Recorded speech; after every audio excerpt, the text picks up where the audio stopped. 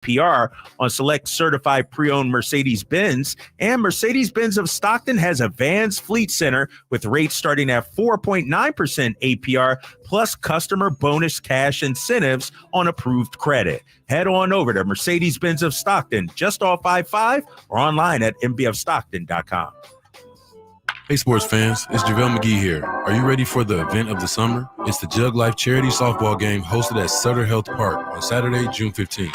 Join me and all my celebrity friends for the #1 event of the summer as our incredible community comes together for a cause that counts. The Jug Life Charity Softball Game isn't just about softball. It's about giving back. All proceeds go to the water education programs and providing clean water to communities in need. Thanks to your support, our team with Jug Life is making a real difference, bringing hope and health to those who need it the most. Bring your family and friends for a day you won't forget. Cheer on your favorite stars as they hit it out the park for a great cause. Come celebrate Father's Day weekend at the Jug Life Charity Softball Game that's happening on Saturday, June 15th. Don't miss out. Get your tickets now at juglifewater.com. That's juglifewater.com. Join us, have fun, and make a difference. Jug Life. Drink water, give water, save water. Hello, I'm Frank Cockrell with Retirement Security Centers with a weekly economic update. There's an old adage that if America sneezes, the world economy gets a cold. It works the other way as well, as positive American economic growth benefits the world economy. The global economy is expected to grow 2.6% in 2024, according to the World Bank, thanks to higher than expected U.S. economic growth. U.S. economic growth is expected to be 2.5%, up nearly 1% from the World Bank expectations to start the year. Continued higher interest rates could put a chill on this hot growth, however, as delays and reductions in borrowing costs could cut as much as 0.3% from economic growth numbers. These conditions could be worse for developing economies who took out massive amounts of debt to combat the effects of COVID shutdowns and now may find it hard to refinance that debt at manageable rates. The hope is that the various World Bank leaders will chill out on their inflation battle and warm up to the idea of spurring economic activity, or at least not freezing it out. How might this affect you or your family? Please go to frankontheradio.com to schedule an appointment to watch videos and receive market updates. I'm ready to help you start your journey so you can define your future. Securities and investment advisory services offered through Osaic FA Incorporated, member FINRA SIPC. Osaic FA is separately owned, and other entities and/or marketing names, products, or services referenced here are independent of Osaic FA. KHTKAM Sacramento, KYMX HD2 Sacramento. From the Power Business Technology Toshiba Studios, your flagship station for the Beam Team. Should we light the beam? Light the beam, baby.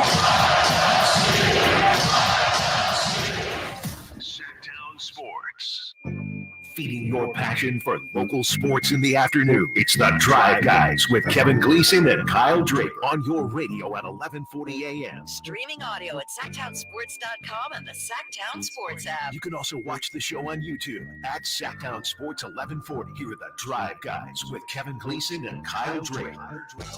That's Jay and Whitey today. I want to begin with a kind of a public service here. Secret Father's Day tip. If you're wondering, what does Dad want? What can I get Dad? What can I do for Dad? I think you back me up on this, Jay. And if you don't, that's fine. I know where you're going. Dad, more than anything, wants to just be left alone. You know, I mean, all the kindness and everything is really nice. It's really nice. Come see him, give him this, that. But the main thing, Dad, what do you really want? If Dad were going to be honest with you, Jay, I think he'd say, just everybody leave me alone. Chill out. Let me do me. Yeah. Where I want to do me and how I want to do me. If you want to do it with me, fine. But just let me do what I want to do. Right? No Truth. Demands. No, where's this? Where's that? Boy. Can you do this? Can we do that? Just let Dad, I don't know, maybe enjoy some golf. Maybe not. I don't know. Not everybody enjoys golf on Father's Day, but just let Dad be Dad for a day. 100%. I'm with you. I mean, I couldn't have said it better. There's nothing really, nothing else really to add to that. Just let me do me. Leave me alone. All the other stuff is nice too. Yeah. It depends on your dad, but I mean, to me, if you're really stuck, you can't go wrong with that. Dad, how about some dad time? That's always a great, a heck of a gift, right? Yeah. How about this for Father's Day? How special is this? The announcement coming today from Domantas Sabonis that next year he's going to wear number 11 in honor of his father, Arvydas Sabonis, who wore number 11. What a tribute! What a fitting tribute for Father's Day. I don't even know if it's a problem. I guess I've worked way around it. The number 11 had been retired by the Kings for a guy named Bob Davies, who played in the 40s and 50s. But apparently the Bob Davies family, the Davies, said, yeah, we're fine with it. This is from, let's see, Bob Davies' daughter said, "My siblings and I are so proud of our father and everything he accomplished throughout his legendary career. He was a great influence on our family as well as many young inspiring athletes. He was definitely a man of true character. Given the Sabonis family connection to number 11, we thought it was fitting to share our dad's number with Domantas and wish him much success." So a nice story gets even nicer. It does. The only thing, and here I'm coming with the negative side of the story is if you come from one angle, I'm with you. Everybody who's already got the Sabonis jersey, they gotta Oh, rebuy it, man. I hadn't thought of that. Have you? Yeah. We just heard Styles and Watkins and Simone sitting up here talking about paying parking on Sundays here Yeah, in Sacramento again. That means I gotta go downtown to watch the Kings, pay for parking, and get a new jersey. I hadn't thought of that. I wonder if you get jersey assurance, which has been available depending on where you get your jersey. That's so if you get a jersey from a guy, he gets traded, it's all right, you get the new jersey. But if the guy changes the number, I don't know if that applies. Oh, you got to read the small print. No. Yeah. Come on, man. NBA ain't doing that. Yeah. They barely even want to give you insurance for any other reason. We'll give you a jersey. Yes. We'll send you that T-shirt that looks like a jersey. Absolutely. That's going to be done after a wash or two. Mm-hmm. Is all she wrote. Yeah. Yeah, man. Shouts out to Domantas showing love to his father. Yeah. What a great way to announce it the weekend of Father's Day. It's all good, fine and dandy, but I come from the fiscal part of the game. I'm about my money, man. I live in California. Chips are hard to come by sometimes. So, you got to really hustle out here in California. So I'm just, what would be great is if the Kings, forget the NBA, forget the NBA jersey. If the Kings allow people. Did it make good? Yes. Come on, man. That would be a nice. They should be hiring somebody like me. I'm just saying. That would be nice. Do you remember Reggie Jackson? He was with the A's for years. He was number 9. Before my time. Ended up with the Yankees where he was number 44. Then you fast forward to, I think it was 1987, towards the end of his career, Reggie comes back to the A's. Mm-hmm. And I believe someone asked him, you going to go back to number 9? And he said, no. He said, all my jewelry is number 44. I don't want to swap out all my jewelry and get number 9 stuff. So that's why he stayed with 44. You got the jewels, baby. Yeah. I ain't mad at it. Mm-hmm. What's wrong with that? Nothing. It's just kind of, I hadn't thought of that, That's because you don't have those problems. I guess you're right. See, that's the thing, White. If you had those issues, if you had every single day you woke up and looked over to the right and went to your, your walk-in closet with the island, and you seen the jewel box, your drawers, you pull them out as 1, 2, 3, and you see all the number 44 jewels and the rings and everything else, you would say the same thing. You're right. If I had to take a shuttle to the boat that took me to my closet that's on an island on my estate. Yeah, you're right. You're right. Just saying now. I know how you get down. I know the Napoleons in the 1,000-foot square pool that you got back there. Sure. Sure. The backyard is rocking and rolling. You got the new the new electric lawnmower. That's right. I can't complain. Have you used that thing? Oh yeah. You have? Okay. Yeah, it's good. It's working nicely. Attaboy. Turns out the one I had previously was very cheap. I didn't realize it didn't even mow the lawn that well. So sometimes it's good to the blades were dull. Yeah. You push it and you've mowed like 3 inches across. So it's like, so I have to go back and forth. This was like, that's great. 4 times and I'm done. And you're out of there. Yeah. You got that Wrigley Field lawnmower. Yeah. You could do it against the grain and with the grain. Well, in theory, you can't. I haven't figured that out yet. Here's what I was going to say about the jersey. It won't be popular. To me, once you retire somebody's jersey, that's it. You don't even ask. To me, once the jersey's retired, that's it. There's a reason it's retired forever. Can I have that jersey? No. Well, it doesn't matter. It's already retired. But I know that's out of step. I always appreciated when Joe Montana went to the Chiefs and he wanted number 16. And Lenny Dawson was a Hall of Fame quarterback with the Chiefs. They asked Lenny Dawson, hey, Joe wants your number. He said, no. Absolutely not. That's my number. Right. There's the man. There's a reason why you retired it. Nothing against Joe, but hello. I'm the man around here. First of all, Joe, you washed up. Yeah. That's what he probably told him. But, Joe still balled out when he went to Chiefs. I thought you were saying, you almost caught me by surprise right there because you was like, look, when Joe went to the Chiefs, it was like you were happy about that. No. Oh, okay. I was just saying, and I get it. He's like, well, I would like to be number 16. That's my number. Well, I'm sure Lenny Dawson will be fine. I just appreciated that Lenny Dawson had some backbone and said, I don't care who it is. You retired that in my name, so no. Put 18 on, brother. Yeah. I like that. Didn't he wear 19, 19. I think? Mm-hmm. Yeah. So this is great. The Davies family, that's great. And I'm sure on some level they're just glad that, people remembering dad, But to me, once you retire someone's jersey, it's like, that's it. It's done. Even if it was like from the 40s? Done. Okay. All right. I know it's old fashioned and that's not going to fly today. And this is a nice story. And I hate to kind of, tarnish, cast any kind of shadows on a nice story. That's just the way I think of it. No, I'm with you. I mean, look, you have your issue with it. I have mine. And we both could meet in the middle. Again, I'm calling for the Sacramento Kings, for everyone who has purchased the Domantas Sabonis jersey that has a 10 on it. The Kings should allow Sabonis fans, Kings fans, to bring that jersey in and head straight over to the area, which is right in the back by like the information Do I have desk to to exchange? help. Well, no. What I think you can, I don't know. Who am I? I don't work for Fanatics. But I'm just saying, I don't work for Fanatics. I don't know if you can unstitch a jersey. It looks like you can, but I'm just saying, how they have the jersey press in the back of. I walk by there. All the time, right? Which is close by the help team desk, store, the team store, like going that way. Absolutely. Yes. I don't know what side of the arena that is considered, like north, south, east, west. I'm not 100% sure, so I couldn't call it out. But what I'm saying is, you sure? I think it's. See, that's why I didn't go that way, because I didn't know. I didn't know. Mm-hmm. But they should allow everybody to go straight to that jersey press, come right back there, go ahead and pick those stitches out, and all you got to do is change a 0 to a 1. How hard can this possibly be?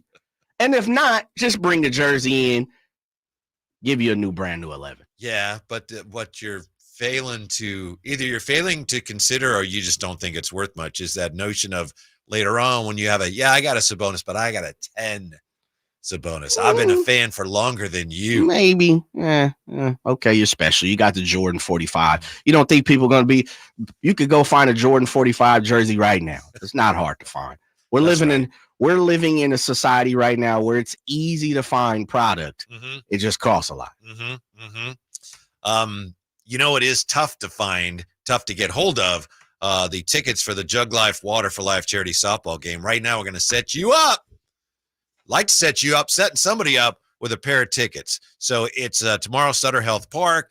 Jay's going to be out there dominating. JaVale McGee and an incredible all-star crew for an incredible cause, of course. All proceeds go to water education programs, providing clean water to communities in need. So hit up the Folsom Lake Honda hotline right now. What number, Jay? Let's go 7. Oh, I thought you were going to do a Domas number. No, that's fine. That's fine. I wasn't going to go 11. I knew where you thought I wanted to go, but I'm not feeling it because the Kings ain't came out or the NBA ain't came out and said they want to exchange merchandise. I gotcha. Maybe we can do 10. You want to do 10? It's up to you. Let's go 10 then. All right, we'll go 10. The original Domantas Sabonis Sacramento Kings jersey number 10. Let's go 10. There we go. 339-1140, 1-800-920-1140. Pair of tickets to the Jug Life charity softball game. For more information, visit sacktownsports.com. Get your tickets now at juglifewater.com. When we come back, how about Porzingis? Is he going to play tonight? Does it even matter? Next on Sacktown Sports. The Sacramento Kings play here. He's got the triple. Sacramento takes the lead. Get your Kings fix all season long right here on your home of the Sacramento Kings. Sacktown Sports at sacktownsports.com. Small business owners, we know finishing your to-do list can feel like climbing a mountain, but that mountain is also covered in banana peels. Then when something new gets added to your list, you're like, nope, I'm already climbing this huge, super slippery banana peel mountain of a to-do list. At Progressive, we don't want to make your day any harder. That's why we make it easy to manage your policy on our mobile app. So climbing that banana peel mountain feels more like a leisurely stroll. See if you can save on commercial auto insurance in as little as 7 minutes at progressivecommercial.com. Progressive Casualty Insurance Company and affiliates. Coverage subject to policy terms and conditions. You're ready for a perfect summer on the lawn, but all these weeds and brown spots are totally killing the vibe. It's time to call True Green. Save some green this summer with our limited time offer. 1 free application with an annual plan. So all you have to do is water, mow, and enjoy that perfect lawn. Hurry. Offer ends June 18th. Visit TrueGreen.com for the best lawn at the best price. Guaranteed. Restrictions apply.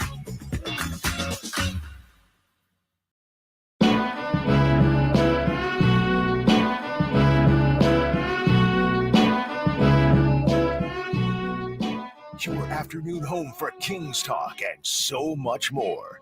The Drive Guys on Sacktown Sports. I just remembered something, Whitey and Jay today. Drape's back with us on Tuesday. By the way, Drapes is not going to be happy. He's going to come back Tuesday, then find out that Wednesday is a holiday. Right. He's going to say, oh, why didn't everybody tell me? Take another day. Taking Tuesday off. Juneteenth. I think that's the first time I've ever had Juneteenth off. Really? Yeah. Our company started it last year. So this is our second year here at this company. But I've had it off a few other places as well. Well, it's certainly worth observing. So looking forward to that. But Drapes will not be happy when he realizes I could have had an extra bunch of days in there. I know. You gotta be smarter with your game plan now. You got to look at it and see. It's funny because it's smack dab in the middle of the week. Right. So normally, they push it to the end of the week or beginning of the week to allow that, but they putting a smack dab right in the middle of the Wednesday. Old school, they didn't always have the holidays on the Monday or the Friday. What's old school? What we talking? Bob Davies or what we years I think or like late 60s if there was a holiday and it was some of those President's Day, whatever. If it was on Thursday, then Thursday's a day off this year. So you were going to when you were going to school, if it was Thursday, you were off. Gotcha. Yeah. Okay. Yeah. I guess this makes more sense, but it's just a little confusing when you try to figure out which holiday is this. But here's what I remembered. I apologize. I digress here. Here's what I remembered. If I'm not mistaken, there was a time when the Kings gave Bob Davies' number to a player, not realizing it had been retired. And we like to talk about how we have the smartest viewers and listeners in radio. So I'm sure if this is true, I'm sure somebody remembers the Kings. I want to say it was like a guard they got from the Hawks, and they gave him number 11. And no one realized. And then until somebody's like, hey, he can't wear that number. That number is retired. It's Bob Davies' number. And then once people realize, they're like, oh, yeah. So I'm a little unclear on the details. If anybody remembers that. Yeah. This really affecting your psyche when it comes to retired jersey numbers and how the operation goes, huh? You're not feeling this. Well, it was kind of embarrassing, and it was because Bob Davies played for the Rochester Royals. It was so long ago. And then the franchise went to Cincinnati and went to Kansas City. And by the time you get here, it's like that. I think the Kings have done a great job of maintaining the threads of a connection to the early days of the franchise, but still it's like nobody here saw Bob Davies play here. So it's like, oh, that's right. He can't wear that number anymore. But it was kind of funny, really, because the guy's playing. He's like, he's wearing that number right there. That's retired. Somebody played to it. You're right. We'll deal with that. We'll figure that out. Oh, we have from Curtis. I think it's Curtis pointing out here. He says, Curtis 6, 3.5 hours until the dustpans start collecting up Dallas' season. Jay, what do you think? I see where Curtis is going. I think he's pretty close. He says it is all over. It is over. I'm not sure if Dallas are going to sneak one out, but I'm going to call it a gentleman's sweep. I think they sneak one out tonight. They'll take it back to Boston. They'll be celebrating, down there in Boston. But it's over. For sure, it's over. I think you tried to talk yourself into it may become a series yesterday, but I think in your heart of heart and your mind to mind, it's over. Well, I know it's at least 80-something% chance that this doesn't get beyond 5. It's probably what's the chance of a sweep is probably better than 50-50, huh? Yeah. But I do think if Dallas wins tonight, if they do, then they go back to Boston and the Celtics, as they tend to do. If they get a little tight, maybe. I don't think there's much of a chance, but maybe we could have a series. As far as Porzingis goes, all we know is Joe Mazzulla said he's been working out. Joe Mazzulla says pardon my language, he says he's trying like hell to play again. And I'm sorry, that's what he said. But he's listed as questionable for tonight. Thing is, the Celtics, bottom line, Jay, they never say this publicly, but they're probably like, he's a good player. We don't need him to beat these guys. We just proved that in the last game. True. They'd love to have him, but they can win without him. He can go 3 games at this point and not play and come back game 7 if there need be, but I don't see it. You can go ahead and have a seat, rest up, collect your trophy. your bonus, whatever that is. Mm-hmm. I mean, what's the point? Mm-hmm. Unless you just want to go out there to say I played in every finals game or, what you didn't, whatever. But I don't know what they're trying to achieve by saying Porzingis is day-to-day right now. Just cancel them out. If you guys can't beat Dallas one time within the next 4 games, then there's a problem. Just move on. It's over with, brother. You never want to admit, the guy's out. You always want to say, oh, well, we'll see. Could play in the next game. Yeah. Could be. And what the Celtics are saying, what Joe Mazzulla is saying is, because he was asked, are you thinking maybe, you sit him out as long as you're in command of the series, you're in control of the series? He said, that's very passive thinking. He says, we don't think that way at all. He said, we are guided by what is best for the player as a person and a player. He said, that's the only thing that determines whether he's playing or not. So it sounds to me like he ain't playing. Yeah, come on. He's not. For what? Again, sometimes you have to there's a little gamesmanship, but right now you have the Mavericks down, back is on the mat, count is 2, and you're close to, you see the referee's hand up and it's coming down. There's no need for gamesmanship right now. Sometimes those things, gamesmanship can get you in trouble. Yeah. Playing around, messing around, trying to be too cute. You don't need to do that right now if you're the Celtics.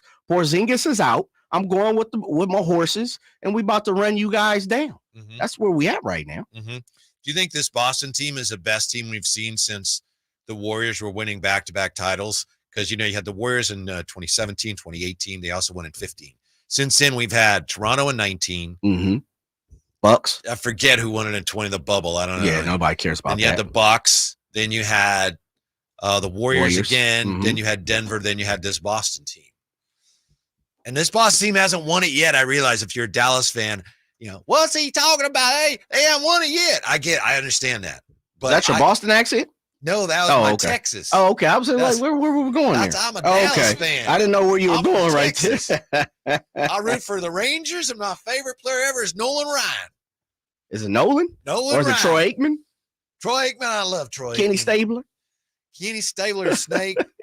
No, he wasn't from Texas, but right. Yeah. He's from Alabama. Right. Yeah.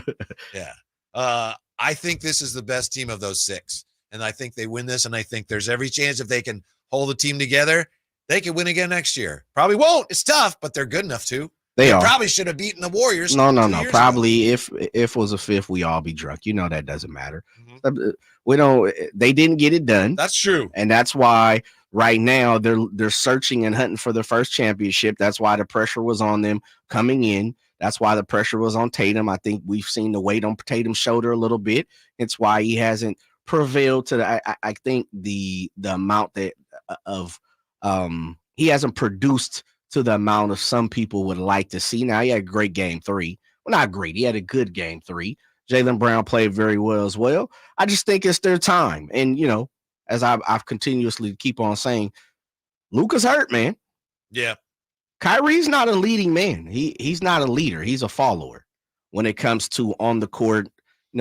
Is explosive as he is, exciting as he is. No one has ever looked at Kyrie and said, you know what, man, he's the number one. He's a star. We revolve around him. And the people who have tried to, we've seen what has happened, despite the fact that, of course, he won the championship with LeBron, where he was the number 2. Yep. The bus driver or the passenger. Yeah. Neither. He's probably the person in the back. Well, he's a passenger then, isn't he? No. Sometimes you could just be there out of your own will. Like, you don't even want to be there. He's like the substitute driver who's observing. Yes. I'm just worried. He's shadowing. He's shadowing the driver. They never, ever actually let me drive. No. Shadowing the driver. I'm going to be on probation for the next 5 years. Right. I'm just shadowing. You keep telling me I'm going to get to drive someday, but one time I was taking a bus in San Francisco, 38 Geary, I think, because I used to work at a radio station downtown, and I had to go to work at 3:45 in the morning. Ooh, yeah. You're doing a morning show? Yeah. I remember being out there waiting for the bus, and I could hear the sea lions barking out at Cliff House miles away because it was so quiet. But anyway, the bus driver pulls over to let someone. I saw some weird things on the bus at that time in the morning. He sees a fight across the street, and he thought like I didn't see it. He thought someone was getting jumped or something. I don't know. The bus driver gets out of the bus and runs over there, and we're all sitting on the bus going, I hope he makes it back. Nobody else was going to drive that bus? No one's, and I felt bad. Like, should I help him? I don't really know what's going on out there. I have to go to work. I probably shouldn't run out there. But yeah, and then sure enough, after a while, he comes back on and we go on our way. Could you see what was going on and where he was helping? Okay. It was dark, literally, and it was across the street, but he, bless him. He saw some injustice going on. He's like, well, he didn't say anything to anybody. He was just like, went out, took care of bus driver business. You might have had a little superhero as a bus driver on the under. You didn't know. Yeah. Jumps out how long was it? Can you remember? Not more than a couple minutes. I think. So he runs out. He's like, hey, get your hands off this person. Big son of a gun, as I recall. Is that right? Then he just runs back in. He's like, you know how they hit the air brakes and it raises up and you're like, we're out. Yep. Mm-hmm. You're pulling that cord, a couple exits. Yep. I always, what time? By that time, it was probably around 4:15 or 4:20. What time did the show start? 6? Yeah. Okay. Yeah. Oh boy, what show was this? This was on it was when NBC still owned radio stations. Yes. Yeah. Got you. A place called KYUU. And what was the that was call letters. What were you guys talking about? It was music, adult contemporary music. Okay. Yeah. It always befuddles me, contemporary music. What does that even mean? If it's not Beethoven, yeah. I don't know. Contemporary music. That could be anything. You could name that that could be possible. You're right. You could put that in. That's a wide range of things. Very wide range of things. Adult contemporary music. So as you said, anything but classical. I guess. Okay. Do you consider Bob Cousy contemporary? No. Bob Cousy, one of the great Celtics from the 50s, I believe, 50s and 60s. I know he played with Russ a little bit. So Jay sent me this. Bob Cousy, one of the great Celtics. What is he, 95 now? Yeah, he's 95. Bob Cousy's like, and he's swearing, and he's like, 95, I can't walk, but I really want the Celtics to win. He did say that, didn't he? Yes. And he said, like, I have one foot in the grave. Yeah. I barely can move. Yeah. But for him, it's like, before I go, to be part of that legacy where we would win one more than the Lakers. He says, that's all I could ask for. That's kind of cool. That is, and for him to, that's real disdain towards the Lakers. When you carry it your whole entire life literally by his estimation to the grave. To the grave. That's a lot of hate right there. And I respect that. I respect that from Bob Cousy, man. I didn't know Bob Cousy had that type of disdain in his heart and his mind. Maybe that's what's keeping him going. Maybe. Tough, but hey, tonight the Celtics can do it. I'm feeling pretty perky now. He might jump up. Good for him. He said he can't move, but he might, barely move, he said. But he might jump up and hit James Brown, the Celtics get a championship today. And if so, hopefully someone, his family members, or if I don't know if he's going to be attending or, wherever he is on this glorious day, hopefully they record it. Yeah. I would love to see Bob Cousy get up and dribble a basketball. Talk about the Celtics are champions. Yeah. One of the saddest things I ever saw. I know we got to take a time out here. Seriously, this was so sad. Bill Russell went through hell in Boston. Yeah. And a lot of it was racial. And Bob Cousy, this is probably 20, 30 years ago. He was on an ESPN show and he was talking about all that. And he started talking about how, I probably could have done more to help Russ. And he broke down sobbing, just in shame and in tears. And on the one hand, you probably should have. I don't know what he did or didn't do, but it was so sad to see this man start, looking back on it, I probably could have done more for Russ. And he just broke down sobbing. Wow. Yeah. Man. Yeah. But today could be a happy day for Bob Cousy. When we come back, someone mentioned this on the chat. I'm not the only one that thought this, so don't laugh me out of the gymnasium. How the Celtics actually remind some fans of your Kings. Next, with the Drive Guys on Sacktown Sports. The NFL's leading rusher plays here. A handoff to McCaffrey. He walks in the end zone. Handoff to McCaffrey. Takes it right down to the goal line. He does his thing again. McCaffrey goes in motion right. Backwards pass led by Juszczyk. A block there. Hurdles a man. 10-5. Touchdown! CMC! You can hear all of Christian McCaffrey's touchdowns on your home for 49ers football. Sacktown Sports.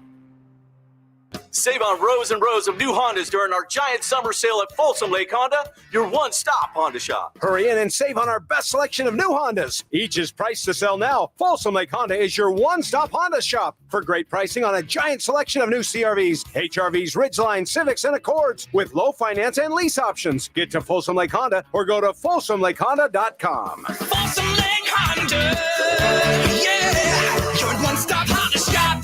Sacramento, Dirks Bentley is coming to town. Hey, y'all, this is Dirks Bentley.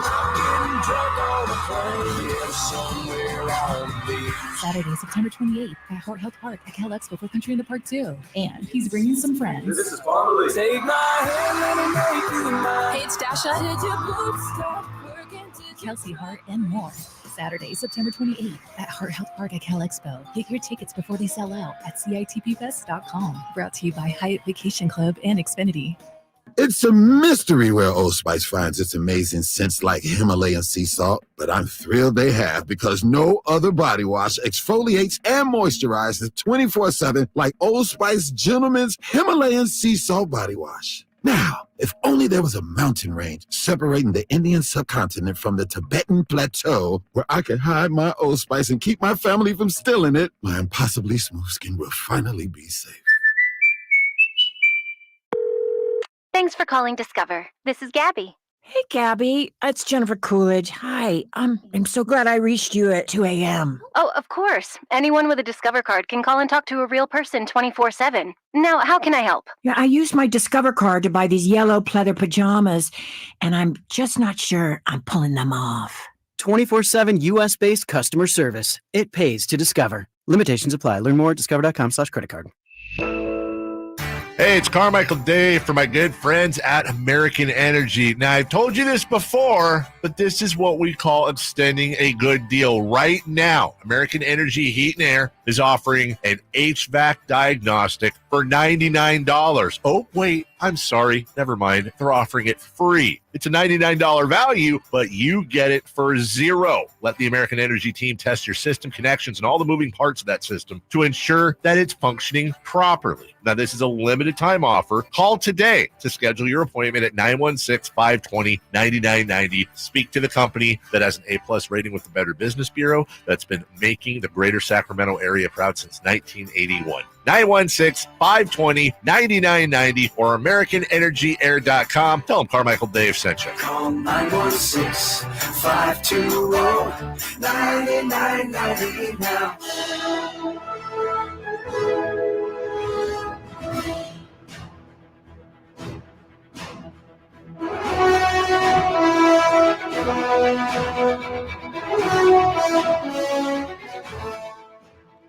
We head to the East Coast and stop in North Carolina for the update in the second round of the 124th U.S. Open at Pinehurst. Projected cuts stand at 3 over going into Father Day's weekend. Thank you, Simone.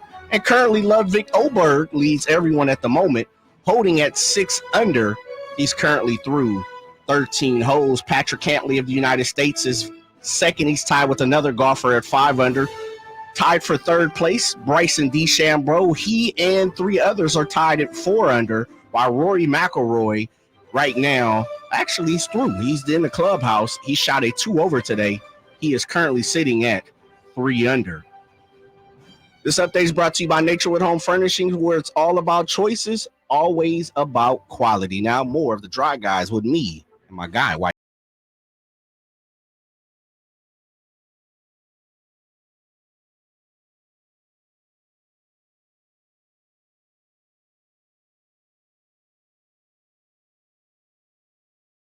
On Sacktown Sports. It's funny how things come together on this show in life. We were talking today about Bob Davies because of Domas adopting the number that Bob Davies used to wear. And we started talking about Bob Cousy, who played for the Celtics way back when. Bob Cousy excited because the Celtics have a chance to clinch tonight. We'll get to his comments in just a moment. Turns out, based on what the smartest listeners in radio are saying, I didn't actually know this, Bob Davies was one of the originators of the behind-the-back dribble. Ooh. Bob Cousy was the master of that. Ooh. They called Bob Cousy the Houdini of the hardwood because he could dribble. Harry Houdini of the hardwood. Yeah. Okay. Back then people couldn't really dribble and stuff. Right. But he would do all the behind the back. And back then it was like, whoa. Yeah. Took it to another level. So I understand. Okay. Yeah. Well, Yeah. I mean, it was a little before even my time. So. Understandable. You're a young cat in the game. You don't have to act like you're OG or something like that, man. You tenderoni out here. That's right. That's right. So we talk Davies and we talk about Cousy, and it looks like, wow, there's kind of a connection there. Here's what Bob Cousy says. He's now 95, and he wants to see, as we said, the Celtics win the title. He says, I'm 95 bleeping years old with one foot in the grave, and I can barely move. I know I'm in I actually could do a really good Bob Cousy, but no one who knew it. I know I'm in overtime, so everything in your life becomes more meaningful. One of the last things I want to be able to do is for the Celtics to hang up banner number 18. One of the last things he wants to be able to see in his life. Says, I will take great pride in seeing this. This puts us back ahead of the Lakers. To have been a part of that is as good a legacy as I could hope for. Good for him. You know, that doesn't impress you? No, I mean, it is what it is. Again, the disdain, the Lakers, the Celtics, I'm with all of it.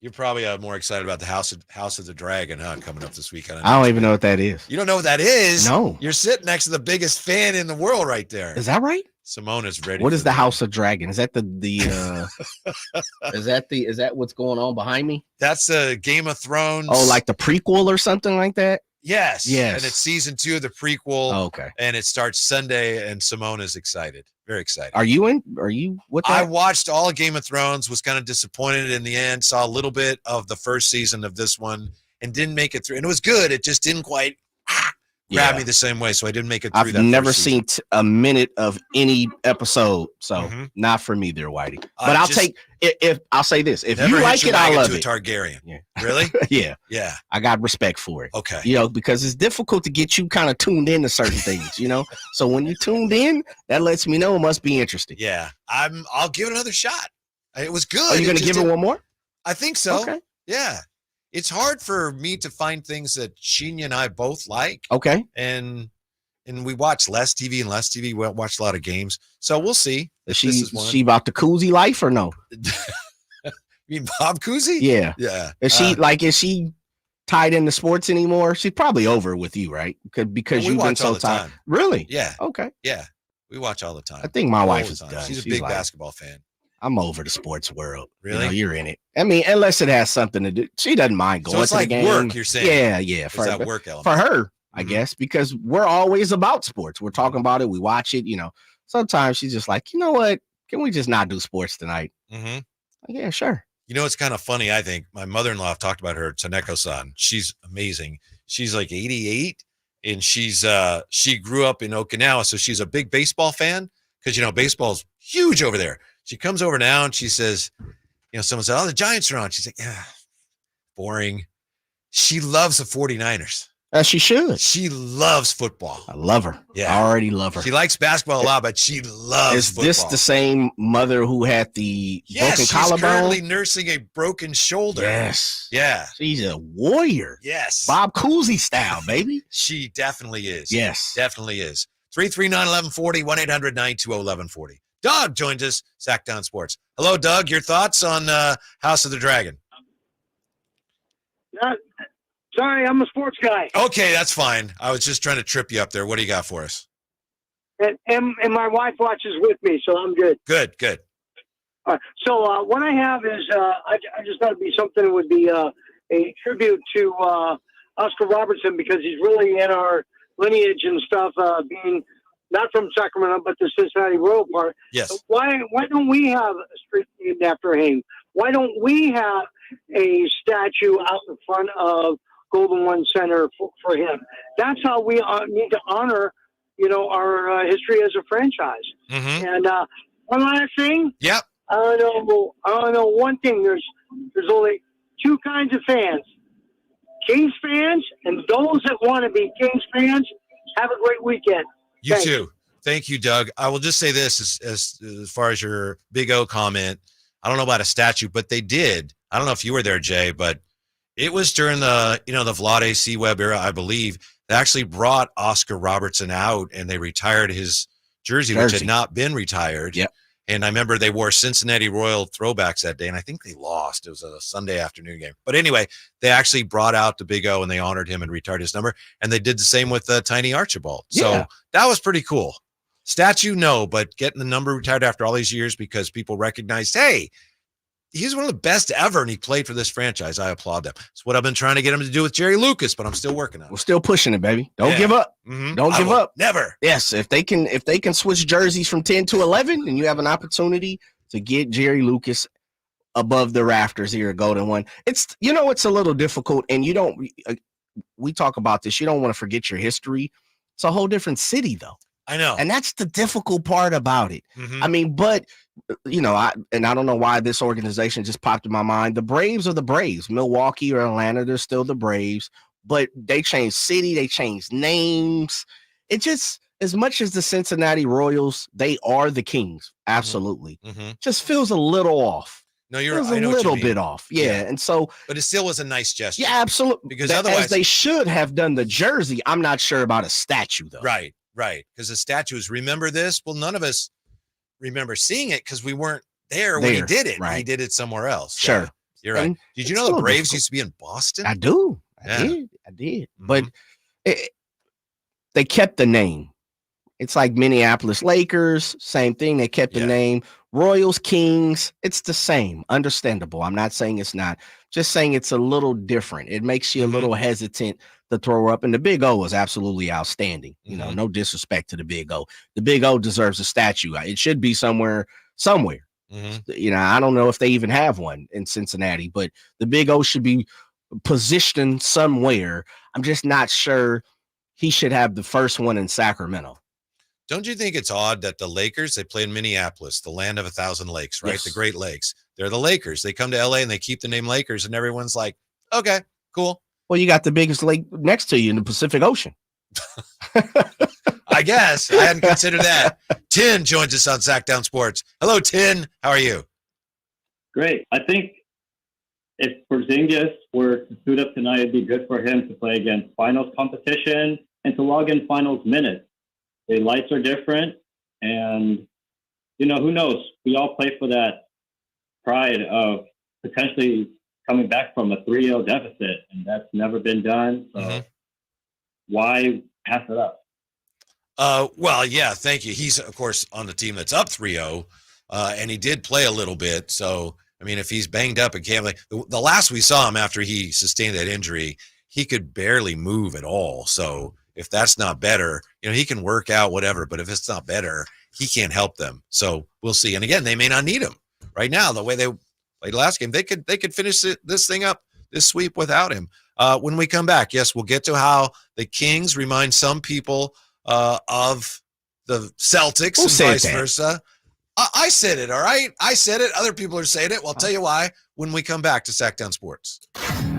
What's the missing piece for the 49ers? Which names will they add during free agency? Whether it's in season or off season, the coverage never stops. Get the latest 49ers news on Sacktown Sports at sacktownsports.com. Get ready to fuel your spirit of adventure with Kia Vacaville Summer Sticker Sales Event. It's time to crank up the excitement. Calling all thrill seekers. Are you ready for an adrenaline-packed journey? Introducing the Kia Telluride, the ultimate companion for your next adventure. Picture this: blazing trails through uncharted territories, conquering the wild with the power and precision of the Kia Telluride. With Kia Vacaville, you can join the expedition and experience the thrill of off-road exploration like never before.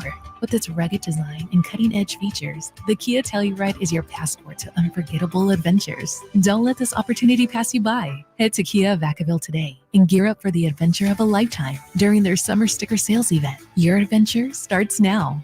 Kia Vacaville, where every journey is an adventure. Visit Kia Vacaville today. Model availability, lease options, and features may vary. Please visit Kia Vacaville for more details. At Ashton & Price, we get injury victims to yes. Experience, yes. Ashton & Price has been around for over 25 years. No more insurance companies? Yes. Our clients focus on getting better, and we handle all the rest. Results? Yes. We've collected over $100 million for injury victims. No fee until we win? Yes. Our clients pay nothing until we win. Ashton and Price, the best at getting to yes. Remember, for the best advice, don't think twice. Call Ashton and Price. Hey, sports fans, it's JaVale McGee here. Are you ready for the event of the summer? It's the Jug Life Charity Softball Game hosted at Sutter Health Park on Saturday, June 15th.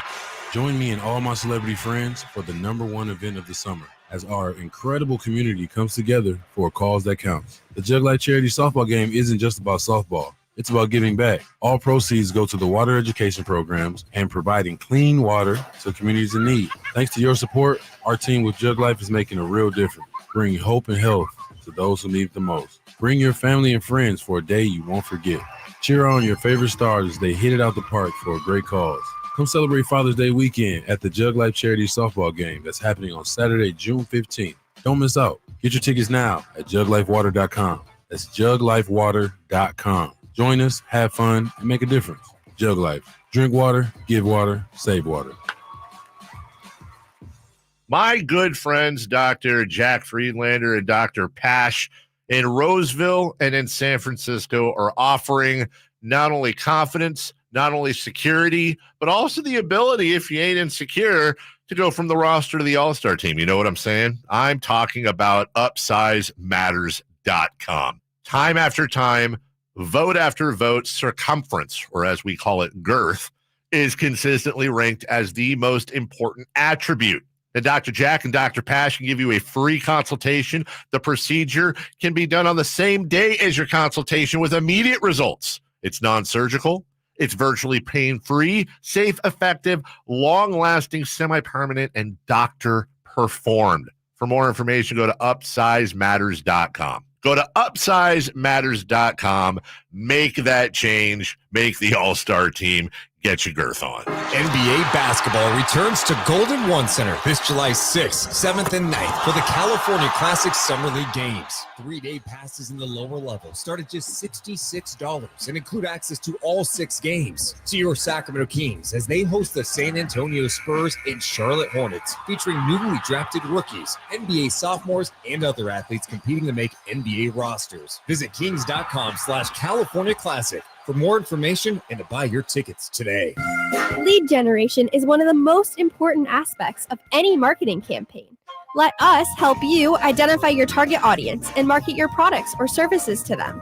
Go to aimyourdigital.com today. aimyourdigital.com.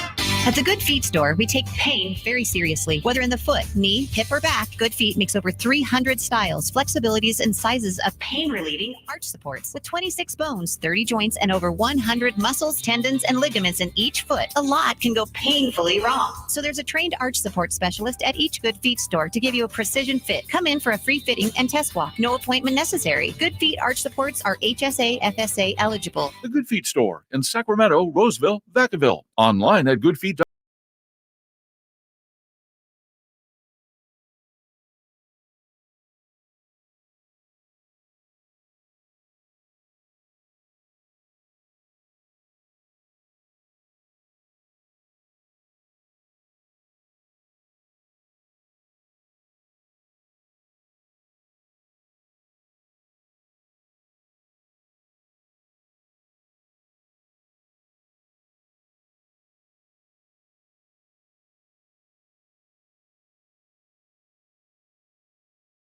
Fact, the guy who was the inspiration for the actual NBA logo. Again, this is a story that Jay shared with me. I don't have the gentleman's name. We could find it, but gentleman who was hired by the NBA about 1970, I think. And he was hired by the NBA to come up with a logo because he had done a baseball logo, which is actually very similar to the basketball one with a baseball player there and it's red, white, and blue. So the NBA said, $14,000, we need this logo. And the guy says, yeah, it's easy. I did it in a week. And he confirms, he says, and he picked Jerry West. My understanding is not so much because Jerry West stood for this or that. It's just he thought it was a cool picture. The picture of Jerry West dribbling, which is to this day the NBA logo. And I guess the league was concerned about copyright issues. Yep. So it was never official, even though everybody knew it. But now the guy that was hired to do it says, oh, yeah, it was a picture of Jerry West. Alan Siegel is his name. Yes, Alan Siegel. Credit the artist, brand builder, and logo designer, Alan Siegel. Mm-hmm. Mm-hmm. And then it's interesting that it became, in a way, a burden for Jerry West. And again, it was just the picture, but everyone saw him as, oh man, he's the logo. He represents the whole league. And he wasn't always comfortable with that. He wasn't comfortable with the fact that he said he made about 2 cents off of that. Yeah. And there were times when people would say, I think Stephen A. one time, Stephen A. told the story this week. Stephen A. went on ESPN and said, Michael Jordan should be the logo. And he kind of suggested that Jerry West wouldn't like that. And Jerry West called him up and said, that would be great. Michael Jordan should be the logo. But now I think it's always got to be Jerry. So we continue to observe, and of course, more in the passing of the logo this week. And I think Imran may have some things to say about that when he joins us today as well. 339-1140, 1-800-920-1140. Going to tell you, Jay, why the Celtics remind some, including me, of the Kings. First, let's go back east to Mitch on Sackdown Sports. Hello, Mitch. How's everything on the East Coast today? Pretty good. I think we've got a storm coming. Oh, yeah? And then we're going to get some 90, 95, 98 degrees. This is going to be hot the coming week. Gotcha. Week and a half. Oh, boy. Mm-hmm. Well, typical June. Yeah. I don't think the Mavs have a shot. Could you just imagine if Porzingis could stay healthy? I mean, now it's like you don't need two superstars, you need two. And maybe that could be like the Kings got thinking that because I think they got 2 stars. And I love these retiring numbers. Some teams worry about, like the Raiders don't want to have retiring numbers because they think, don't worry, you're not going to have 99 guys being Hall of Famers in the next 15 years. I mean, you can always share or pay off or put an asterisk to it. Yeah. But I think Sabonis should pick another number or stay with 10. Especially with people that bought his shirts. And, yeah. Thanks for taking my call. All right. Thank you, Mitch. Have a great weekend. Yeah, I'm old school. And if he's fine with it and the family's fine with it, great. But if you ask me, that number's retired. There's a reason we retired it. How about Adam on Sackdown Sports? Hello, Adam. What's up? Hey, so I just want to get your guys' take on my idea because I haven't heard it before about making baseball more exciting. Okay. So you got to hear me out because it's a little bit radical, but it's basically, I'm thinking about like, okay, ball's hit in the air. It's either caught or it's a home run. What's more exciting than a home run? An in-the-park home run. What's more exciting than a home run? A guy flying around the bases with a play at the plate or like triples with guys on. Basically what you want to do is make the ball be in play for a longer period of time. And how do you do that?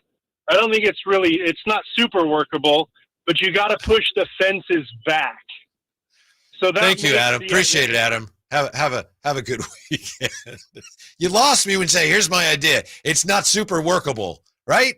I mean, got to be confident in what you're bringing to the table. Is that what you're saying? Okay. Well, when you tell me I got an idea, okay, we give you the floor is yours. Got an idea. It's not super workable. Well, sorry. Then we're going to move on. Work on your idea. Make a more workable one. I like where you're going today, baby. You're a little surly on a Father's Day weekend. I like it. People listening, we appreciate your listening, and they don't want to hear some cockamamie scheme to make baseball more interesting if the guy who comes up with the scheme says, that's not really working. This is the type of, I can agree with you. You got to at least believe in it for us to take a listen to. Yes. And it sounds like he believes in it. Maybe he just used the wrong words, Whitey. Yeah. But I get what you're saying. Don't come to the plate if you ain't ready to hit. You came to the plate, you ain't have a bat with you. Yeah. So you have a bat. It's like, that's a newfangled bat. Yeah. I don't think it works. It's plastic. May not be workable, but what are you bringing it to the plate for? You're wasting everybody's time, including your own. You're right. I got you. When you put it that way, I respect that. Look, I'm just here so I don't get fined. That's all it is when it comes to it. I know. But I'm always open to new ideas when it comes to how to make baseball more exciting, more entertaining, faster, whatever you want to call it. There's so many different adjectives and adverbs we can utilize to when it comes to baseball. But I was willing to listen, but you weren't. We're a team here. I was handed off to you because you're Mr. Baseball virtually. Yeah, but it didn't even get through the initiative. The bonds didn't even pass the first. No. Sorry, Adam. Another person. Try again. You didn't even get the right amount of signatures. Move the fences back so if a ball goes over everybody's head, then they're just chasing it. That's not that. Is that exciting while the runners are running around and it's like the guy's just chasing after the ball? But we got guys like Mickey Mantle hitting the ball 734 That's right. feet. You can't move the fences back far enough for the Mick. Right. So how far are we moving? Is this cricket? Yeah. Like cricket in a minute. Yeah. I don't know. I don't know where Adam was going, but listen, Adam, as White G just told you, go back to the drawing board. Keep working on it. Maybe down the road. Yeah. We'll listen, but couldn't even pass the signature. We got months and months before a major league team comes here, right? So we just want to make sure we have those plans together before the A's move here. So basically what you're saying is he's got AAA ideas, but don't bring that stuff up to the big leagues when the A's are here. Well, he admitted it himself. You were done too. You were done. Soon he's like, well, I'm not even sure about it. You're like, no, bye. Bye-bye. You can tell it goodbye. Yeah. At least be confident in your own work.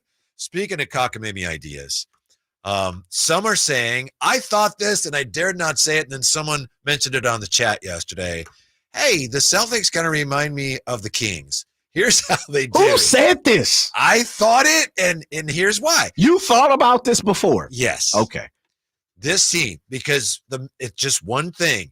They shoot a ton of threes. Remember how many times this year we saw the Kings like, they're shooting all these threes. Maybe they shouldn't shoot so many threes. Boston sometimes, when they're hitting them, of course, they're dominant, and then they go through stretches where it's not going in and the offense stagnates. In that sense, they remind me of the Kings. So I looked up some numbers. Again, I'm not saying the Kings are anywhere near as good as Boston. We know that's not the case. 3-point field goal attempts this year in the NBA. The most tries from three. Number 1, Boston. Number 2, Dallas. Number 3, Sacramento. The Kings because they go through a simple act that every team in the NBA does, and they do it a little more. They're like Boston. They do it a lot more. They do it more than Boston or Dallas. But here's the problem. The Kings, number 3 in attempts, but in percentage, 16th in the league. And where's Boston? I think they were number 1. I'll have to double check that for you. Yeah, but they're very high. So that's the thing. If you're shooting a lot and they're not going in, it's like, well, that's not a good plan. So right? Is that the only similarity we're basing this Boston Celtics comparison to the Sacramento Kings? In that sense, they reminded me of the Kings. They shoot a lot. So they shoot a lot of threes. So, well, why doesn't it work? Because Boston has all those great shooters. We were just talking about Porzingis with Mitch. Even Porzingis is a really good three-point shooter. Yeah. They got three-point shooters all the way around. The Kings had a couple, and I think they didn't have as many as they thought last year. So if they're going to run the same type of offense, if they're going to shoot as many threes, how many times I remember sitting there in the media sessions with Mike Brown, we're trying to shoot 40 threes a game. I think Jay Triano was on with us. He said, yeah, that's still our target. If you're going to shoot that many, you got to be a better shooting team. Hit it, yeah. Maybe they had a bad year. Maybe Herter and Keegan are better three-point shooters, but either they have to be next year or you just can't keep shooting so many threes if you're middle of the pack and makes. Yeah, well, I mean, that's common sense. It's one of those things. Where I always go back to shooting threes, and maybe you were down in the area when the Warriors were playing the Rockets in the Western Conference Finals. Oh, yeah. And the Rockets just took so many three-point shots and couldn't find the bottom of the bucket. And people were screaming. I know people were screaming because post that play, a lot of people talked about how bad they shot percentage-wise from three-point land. Mm-hmm. Stop shooting them. Right. If you can't hit them, and now James Harden, Chris Paul, guys like that, PJ Tucker in the corner at that time, they shot a high percentage. They just went cold that day. But with that being said, it's the same situation. If you're not hitting them, stop shooting them. Mm-hmm. You have to change certain things up. Middle of the pack is, I don't want to say is the best. It's the middle of the pack, right? So right. 16th. Yes. Hit or miss a few here and there, you might be able to move up. There are times where the Kings need to stop shooting. There are times where I think they need to continue to shoot, hence why they're in the middle of the pack. I don't see any type of similarity from the Boston Celtics and the Sacramento Kings. I'll be completely honest. I mean, I'm trying in my mind to, assimilating. I will say this, though. It's the spray threes that they get drive and spray. That's what Mike Brown was preaching all year long. By the way, Thunder was number 1 in 3-point percentage. Boston was 2. Number 2. Yeah.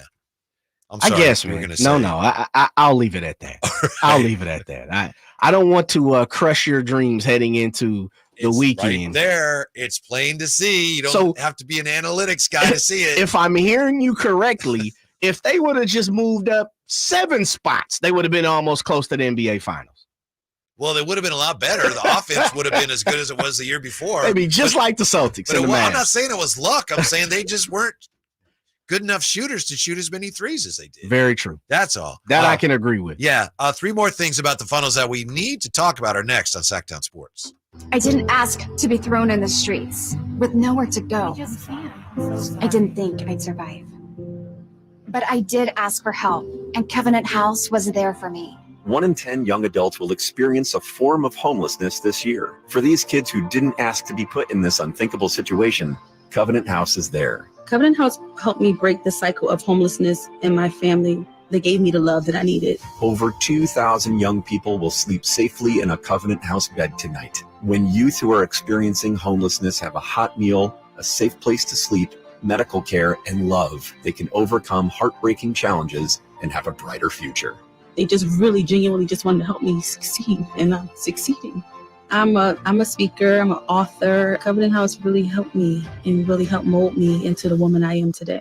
If you or someone you love is asking for help, go to safeplacetosleep.org today. Capital Casino has been serving the greater Sacramento area in the same convenient downtown location for over 20 years, with plenty of close-by, well-lit parking monitored by security staff and offering the most variety of table games in the region in a safe and friendly environment. Best food, best service, and the best action. That's Capital Casino. For more information on tournaments and gaming, check out their website at capital-casino.com. And please remember to gamble responsibly. 1-800-GAMBLER. This is the story of the one. As head of maintenance at a concert hall, he knows the show must always go on. That's why he works behind the scenes, ensuring every light is working, the HVAC is humming, and his facility shines. With Grainger's supplies and solutions for every challenge he faces, plus 24/7 customer support, his venue never misses a beat. Call quickgrainger.com or just stop by. Grainger, for the ones who get it done. I want to learn how to cook, but I keep ordering takeout. Accomplishing goals is hard, but when your goal is to learn a new language, Babbel makes it easy. In just 15 minutes a day, Babbel will help you start having conversations in as little as 3 weeks. Words and phrases you'll actually use. So when someone asks, "How's your French going?" you can say, Babbel facilite grandement l'apprentissage d'une nouvelle langue. Now try Babbel for free at Babbel.com. That's Babbel.com. Babbel.com. Hey, Sacramento, get ready to rock, groove, and have a blast with the Sacktown Sports live events calendar. It's an unbeatable lineup of shows you won't want to miss. First up at Thunder Valley on June 22nd, don't miss NSYNC and Backstreet stars Joey Fatone and AJ McLean as they bring back the hits. On June 28th, it's country sensation Lee Brice lighting up the stage. All at Thunder Valley Casino Resort. And check out your Live Nation lineup on August 4th. Don't miss the Outlaw Music Festival at Toyota Amphitheater, featuring Willie Nelson, Bob Dylan, and John Mellencamp. On August 15th, catch Donnie Osmond at Hard Rock Live Sacramento. And then on August 22nd, Creed Fisher takes the stage at Ace of Spades. And coming up September 10th, enjoy the timeless sounds of the Doobie Brothers at Toyota Amphitheater. Visit livenation.com for all your ticket information. And stay tuned to Sacktown Sports for exclusive updates and your chance to win tickets. Golf to Go is brought to you by the Hagen Oaks Golf Super Shop. Here's Frank LaRosa. I'm surprised at how many players wait too long to have their golf clubs re-gripped. I'll pick up my playing partner's clubs when they're left near the green, and that's when I notice that some of the problems in their games could be attributed to worn golf grips. If yours are shiny or worn when you play, you're probably gripping the club too strongly for fear of losing it during a swing. The golf grip is your connection to the club, and fresh grips let you hold the club lightly, promoting proper swing mechanics and swing action. Many of us simply replace the grips with the same product that was on the club, but with so many different types of materials, colors, tackiness, softness, and more, you'll find plenty of sizes and colors to fit your game and your personality. Your local pro shop or club fitter can re-grip your clubs, or you can purchase a kit and do it yourself. Either way, regripping once a year is an inexpensive and fast way to bring a noticeable change to your game and to give your clubs that new club feel. That's your Golf to Go. I'm Frank LaRosa.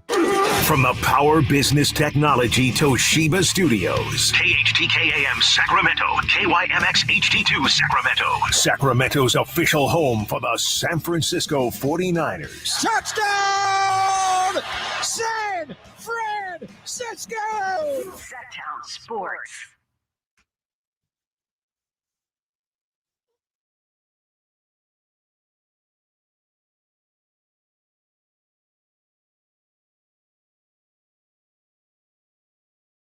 The only station in Sacramento giving you local sports coverage from 6 a.m. to 6 p.m. Monday through Friday. Sacktown Sports. Here's the latest on Kristaps Porzingis. Been working out pregame, taking some shots, and was jumping but not running or making hard cuts, according to ESPN, which tells me he's not playing tonight. As things could change between now and tip-off, but I don't think Kristaps Porzingis is playing tonight. They're playing games. A little gamesmanship, Jay. Let's get Kristaps out there, take some jumpers, and they won't know whether he's playing or not. Yeah, they are. And I can understand where they're coming from. I think that the goal is so close right now, Whitey. I think you just got to go full bore, all hands on deck. And I understand what they're trying to do with Kristaps. And you try to keep him ready to go just in case, game 5, game 6, you may need him. I don't see it. I think you got to go to the rest of your team and say, fellas, Kristaps is hurting a little bit. We need you to get one of these next couple, so we don't have to even consider bringing him back. Like we really need him to rest. He has an injury. We're not even comfortable. We don't even know what's going on with this guy. I know. Never even heard of this. Never heard of this injury. Like, I don't even know what to do with it, So there were pictures a couple of days ago. He was like bleeding through the sock and all that. Really? Yeah, man. Yeah. I didn't even see that. Yeah. They were you sure that wasn't Kurt Schilling? No, they were comparing him to, Kurt Schilling. Social networks, you saw it. They had Kurt Schilling on the left or the right and Kristaps on the right or the left. And similarity. Do you Talking about similarities? Yeah, we'll get back to that similarity Celtics and Kings. Other people are seeing what I'm seeing here. That must be out the same lens crafters. Kurt Schilling, do you think he took a marker and made his sock look bloody? That was a lot of people said he might have been bleeding, but some say, nah, he wasn't bleeding. He just took a magic marker and put red marks on his sock to make it look like he was bleeding. Are you serious? Yeah, you never heard that? No. He's kind of I don't buy into all of that. Yeah. He's his own person. Mm-hmm. When it comes to his personal life, absolutely. Mm-hmm. He was a dealer, though, on the field. Oh, I know. You got to give him his love on the field. He could deal. Yes, he could. One thing he could do was pitch. Now, after that, that's to each his own. Yeah. Right. Here we go. On the text line, 339-1140, 1-800-920-1140. See, I had thought about this week. I thought in some ways, the Celtics, the way they shoot so many threes, they drive, draw, and kick, they remind me of the Kings. But to be honest, I didn't even want to say anything. I thought that's not going to get very far. Somebody mentioned it yesterday on the chat. Mm-hmm. So today I brought it up. And now we have this from the 530. The Kings actually do remind me of a poor man's version of Boston.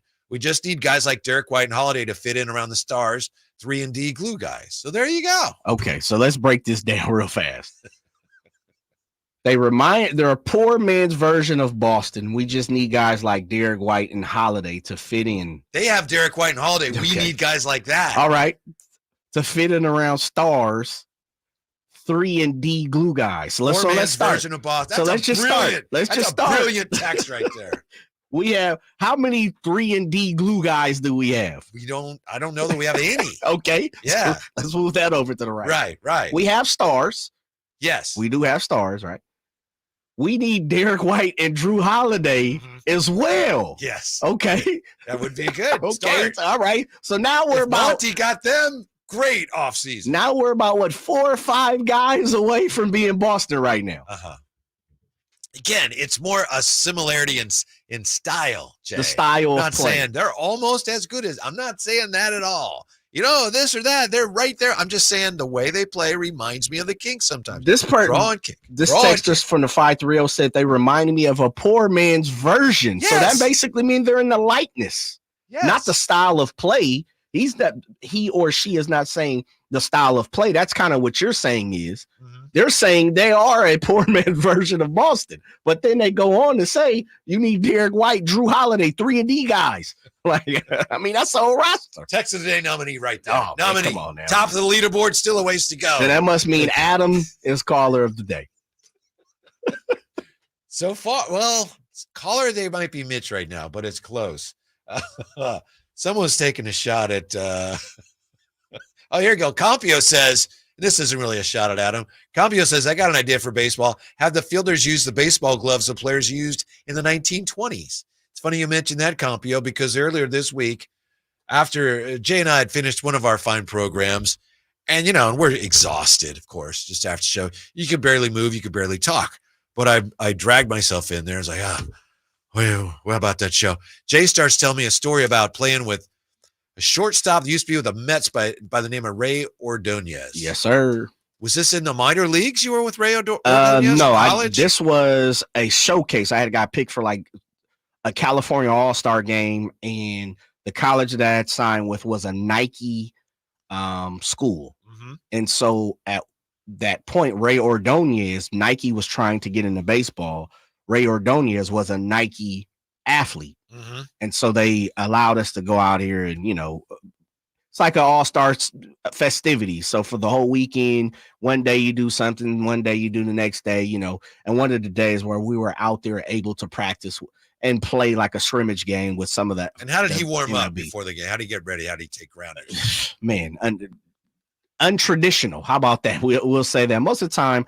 And, there's so many different ways you can warm up as a baseball player, of course, from the type of stretches you do to the type of, catch that you play. I've seen people use heavy balls, medicine balls, all these different avenues. But as far as taking ground balls, I had seen people, like we're probably 12 feet away from each other, 15 feet, me and you. Yeah, something like that. I've seen coaches roll the ball towards people, 10, 15, 12 feet to a player, people barehand stuff. You have the flat glove mitt, which looks kind of like if you picture just almost like a paddle. A paddle. Yeah, like a table tennis paddle, or, a plate, a saucer on your hand. And you would stick your hand on one side, and the other side would just be a flat mitten. So a flat surface, and you would have to take your top hand and cover the ball up as you receive ground balls, right? It makes you work on your hand-eye coordination, things like that, transitioning the ball from your glove to your hand, those type of things. I had never seen a baseball player take full-on one-hoppers to warm up from a coach with a fungo bat. Now, fungo bat is not your typical, going back to talking about Adam coming to the plate not being prepared. A fungo bat is a special bat that is it was created to hit defensive drills, right? And so it's infield, like a heavier outfield, barrel and a thinner handle. Yeah, thinner handle. Not a heavier barrel. It's lighter. It's normally lighter, and it has more spring off the bat. Like if a bat was corked, it would look like a golf ball coming off a baseball bat, a tennis ball, something like that. And so he warmed up taking barehanded one hoppers. Barehanded. No glove. One hand each though.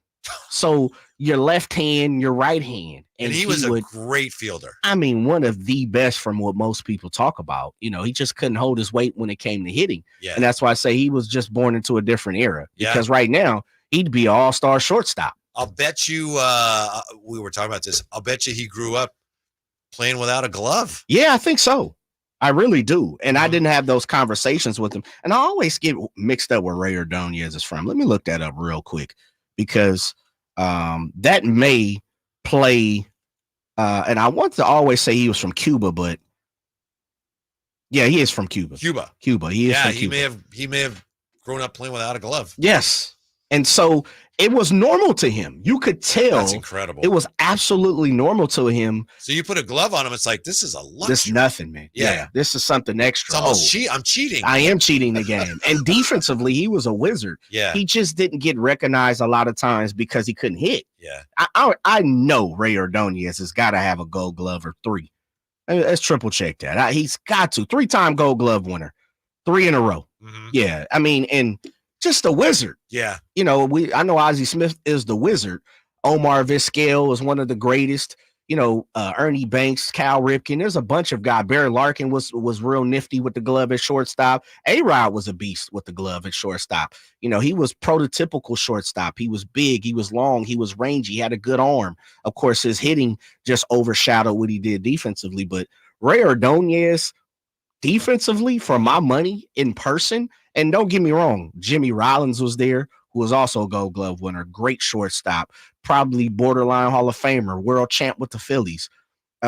Love Jimmy Rollins. There were other players there, but man, Ray Ordonez defensively, I'd never seen anyone warm up. Sharp one hoppers from the plate to shortstop with each hand. 10 here, 10 here, 20 here, 20 here. I'll do 2 hands for 10. 1 hand back to You didn't start doing that drill? Absolutely not. Absolutely not. My hands were too precious, baby. No way.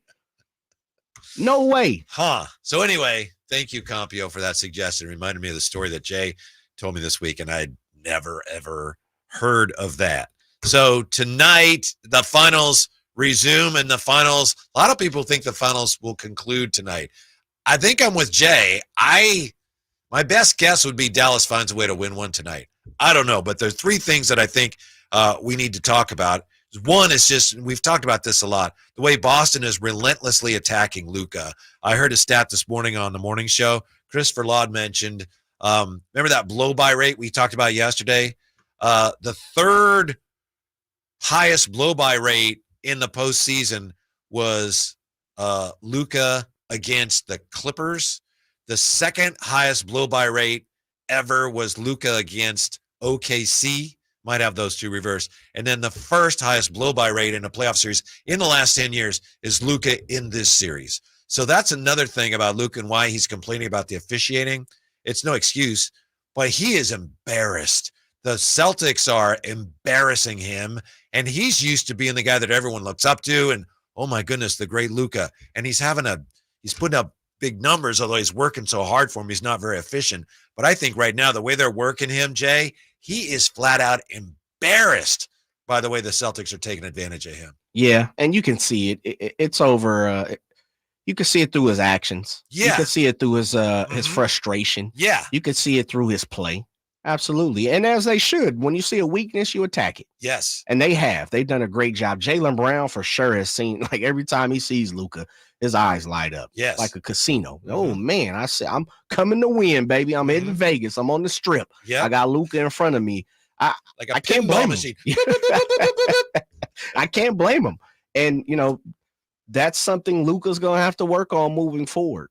I do think, in all fairness, he's never been a good defender, we know, but I think he's banged up in a number of ways with a bad knee. So they see a bad defender who's taken, injections to his chest. He's got a bad knee. He cannot guard us. And so they are breaking down Dallas's defense. That's one reason they're getting so many threes, because once the guy with the ball gets past Luka or whoever gets into the paint, it's a matter of who do I give this shot to? I got Horford over here. I got Tatum over there. Well, usually it's Tatum. I got Jalen there.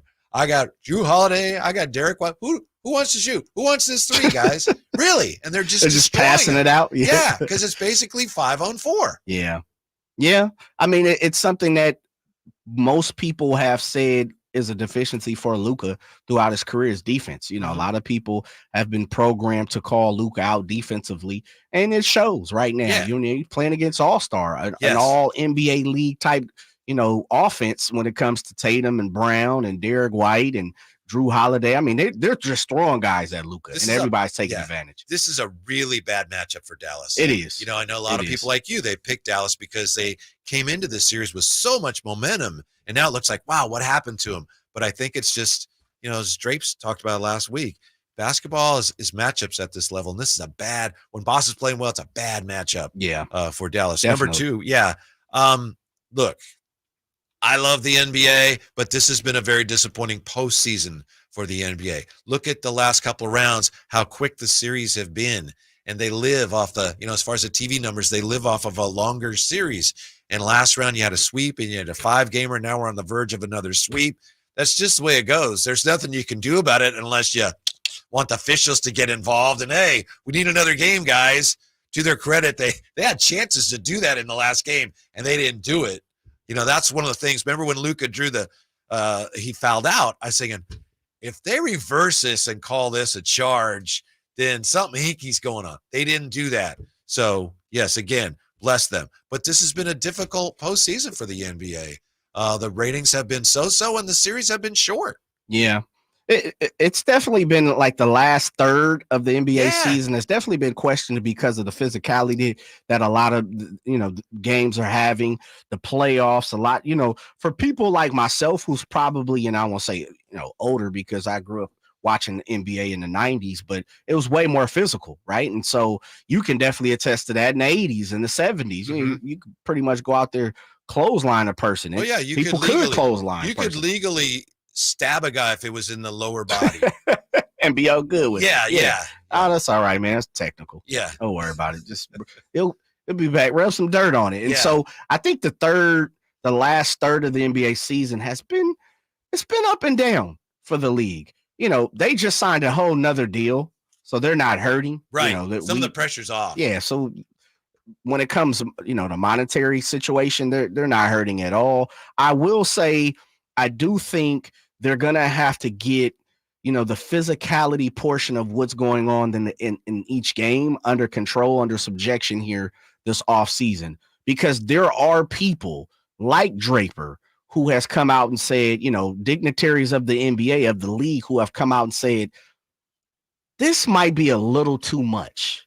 And Draper has said that even on air as he's called a game, him and Katie have talked about just the mugging, the physicality, the abuse that Domantas Sabonis is taking at certain points in times during games. And so I think the NBA is going to have to take a step back, really try to figure out the medium, where is the middle of this? Where can we, take it down a notch a little bit? We don't want to take it back to ticky-tack soft fouls again, because I'm not a fan of that myself, but I think they got to find something right in the middle, compared to what we've seen over the last third. And it was just like a flip of the switch too. And I think that's what really caught a lot of people off guard, White. I agree with you. And that was the third thing I was going to mention. And I know we touched on it yesterday. The officials are just continuing this trend that started, as you say, in the regular season. They're just choosing not to call blatant fouls at times. There are times when there's blatant, obvious contact that is a foul by any definition that any fan can see. You don't have to be I watch a lot of NBA. I watch a little bit of basketball. You know what a foul is. And since the end of the regular season, since the All-Star break, really, we all see it. We all know it. There have been many times where the officials, they're just choosing not to call certain fouls, and they're calling it incidental contact. Yeah. And when it's not. So they're basically trying to change the definition of what a foul is. Apparently it's in reaction to the fact that so many players would go back to Joel Embiid when he scored 70, and you had this explosion in the first half of the year, which I think a lot of people liked, but the NBA apparently felt like, well, we can't keep going with this. We got to do something about this. That's what they're deciding to do. I don't think they know exactly yet how far they're going to take it, but it's a bad look. Yeah, it is. Especially if someone is going to wind up really getting hurt. Like, I can't remember, and correct me if I'm wrong, I don't remember anybody just truly getting hurt from the physicality, where he tore an ACL or, a knee, or sprained an ankle, tore an ankle. Like, I don't really remember that, but it can get to that point in a minute, because you know how it goes. What they say, you give a person an inch, they'll take a mile. You start to let some of these guys like Draymond and Bobby Portis, and I'm not trying to pick on these guys. They play a physical brand of basketball. They're smart. If you're going to call a foul, I'm going to foul you. Come on now. Yeah. Guess what? Steven Adams is coming back this year. He'll be fully healthy, hopefully, knocking on wood. Like, guys like that, you come down the lane, you might catch one.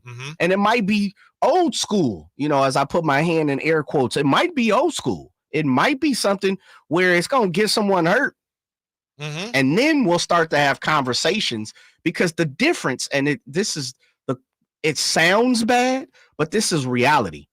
The difference now is, compared to the 70s, guys are making $60 million.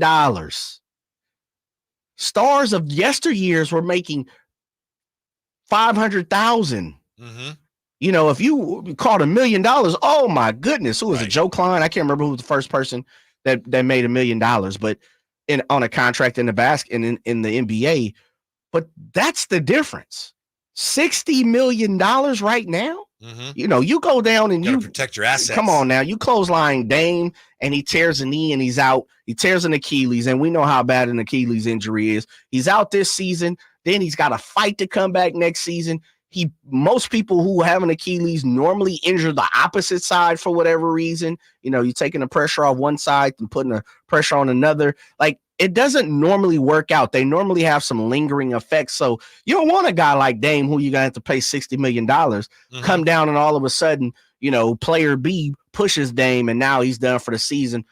Second week of the season. Yeah. There was a dunk that Tatum had. I think it was during Boston's big run. And he clearly, was it Derek Jones or was it PJ? Somebody hit him as he dunked it. Clearly just hacked him on the wrist, trying to, knock the ball out. Didn't do it. He dunked it and he got hacked. And they don't call a foul. And he was looking around like, what? It's like that got to be a foul. If that's not a foul, we're not playing basketball. Yeah. By the way, thank you, Jay, once again for this note.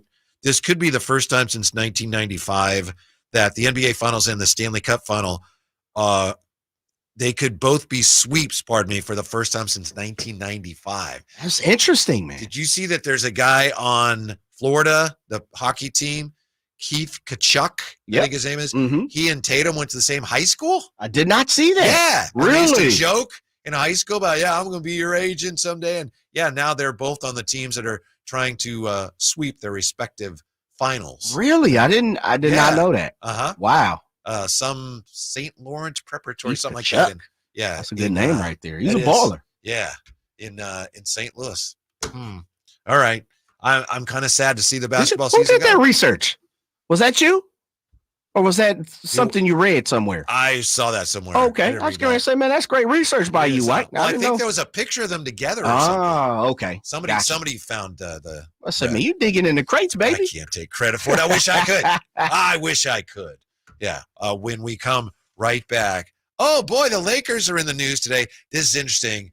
I tried to tell you the Laker organization is falling apart. More evidence next on Sacktown Sports. I'm Ken Korak with your Green and Gold Report, brought to you by Xfinity Mobile. Connect to the most reliable 5G network nationwide. Well, it was October 17th, 1974, when the A's at the Coliseum beat the Dodgers 3-2. They won the World Series 4-1 for their third straight title. Coming up later this month on June 23rd, when the A's play the Twins. As the A's say goodbye to the Coliseum this year, the A's will honor members of that 74 team in a pregame ceremony. Want more speed? Well, Xfinity just increased their internet speeds, and they're faster than ever. It's time to get more out of your internet with faster speeds from Xfinity. Now through June 21st, get 150 megabit Xfinity internet for only $19.99 a month for 12 months with a 1-year contract. That's double the speed for the same great price. Click, call, or visit a store today. Requires paperless billing and auto-pay with stored bank account. Restrictions apply. Equipment, taxes, and other charges extra. After promo, regular rates apply. Actual speeds vary. Harrison Barnes plays here. Harrison Barnes drives it, hammers it. The Black Falcon soaring into the night sky on a Monday evening in Northern California. Sacktown Sports is your proud home of the Sacramento Kings. My son loves to fly kites, but my active psoriatic arthritis can sometimes hold me back. Now with Skyrizi to treat my skin and joints, I'm ready to go. Skyrizi, Risankizumab Riza, a prescription-only 150 milligram injection for adults, helps with less joint pain, stiffness, swelling, and fatigue. For those who also have plaque psoriasis, 90% clearer skin is possible with just 4 doses a year after 2 starter doses. Don't use if allergic to Skyrizi. Serious allergic reactions and an increased risk of infections or a lower ability to fight them may occur. Before treatment, your doctor should check for infection and tuberculosis. Tell your doctor if you have an infection or symptoms such as fever, sweats, chills, muscle aches, or cough, or if you plan to or recently received a vaccine. With Skyrizi, there's nothing like clearer skin and better movement, and that means everything. Ask your doctor about Skyrizi today and visit skyrizi.com or call 1-866-SKY-RIZZI to learn more. Power Business Technology is proud to be 100% independent, locally owned, and managed Toshiba copier dealer. Local ownership cuts out the red tape, allowing ourselves to never be too busy to personally answer the call when our clients need us. Recognized for excellence in service execution, training, and customer service, we're proud to be named a 2022 Toshiba ProMasters Elite Dealer. Contact us today for all of your business printing needs at 844-POWER-BZ. That's 844-769-3729, or visit us at PowerCopier.com. Father's Day at Hagen Oaks is sure to bring a smile to the man in your life. From shoes to shirts, from golf balls to golf bags, and from drivers to divot repair tools, Hagen Oaks has all this and so much more, including gift certificates for the father who has it all. Let Hagen Oaks Golf Super Shop be your one-stop for all your Father's Day needs. You'll even find the wildly popular Golf and Guitars concert tickets on sale. It's the Hagen Oaks Golf Super Shop, Fulton Avenue at Cap City Freeway, or hagenoaks.com. Sacramento, Dirks Bentley is coming to town. Hey y'all, this is Dirks Bentley. Saturday, September 28th at Hart Health Park at Cal Expo for Country in the Park 2. And he's bringing some friends. This is Farmerly. Take my hand, let me make you mine. It's Dasha, Kelsey Hart, and more. Saturday, September 28th at Hart Health Park at Cal Expo. Get your tickets before they sell out at CITPfest.com. Brought to you by Hyatt Vacation Club and Xfinity. Father's Day at Hagen Oaks is sure to bring a smile to the man in your life. From shoes to shirts, from golf balls to golf bags, and from drivers to divot repair tools, Hagen Oaks has all this and so much more, including gift certificates for the father who has it all. Let Hagen Oaks Golf Super Shop be your one-stop for all your Father's Day needs. You'll even find the wildly popular Golf and Guitars concert tickets on sale. It's the Hagen Oaks Golf Super Shop, Fulton Avenue at Cap City Freeway, or hagenoaks.com. At the Good Feet store, we take pain very seriously. Whether in the foot, knee, hip, or back, Good Feet makes over 300 styles, flexibilities, and sizes of pain-relieving arch supports. With 26 bones, 30 joints, and over 100 muscles, tendons, and ligaments in each foot, a lot can go painfully wrong. So there's a trained arch support specialist at each Good Feet store to give you a precision fit. Come in for a free fitting and test walk. No appointment necessary. Good Feet arch supports are HSA, FSA eligible. The Good Feet store in Sacramento, Roseville, Vacaville. Online at goodfeet.com. My good friends, Dr. Jack Friedlander and Dr. Pash in Roseville and in San Francisco are offering not only confidence, not only security, but also the ability, if you ain't insecure, to go from the roster to the all-star team. You know what I'm saying? I'm talking about UpsizeMatters.com. Time after time, vote after vote, circumference, or as we call it, girth, is consistently ranked as the most important attribute. And Dr. Jack and Dr. Pash can give you a free consultation. The procedure can be done on the same day as your consultation with immediate results. It's non-surgical. It's virtually pain-free, safe, effective, long-lasting, semi-permanent, and doctor-performed. For more information, go to UpsizeMatters.com. Go to UpsizeMatters.com. Make that change. Make the all-star team. Get your girth on.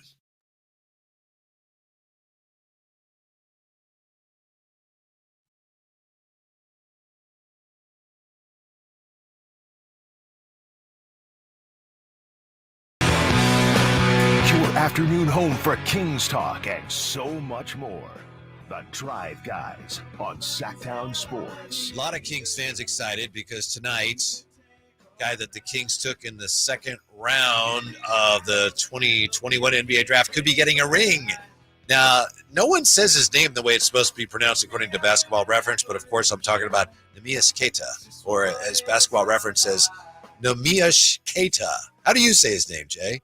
I thought it was Neemias. It's Neemias. Yeah, I thought it was Neemias. Yeah, there's Neemias Keita. Anyway, however you say his name, he's in position to get a ring, and if he doesn't get it tonight, he's going to be getting one soon. If you told Kings fans, a year ago maybe, Keita's going to get a ring, we'd be very excited, wouldn't we? He's getting one for Boston. Yeah. Well, guys like yourself see a lot of similarities between the Celtics and the Kings. So, yeah, there you go. We're inching closer. We are inching closer to what you guys, you and someone from the 530 who said the Kings are a poor man's Celtic. Yes. But missing a lot of things. No one's denying that. Like I say, it's just a matter of stylistically the way Boston likes to drive and spray. How many times did you hear Mike Brown say that? Kyle Draper got to the point where he didn't want to hear about any more drive and spray. Threes. He didn't want to hear no more. Spray threes. That's what's winning the championship for Boston against Dallas. The spray threes as they beat Luka like a drum. Yeah. Very similar. I guess. It's uncanny. I'm trying to see where you guys are going. I really am. Like, we talked about being a driver and a passenger. Yeah. I'm being a passenger. I'll be completely honest. I am being a passenger right now. I'm trying. I'm trying. I would love to hear from anybody who sees what I'm saying. Love to hear from anyone who doesn't agree. I'm not saying, the Kings and the Celtics, they're right there. I'm just saying, wow, the way Boston plays, that's very similar to a lot of what the Kings did on offense this year without the same results, with better results is the way Boston's doing it. Because I can't convince Jay. Can I convince you of this? I honestly think, I don't think he will, but I honestly think LeBron should leave the Lakers this year. Now he's a free agent. I think it'd be best for him. Again, I don't think he will, but their coaching carousel is still spinning. This is an interesting quote from Dan Woik, Laker beat writer. He says in the LA Times, while having a coach in place by the draft is ideal, it is not viewed as a necessity by some within the Laker organization. That's nuts, right? What? That's nuts. Don't you want to have your coach before you start drafting people? There are some things that's being thrown around today on the Friday edition of the Drive Guys where it's just, I don't know. I don't know where we're going. Yeah. What do you mean? Huh? What do you, LeBron he's the player coach. He is everything when it comes to the Lakers. He's running the draft for him? You don't think he has a hand in that? I think he does. Of course. Yeah. I mean, he's not the person doing the workouts. He's not, not interviews with the draftees. But, I mean, he's got to have his hand in it, doesn't he? Yes. Yeah. Okay. I don't disagree there, but I do think also if you're going to hire a coach, hire him before you draft players. Of course. That shouldn't be up for debate. That should be something we should all be going, oh, yeah. It shouldn't be, well, I mean, we could, but we don't really have to. But this much we know, White. When it comes to the Lakers, they're kind of caught blind right now. They are. They thought they had their guy with Dan Hurley. We've heard J.J. Redick. According to sources, he just now interviewed as of 24 hours, within the last 24 hours. We know James Borrego, who I like, me personally, I think the Lakers are going to get lucky. He's going to fall into position to probably be their head coach, or if not, be the coach behind the head coach, and there's to me, interesting there, the associate head coach, like we had here, Jordy Fernandez, and I'm not saying Mike Brown wasn't the coach, but I'm just saying, to me, it's going to be more Steve Nash, more James Borrego's the guy that's kind of pulling the strings, the puppet master, along with LeBron, and JJ Redick's going to be the face and, the hype guy and things like that. But I'm just not convinced that the Lakers really know where they want to go.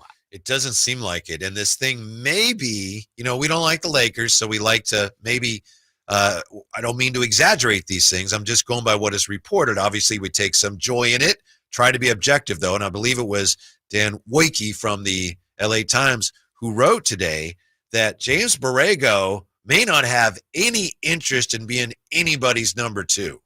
At this point, he wants to be a head coach. So the Laker plan, according to Shams at one point, was, okay, we'll get Redick, but we'll have experienced assistants for him. We'll have James Borrego. We'll have Sam Cassell. Now, there also is a report, and I believe it's also in the LA Times, Sam Cassell's looking around going, I want to be a head coach somewhere, but if I'm not going to be a head coach, I don't want to go help somebody in Boston because I'm going to get a promotion in Boston because Charles Lee is leaving. Right. So he's going to get a bump up there. So I'll be a head coach with the Lakers, but I ain't going to leave Boston to be a number 2 because I'm getting a bump. I'm kind of already going to be the number 2 here. Borrego's like, I don't want to help somebody. Maybe I'll get a job somewhere else in Cleveland. Yeah. So the Lakers may be sitting there with okay, we got this rookie head coach eventually, maybe by the draft, but we don't have the experienced hands we thought we'd have to help them. I would love it. To me, that sounds like the ship is sinking. I'm all for it. I don't even want to. The ship is not even built. Yeah, well, that's true. That's true. I don't even want to put positive vibes in the air and try to figure something out for the Lakers. I think they're in trouble, man. I really do.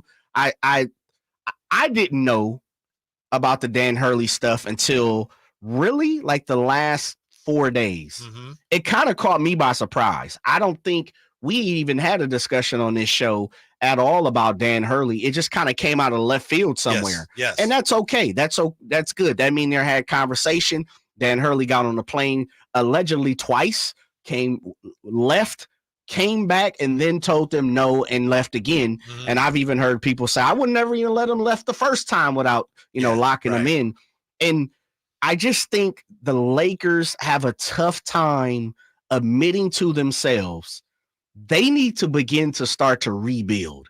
They have to start to think about rebuilding all at the same, and they're kind of in a tough position. We talk about this in sports quite a bit. How do you begin to rebuild, infuse young talent, veterans, but at the same time, you have LeBron, so you kind of have to go, shoot for the championship. And they're kind of like in an in-between position. Mm-hmm. Again, makes me smile because I can't stand the Lakers. But if I'm looking at it from the Lakers standpoint or the Laker fan, I'm a little worried. Like, I don't really know what's the answer when it comes to head coaching. I would believe it's not JJ Redick. I would love to see James Borrego. I would also think, is James Borrego the type of character that can withstand, a 4-game losing streak and LeBron at the press conference, hoeing and humming, humming and hoeing. Especially if he really wanted Redick. Yes. His podcast part. Absolutely. AD can get down there and be in a slumber and have quick conversation. Who knows what they're doing with D'Angelo? If he comes back, that's a whole nother piece of the puzzle they have to figure out. I just don't know where the Lakers are trying to go. I know they want to win a championship. I know they're listening to LeBron, but on paper, I don't know where they're, where the direction of what this organization is doing. And I'll be honest, I don't believe in Rob Pelinka either. Yeah. He's good at keeping his job. That's what he's good at. Is he good at building a basketball team? He's made some good moves, but he seems better. He's better than anything else at just keeping his job, which is a skill. It's a skill. Itself. Absolutely. Yeah. I think LeBron's going to stay. And as you pointed out to me before the show, we have confirmation now. Bronny worked out for the Lakers. So I think that's going to happen. It's going to happen in LA, and LeBron wants it to happen there. I think he should leave, though, for 2 big reasons. One, if they're getting a rookie head coach in JJ Redick, it's going to take JJ Redick a while to figure things out because he's a human being and he's got to learn how to coach. And that's going to a degree, limit what the Lakers can accomplish. And LeBron doesn't have that many years left. We know that because LeBron has told us that. So that's one reason. Get a rookie head coach. You're almost kicking next year, not going to win next year. And then the other thing is, to that point, LeBron doesn't have many years left.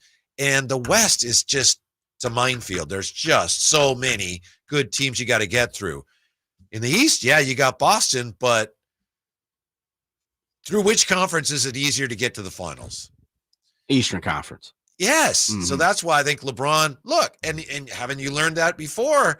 I think he should go to a team in the East to give him the best chance to actually get back to the finals before he's done. Now, if that doesn't matter as much to him and he wants to play with his son or whatever, fine, he should do that. But if he really wants to get back to the finals, if he wants to have any chance to catch Michael Jordan with 6 championships, he's got to go back East. I don't think he will. You don't think he can get in the West at any point? You don't think there's not a shot for him to get back in the West at all? It's a lot harder. A lot harder. I don't think they have a realistic shot. Where could he go in the East for you? Like, where would you be pinpointing LeBron to get back to, because it's only really coming down to what, 3 or 4 cities? Philadelphia. Oh, that'd be ugly for a lot of guys if LeBron went to Philadelphia. With Embiid, takes the pressure off him. Another ball handler. You got Ty Maxey coming into his own, all-star, all-NBA type guy. And then we'll figure out the rest. Ooh, that's ugly. Ugly I know they have a lot of cap space. Yeah. They're looking to get Malik Monk, allegedly. They have like 4 players under contract or something like that. That'd be ugly. Man, I like that. I don't like it, but that's what he should do. Well, I mean, I guess I like that as a basketball. Yeah, basketball fan. I wouldn't mind seeing that. Philly's big enough to hold LeBron, too. Yeah. I like you. You put some thought into that, huh? A little. A little research today, man. I like that. I'm digging our Friday vibe. Yes. I appreciate you digging deep, baby, in the crates when it comes to your research. Yeah, that's where he should go. And it's just the opportunities right there in front of him. He won't take it. He's going to stay in LA. Well, he's an LA guy now. I know. He's got the production companies everywhere in La La Land. His sons are stars. His wife has got a cooking show or something like that. Victim of his own fame and success. Yeah. Nothing wrong with that. It's tough to get up. It's tough to get up and leave the family, go to Philadelphia for a season or two. Bron's gone Hollywood. When we come back, Caitlin Clark, is she wrong to ignore the social media madness?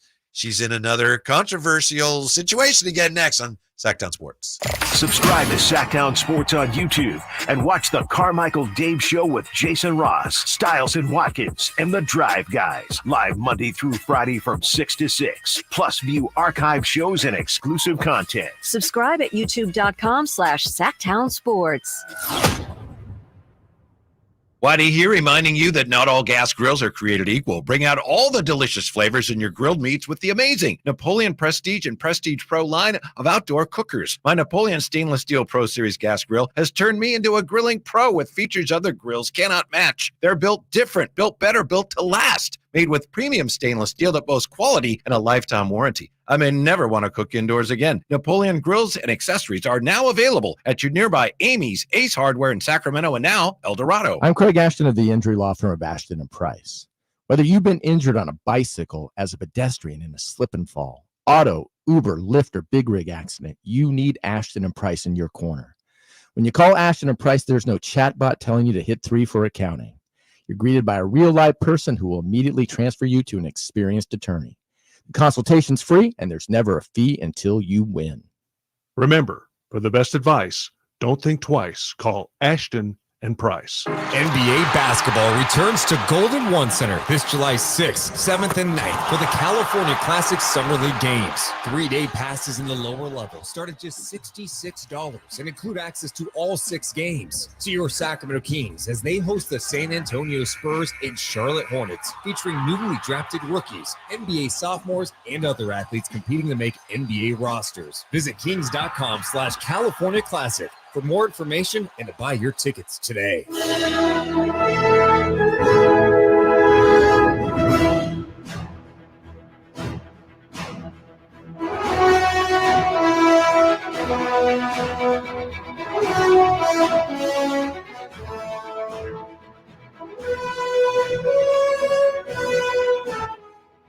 We head to the East Coast and stop in North Carolina for the update in the second round of the 124th U.S. Open at Pinehurst.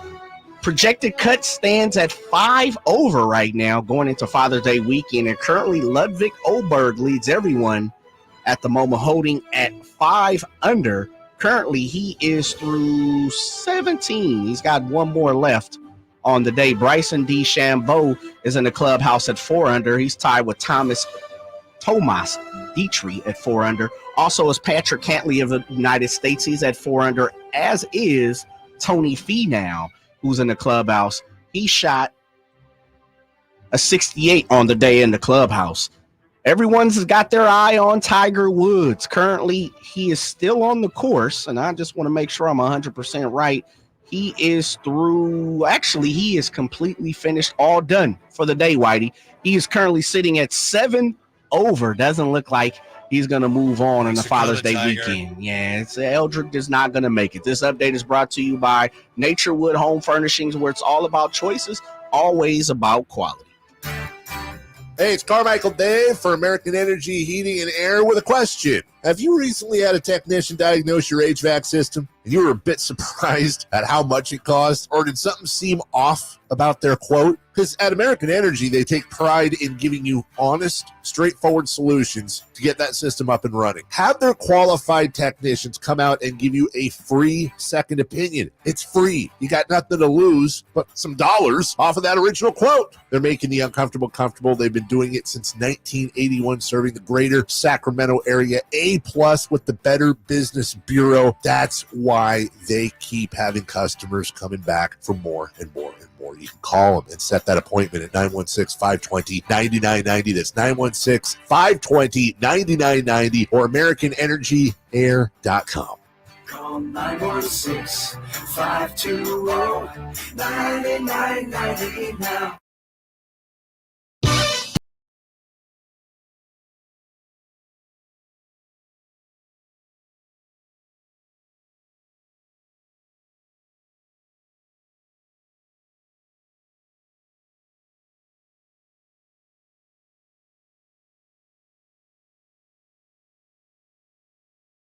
Just talking about our NBA neighbors to the south, the Los Angeles Lakers.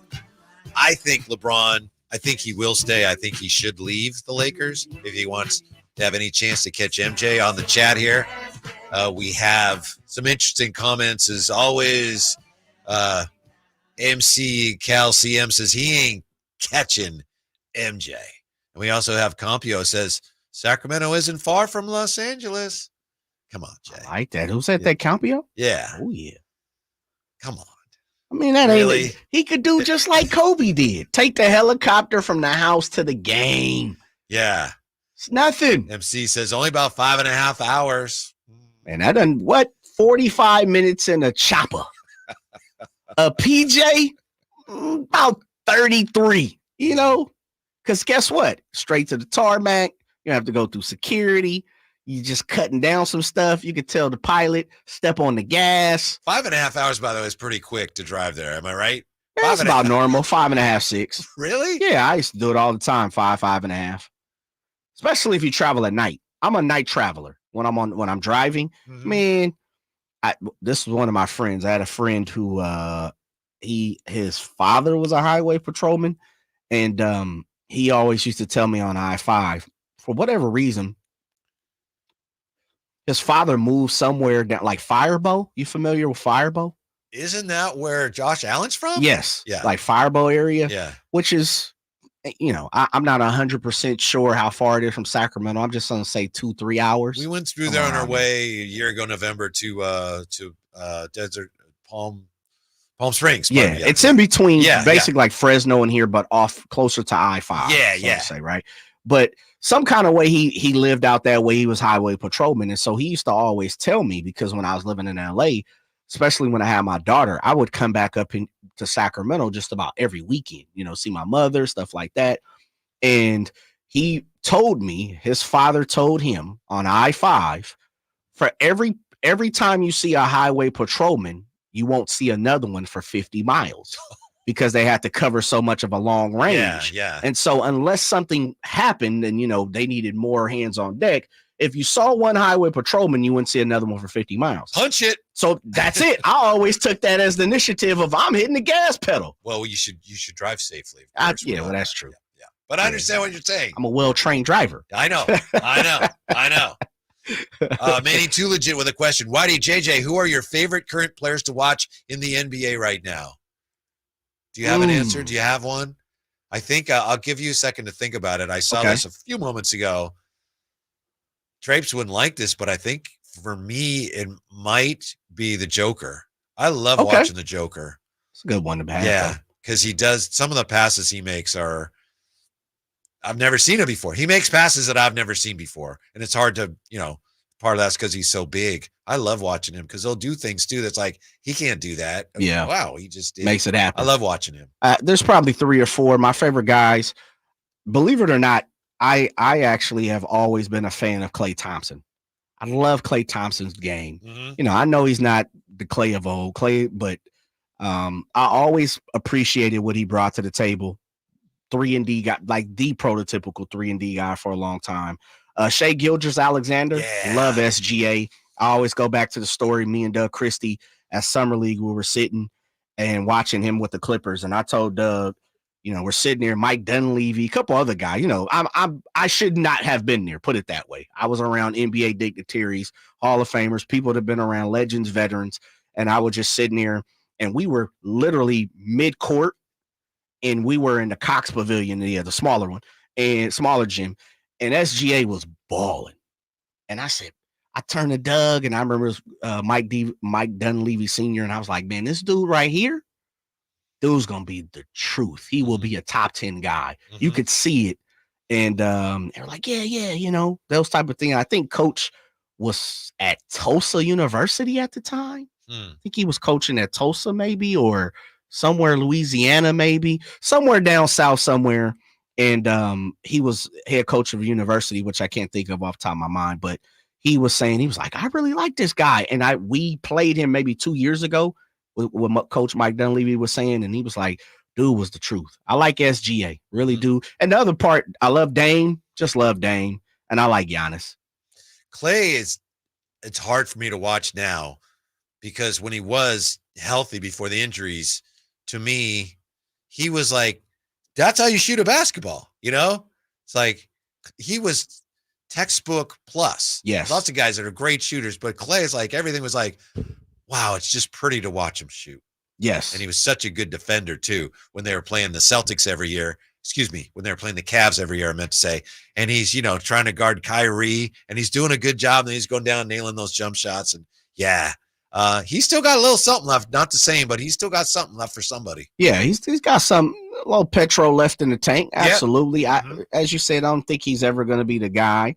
Not so much as because of talent or skill. It's just injuries and age and, whatever. Something. He'll be 84 years old and he can get up out of bed on Christmas morning and make a jump shot. Still be able to shoot it? Yeah. Probably you think? So. Yeah, probably so.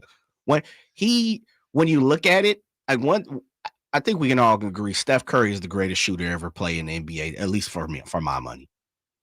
Klay looks better than Steph, though. Mm-hmm. Like fundamentally, yes, no question. It looks better. Now, when I'm saying not for entertainment value, but fundamentally, habit-wise, man, for my money, Klay squares up. Yes. He has like the perfect jump shot. That's how you shoot it. Yeah, exactly. That's it. Absolutely. Yeah. Steph just coming from so many different angles. He's so deadly. The quick shot, Klay had the quick release as well. And he, of course, being bigger, taller, a little more solid, a little more, girth to him.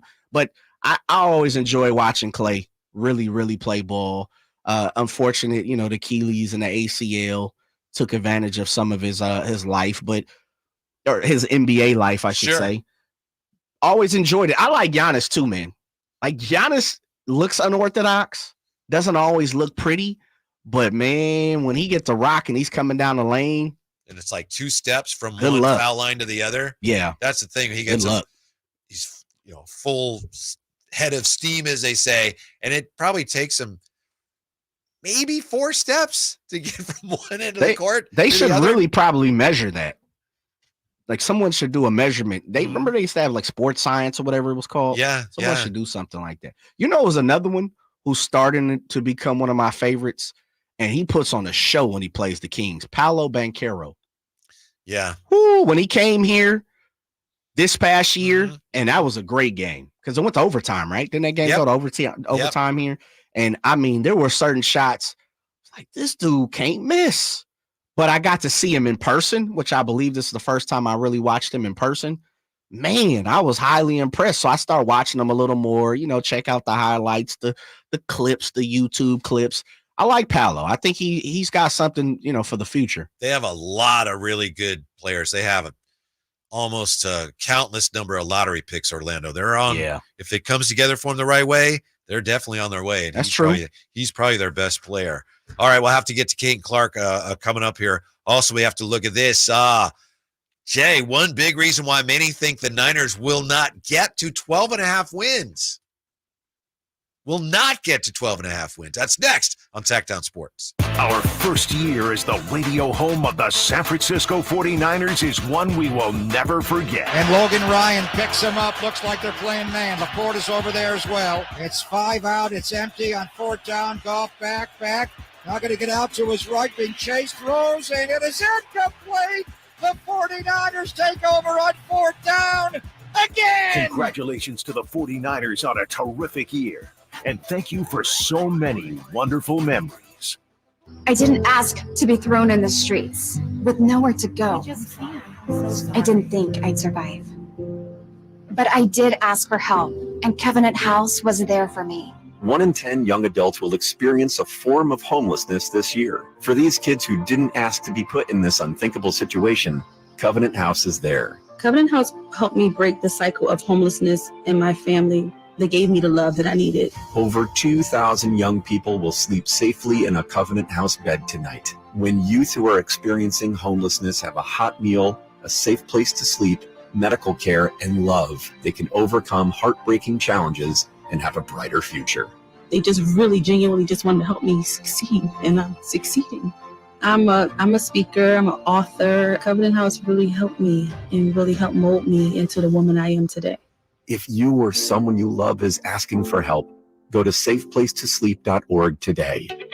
Get ready for the Kia Vacaville Summer Sticker Sales Event. This is your chance to make it a summer to remember with incredible deals on select 2024 Sportage and Sorrento vehicles. Kia Vacaville is offering an amazing 1.9% APR for up to 48 months for well-qualified buyers. Or you'll get $1,000 bonus cash on specialty tag 2024 Sportage and Sorrento models. It's the perfect time to upgrade your ride and start your summer adventures. Imagine cruising down the highway in your new Kia from Kia Vacaville, enjoying the advanced features and comfort of the Sportage or Sorrento. Whether you're planning a road trip or just driving around town, these vehicles are designed to elevate your experience. But don't wait too long. These unbeatable deals won't last forever. Your adventure starts now at Kia Vacaville, where every journey is an adventure. Visit them today and find the perfect vehicle for your summer plans.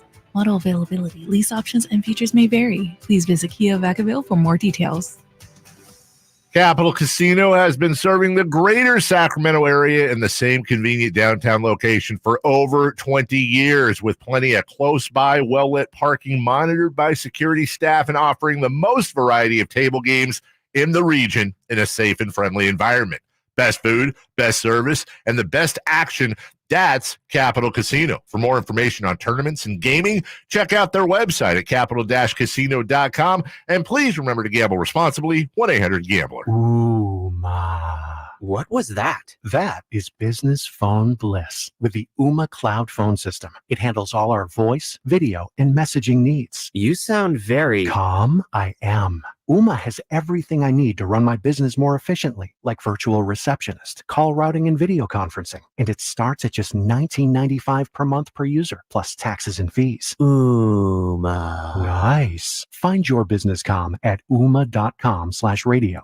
For the ones who know safety isn't a catchphrase, it's a culture. And the ones who help make sure everyone makes it home safe. For the safety-minded who watch everyone's backs, Grainger offers supplies and solutions for every industry, as well as safety assessments and training to keep your facilities safe and your people safer. Call, click Grainger.com, or just stop by. Grainger, for the ones who get it done. Sacramento, Dirks Bentley is coming to town. Hey y'all, this is Dirks Bentley. Saturday, September 28th at Hart Health Park at Cal Expo for Country in the Park 2. And he's bringing some friends. This is Bonnie. Take my hand, let me make you mine. It's Dasha, Kelsey Hart, and more. Saturday, September 28th at Hart Health Park at Cal Expo. Get your tickets before they sell out at CITPfest.com. Brought to you by Hyatt Vacation Club and Xfinity. Hey everybody, it's your boy Kyle Draper from Mercedes-Benz of Stockton. I can't tell you how much I love my new SUV. It is truly amazing, and I got special news just for you. Right now at Mercedes-Benz of Stockton, you can receive your first month's payment up to $1,500 on them on select new 2024 GLE vehicles. Or how about the all-new E-Class right now at Mercedes-Benz of Stockton? They have over 80 pre-owned vehicles in stock, including off-brand trucks, SUVs, and sedans. And they have rates starting at 1.99% APR on select certified pre-owned Mercedes-Benz. And Mercedes-Benz of Stockton has a Vans Fleet Center with rates starting at 4.9% APR plus customer bonus cash incentives on approved credit. Head on over to Mercedes-Benz of Stockton, just off I-5, or online at mbofstockton.com. From the Power Business Technology Toshiba Studios, KHTK-AM Sacramento, KYMX HD2 Sacramento, the only station in Sacramento giving you local sports coverage from 6 a.m. to 6 p.m. Monday through Friday. Sacktown Sports.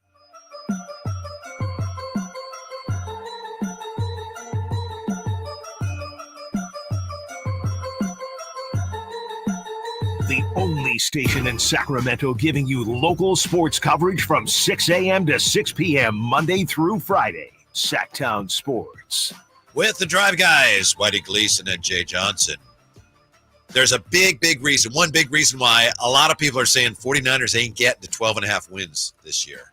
Before we get to that, Jay has been giving us expert updates on the U.S. Open, and I decided I wasn't going to watch it this year on my Peacock because, it's on Peacock. It's kind of a form of protest. I have Peacock, but I'm not watching the U.S. Open coverage on my Peacock. But I will watch it on Dave's because Dave left all his information, on the sign-in screen. He left his password and everything. So I do have it on here. Thank you to Carmichael Dave. And I don't want to be, I know we've wandered far too far down that road in recent weeks here, but what do you think of that, Jay? U.S. Open. It's the U.S. Open. It's our national championship. I shouldn't have to have Peacock to get it, even though I do. A lot of people don't. Yeah. Come on. All sports are becoming hard to find at this point. A little bit. 16 different channels and networks and apps. And I think yesterday it might have been on USA Network. Okay. So you shouldn't have good one old tournament USA where it's Network. on nothing wrong with USA Network, but because that's what Dave said today. But if I gotta watch it on one network one day and the next day a different network, that's tough. You're pushing it. Where's it going to be? Is it going to be on NBC over the weekend? So. Okay, yeah. Got you. Yeah, everyone wants the slice of the pie, White. Everybody wants the slice of the pie. I get it, but you're not going to watch it all this weekend? Probably not. Okay. I like the protests. Nothing wrong with that. Well, a lot of things it's only have on gotten Peacock done today, right? I think. So that's my point is I can watch tomorrow. This well, okay. Well, find your way in there, brother. That's different. And I can watch it here on Dave's Peacock because it's just there. There it is. What am I supposed to do? Let me ask you another question. How do you and I've done it, so it's kind of being, sarcastic. How do you sit down and watch golf? I'll tell you one time I had golf on TV. It was a Sunday, and my wife or one of my daughters happened to have an easy listening station on the radio. Contemporary. Yeah. And the combination, I almost went into a coma with the easy listening and golf, and it's like, whoa, help. And I was able to pull out of it because it is kind of, yeah. Are you all right, Dad? White noise. Yeah. Yeah. So I get your point. I don't watch as much as I used to. When I played more, I watched more. But there is something about the final holes of a major championship. To me, it's great drama because it means so much to the players, especially if there's a guy who's in competition who's never won, or a guy who's, for his legacy, he's trying to win a record, whatever. It's just so big. So it's not so much that it's golf. It's just that this is great reality TV, which sports is at its best. So you can watch the majors, but you just can't watch, I don't watch it Waste as much Management as I used to. Open Sometimes over in I Arizona. watch a few even holes, that's but it exciting, doesn't. Like I said, if I was playing more, I probably would watch it more. Yeah, but and the U.S. Open, Father's Day. How many of us played golf with our dads, and there is something special about that. Did you? Oh, sure. Okay. Sure. Got you. How was your pop's golf game? Slice-a-rama, man. Got you. Yeah, he would lose it right a little bit, but that, he would play that. He would play that big, we'll call it a power fade because it's almost. But yeah, we would go out. He got me lessons one year for my birthday. I think he got me golf lessons. It was one of the best presents I ever got. Joe That's Mortera Jr. is like, I got some Really? lessons. Yeah. Did he go out there with you? At any After point in my time? lessons, Yeah, we okay. would play. Yeah. My mom played too. My mom was a good Really? athlete. Yeah. So, yeah, thank you, Dad, for that. And I'm sorry I disparaged your golf game. He did kind of have a big. He had a hook. That's not called a hook. Hook's the other way. Hook's the other way. Okay, Yeah, right. yeah. So what's that? A push? Like you're pushing it? What do you opposite call of a that? hook is a slice. but Okay. yeah, it's like I know. A friend of mine was telling me he was at a golf clinic once, and Greg Norman was there, and a guy asked Greg Norman, when you hook it or slice it, do you? And Greg Norman goes, we don't hook or slice, we draw or fade. Because hook or slice is like weekend golfer, like, look out for, and the pros don't do that. So they draw, which is intending to bring it, right to left, or fade, which is the other way. But a fade, if you lose control of it, is slice, or push. Yeah. Greg is just prototypical golfer. Mate, we don't call it that. Yeah, we don't do that. We don't. Cool. Our guy Joe Giroux, he reminded us double OT.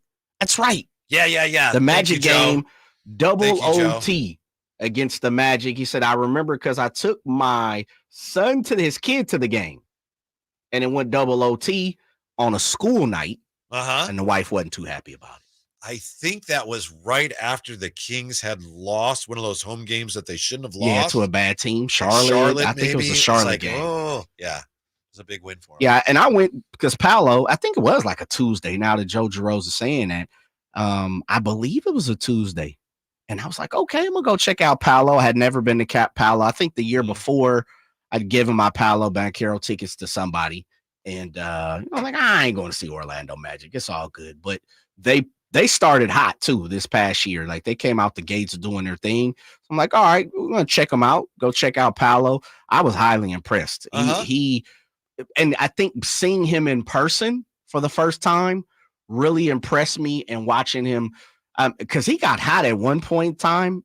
And I wish Drapes was here because I think he was calling a game, but I felt like he hit a couple threes in a row where it's like, man. Yeah, that was one of those things because Orlando, they were a good team, but they didn't shoot the three ball very well. We were all saying, the Kings will be okay tonight because Orlando doesn't shoot the three ball very well. And they did that night. Let me see. I think he had 40, didn't he? That sounds right. About right. Do you remember also at the end of one of the periods, remember he drove to the basket and just lost the ball out of his hands? Yes. And they gave them the ball. Yes. They said Orlando ball, and we're like, what? Yes. Yeah. Hold on. I'm looking. I'm trying to pull that up to see. That would have been that would have been in Orlando. We're looking for the Orlando. I would say it was around January or February, but it was a good game. Yeah, that sounds about right. January, February. Let's go back. I thought it was in March though, but maybe that was in Orlando. It's quite a game. It was quite a game. As I look for it. Go ahead, Whitey. Yeah. I'm looking for We'll it. take here a as quick I peruse timeout, give you a through second to check on that. And when we come back, yes, why many people who know what they're talking about are saying 49ers ain't getting to 12.5 wins this year. Next on Sacktown Sports. The only place you'll find Malik Monk is Sacktown Sports. Oh my, what an athletic move that time by Malik Monk. Hey Sacramento, it's Malik Monk, and you're listening to the home of the Sacramento Kings, Sacktown Sports. Your local sports leader. Getting quality employees to fill positions in your company is essential, but finding those people can be a major hassle unless you use ZipRecruiter. ZipRecruiter makes finding quality people a breeze. ZipRecruiter's advanced technology identifies candidates with the right skills, sends you great matches, then you can easily invite them to apply. 4 out of 5 employers who post on ZipRecruiter get a quality candidate within the first day. See for yourself. Go to ZipRecruiter.com/free to try ZipRecruiter for free. That's ZipRecruiter.com/free. So I just went to Kohl's to shop their first ever customer appreciation event. And now I'm here to spill the details. Because I'm a Kohl's card holder, I got an extra 30% off. Or if you're a rewards member, you get 20% off. Even non-members can save with 15% off. And as an added bonus, Kohl's also has great prices on Father's Day gifts, like top activewear, Sephora cologne, grilling gear, and more. So what are you waiting for? Don't miss out. Hurry to Kohl's. Select styles. Some exclusions apply. Coupons and Kohl's cash do not apply to Sephora. Offers end June 16th. See store or Kohl's.com for details.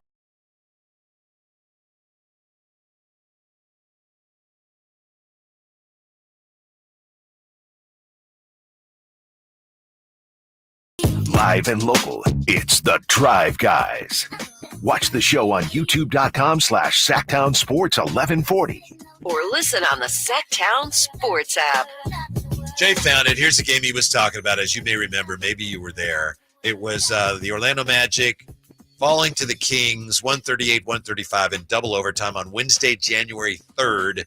And it was, as we said, it was right after the Kings lost to Charlotte. The Kings actually, that was an interesting part of the season because they won at Atlanta. They won at Memphis. They come home. They lost that game to Charlotte. Yeah. And then they won against the Magic. Then they won against the Raptors. Then they wrapped up that homestand by getting their innards removed by the Pelicans 133-100. Remember that? It's like, all right, they're playing well. They're home now. These Pelicans have beaten them. Oh, now they're going to turn the tables on the Pelicans. And they got destroyed at home. Yeah, they did. Yeah. And just about every other time they played the Pelicans. And how many did Paolo end up with in that game? Yeah, 43. 43. You know, the other person that balled that night, too, was Jalen Suggs. He had a couple of three-pointers, that went up, and I was sitting, and I'm like, he hit. Like, oh, man, okay, wait a minute now. And as you pointed out last segment, Orlando's not a good three-point shooting team. And so every single time Jalen went up, and he had 2 or 3 three-pointers in that fourth quarter where I was like, oh, man, in overtime, these guys were exchanging shots at one point in time, Orlando and Sacramento. But I was highly impressed with Paolo. Like, Paolo doing his thing, man. Yep. Real talk, like really doing his thing. Yes, that's a team to keep an eye on going forward. Maybe they're going to be a little bit like OKC was last year. Meanwhile, it's getting closer and closer with the NBA season drawing to a close at some point, maybe tonight. The NFL camps are going to be opening soon. So just this week, the over-under win totals came out. For those of you who choose to wager, or just for fans, it's fun to see what the casinos think, where they think the teams are going to end up. The over-under win total for the 49ers, let's see here, 11 and a half. Okay. Yeah. Who is that? Who's giving it? Who's the official? Let me see which book this is officially. Pardon me. This is I'm looking at Vic Tafer. Sure. Yeah. Vic Tafer. Athletic. Yeah. Mm-hmm. I think this is kind of all numbers, come from BetMGM. Okay. BetMGM. Yeah. Solid. I said in my tease, I said 12 and a half. I apologize. So 11 and a half. And he says under. Vic Tafer, who's a wonderful guy. We should get him on the show. Yeah, he's a Raider guy. Yeah, he's a Raider guy. Meaning he reports on the Raiders. Yes. For the Athletic. He says the 49ers have won over 12 games the past 2 years. Brock Purdy still has all his offensive toys. Defense sputtered a little down the stretch. Losing Chase Young, he says, may be a positive. I also thought they quietly had one of the better drafts in the league. So what's the problem? Vic Tafer says, and a lot of people say, watch out for this factor, rest or lack thereof. The 49ers have the largest net rest disadvantage, minus 21 days, when you compare schedules. They play 8 games where they will have less rest coming than their opponents, and that's the most in NFL history. Wow. So repeat that one more time for the people in the back. The 49ers play 8 games where they will have less rest coming than their opponents. That's the most in NFL history. Wow. The Ravens, on the other hand, have a plus 16 rest differential. So anyway, that's why Vic Tafer says it's why we will go with 11 wins instead of more. So things look great for the Niners. Yeah. It's coming together for them, but they're going to be at a rest disadvantage for almost half their games this year. Yeah, and we talked about this, a few months or a month or two ago when the schedule popped out. We talked about how many miles they're traveling, which is the most in the NFL, I believe, second most in the NFL. They go to the East Coast 5 times, right? Don't they go to the East Coast 5 times, which they'll probably cut, they'll cut that down. They'll probably stay out there a week or two. That's what Shanny kind of does. But injuries are the 49ers' problem. We know that. They catch the injury bug quite a bit. That's a little scary. I will admit that is a little scary when you really sit down and look at it. And Vic is he's doing Whitey G research right there. I like that. Yeah. But it kind of scares me in the form of, can you trust the 49ers brass, the stars, to be there? I'm not sure, because I just don't trust most of those guys going through a 17-game season anyway. And the fact that I thought they had a very difficult schedule thrown at them. It was the 9th most, difficult schedule on paper. When you look at it, to me, especially like that Chiefs, Seattle, and I have to pull it up, Chiefs, Seattle, and somebody else run, I was like, oh, that's kind of difficult. That's difficult. But injuries for me with the 49ers, they play a part. How did you think they dealt with the injuries last year? Every team's going to get injured. They may rely on a certain, some key guys like Trent Williams who are a little older, and, maybe that's a little bit more of a hold your breath, but, they had a number of safeties go down. I thought overall, even though Dre Greenlaw got hurt in the Super Bowl, they still almost won the Super Bowl. Yeah, they had that stretch where they lost 3 in a row when, who was it? Was it McCaffrey and Debo and somebody else were Trent out? Williams. Yeah. Yeah. So overall, I thought they did a decent job with that. Maybe that's what kept them from winning it all. I don't know, but I thought they did a good job of that, especially the way they handled the injuries in the secondary compared to what they've done, 3 or 4 years prior to that. Yeah, I agree. I thought just about everybody kind of had their injury, but instead of it being 6 weeks, it was 3 weeks. Yeah, compared to last year. The last 3, 4, 5 years prior to that, the Chiefs, Cowboys, Buccaneers, Seahawks, Packers, Bills, like that's murderer's row, when you look at it on paper, because all of those teams are playoff teams, right? They all made it to the playoffs last year. And so with the Seahawks, in front of that, you go Seahawks, you're at Seattle, home for the Chiefs, home for the Cowboys. You go to Tampa, come back home for Seattle, go to Green Bay, then go to Buffalo. Like, that's murderous row. You get 1 or 2 guys hurt right there, and we got some problems. Knock on wood, albeit be CMC, Trent Williams, Debo, Ayuk, Fred Warner, Shavarius, like someone who really is going to make a Nick Bosa, going to make a dent in what happens. 49ers, man, they tend to have people banged up, nicked up, as most do. Yes. Just about every NFL team does, but it just seems more, and maybe because they're under the microscope, maybe because we are the home of the 49ers, and because I'm a 49ers They've always fan, had more injuries. They just feel like it, though. They really do. They really, really do. I think it, on offense anyway, I think it has something to do with the fact that they preach yak, and you make the catch and then you go hard. And I know that's football. I get it. But I think sometimes it takes a toll on a guy like Kittle. And last year they were targeting. For sure. Christian McCaffrey's getting targeted. And that's not an excuse. That's just football, but they definitely were coming after him. By the way, taking a wider view of the entire league, again, looking at these MGM over-unders, 4 playoff teams from last year are projected to have losing records this season, according to MGM. Cleveland Browns, 8.5 wins. Rams 8.5, Steelers 7.5, and the Tampa Bay Buccaneers 7.5. Mike Tomlin, by the way, has never had a losing season as a Steelers coach. And let's just, for the heck of it, if Drapes was here, sure, we would have to look at the Eagles. So let's just, for funsies, see what Vic Tafer thinks of the Philadelphia Eagles. 10.5 is the number. What do you think on the Eagles? It's hard to say right now, I know, but we're just for fun. Let me pull their schedule up and take a look at that. The 49ers go to the East Coast 4 times. 4 times. Yeah. Let me take a look at this Philadelphia. This is not my squad. Yeah, I know. So, I don't pay attention to what the Philadelphia Saquon Eagles Barkley, are doing. C.J. Gardner-Johnson. Yeah, bring that guy back. Good draft class. All right, here we go. We got Packers-Eagles to start opening week. That's a winner or loss in year, and they're in Philadelphia. They'll win that game. Okay. You got Falcons. I think they win that. You got the Saints. They got that. So we're already at 3. They got Buccaneers, who they lost to, right?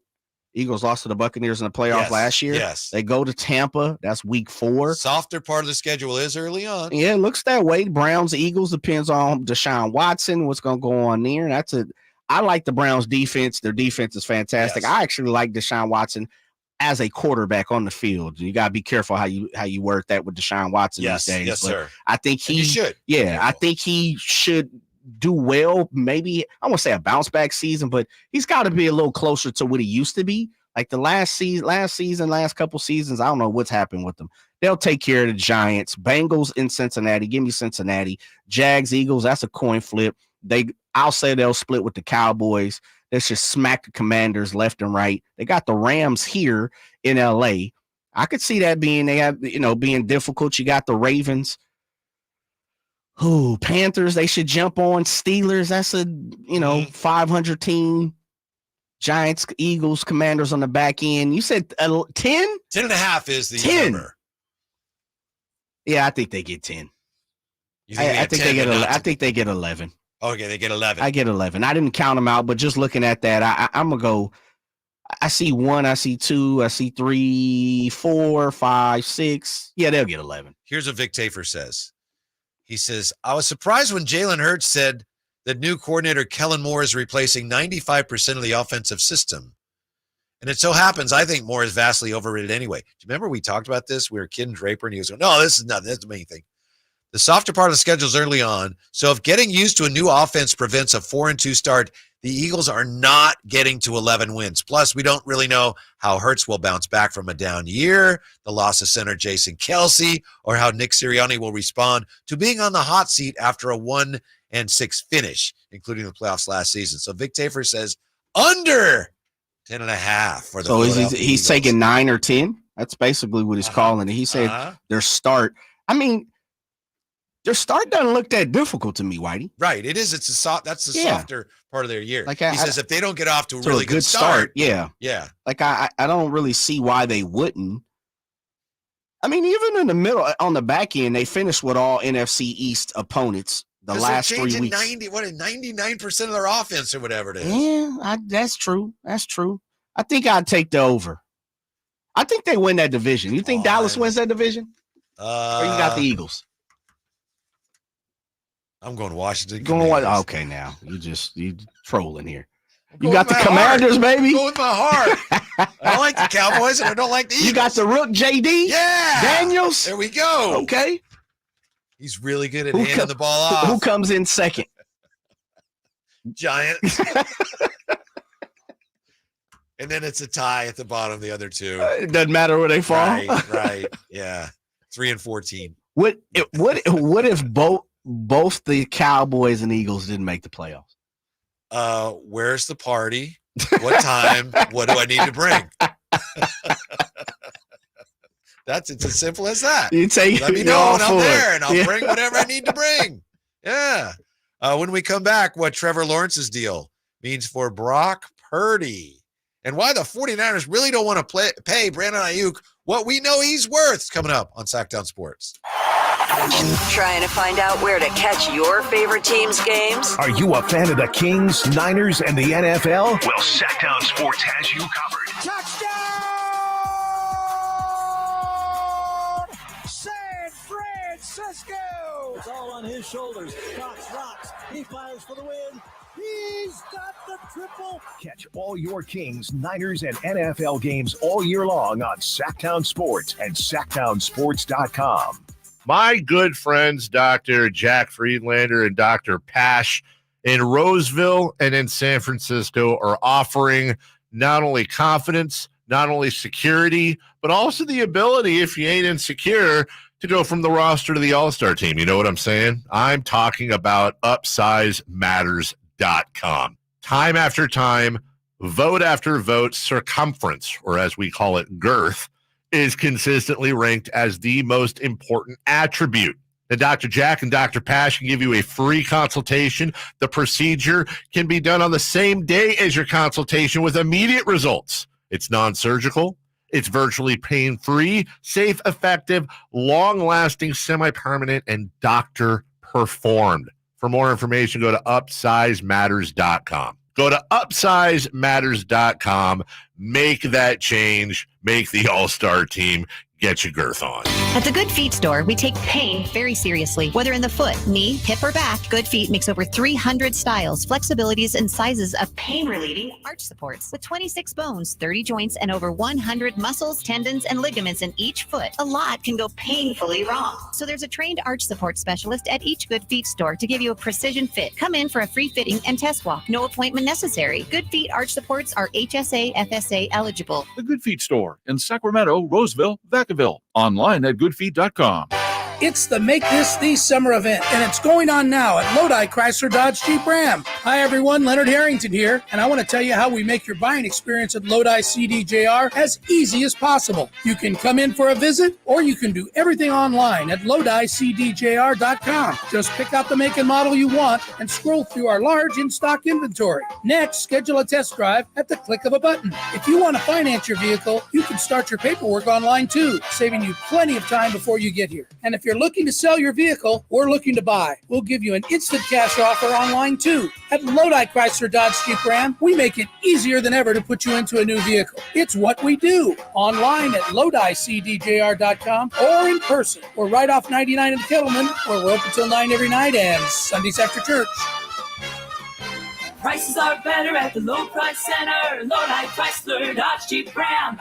Visit us at LodiCDJR.com. Hey, Sacramento, get ready to rock, groove, and have a blast with the Sacktown Sports Live Events Calendar. It's an unbeatable lineup of shows you won't want to miss. First up at Thunder Valley on June 22nd, don't miss NSYNC and Backstreet stars Joey Fatone and AJ McLean as they bring back the hits. On June 28th, it's country sensation Lee Brice lighting up the stage. All at Thunder Valley Casino Resort. And check out your Live Nation lineup on August 4th. Don't miss the Outlaw Music Festival at Toyota Amphitheater, featuring Willie Nelson, Bob Dylan, and John Mellencamp. On August 15th, catch Donnie Osmond at Hard Rock Live Sacramento. And then on August 22nd, Creed Fisher takes the stage at Ace of Spades. And coming up September 10th, enjoy the timeless sounds of the Doobie Brothers at Toyota Amphitheater. Visit LiveNation.com for all your ticket information. And stay tuned to Sacktown Sports for exclusive updates and your chance to win tickets. NBA basketball returns to Golden One Center this July 6th, 7th, and 9th for the California Classic Summer League games. 3-day passes in the lower level start at just $66 and include access to all 6 games. See your Sacramento Kings as they host the San Antonio Spurs and Charlotte Hornets, featuring newly drafted rookies, NBA sophomores, and other athletes competing to make NBA rosters. Visit kings.com/California Classic for more information and to buy your tickets today.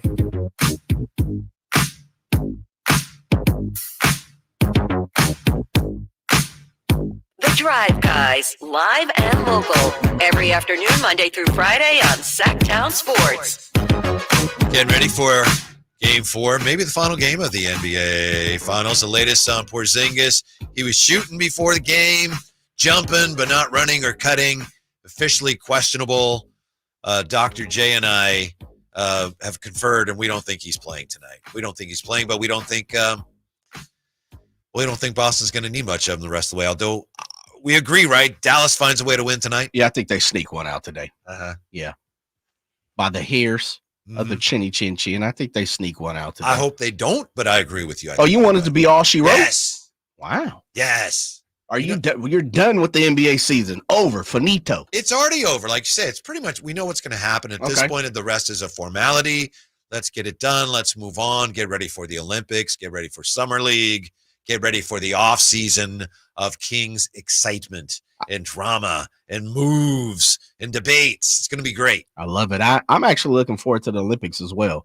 Anytime you get to see the dream team ball out, I'm all about it. Yeah. I like it. Love it. I'm excited. That's extra basketball throughout the summer.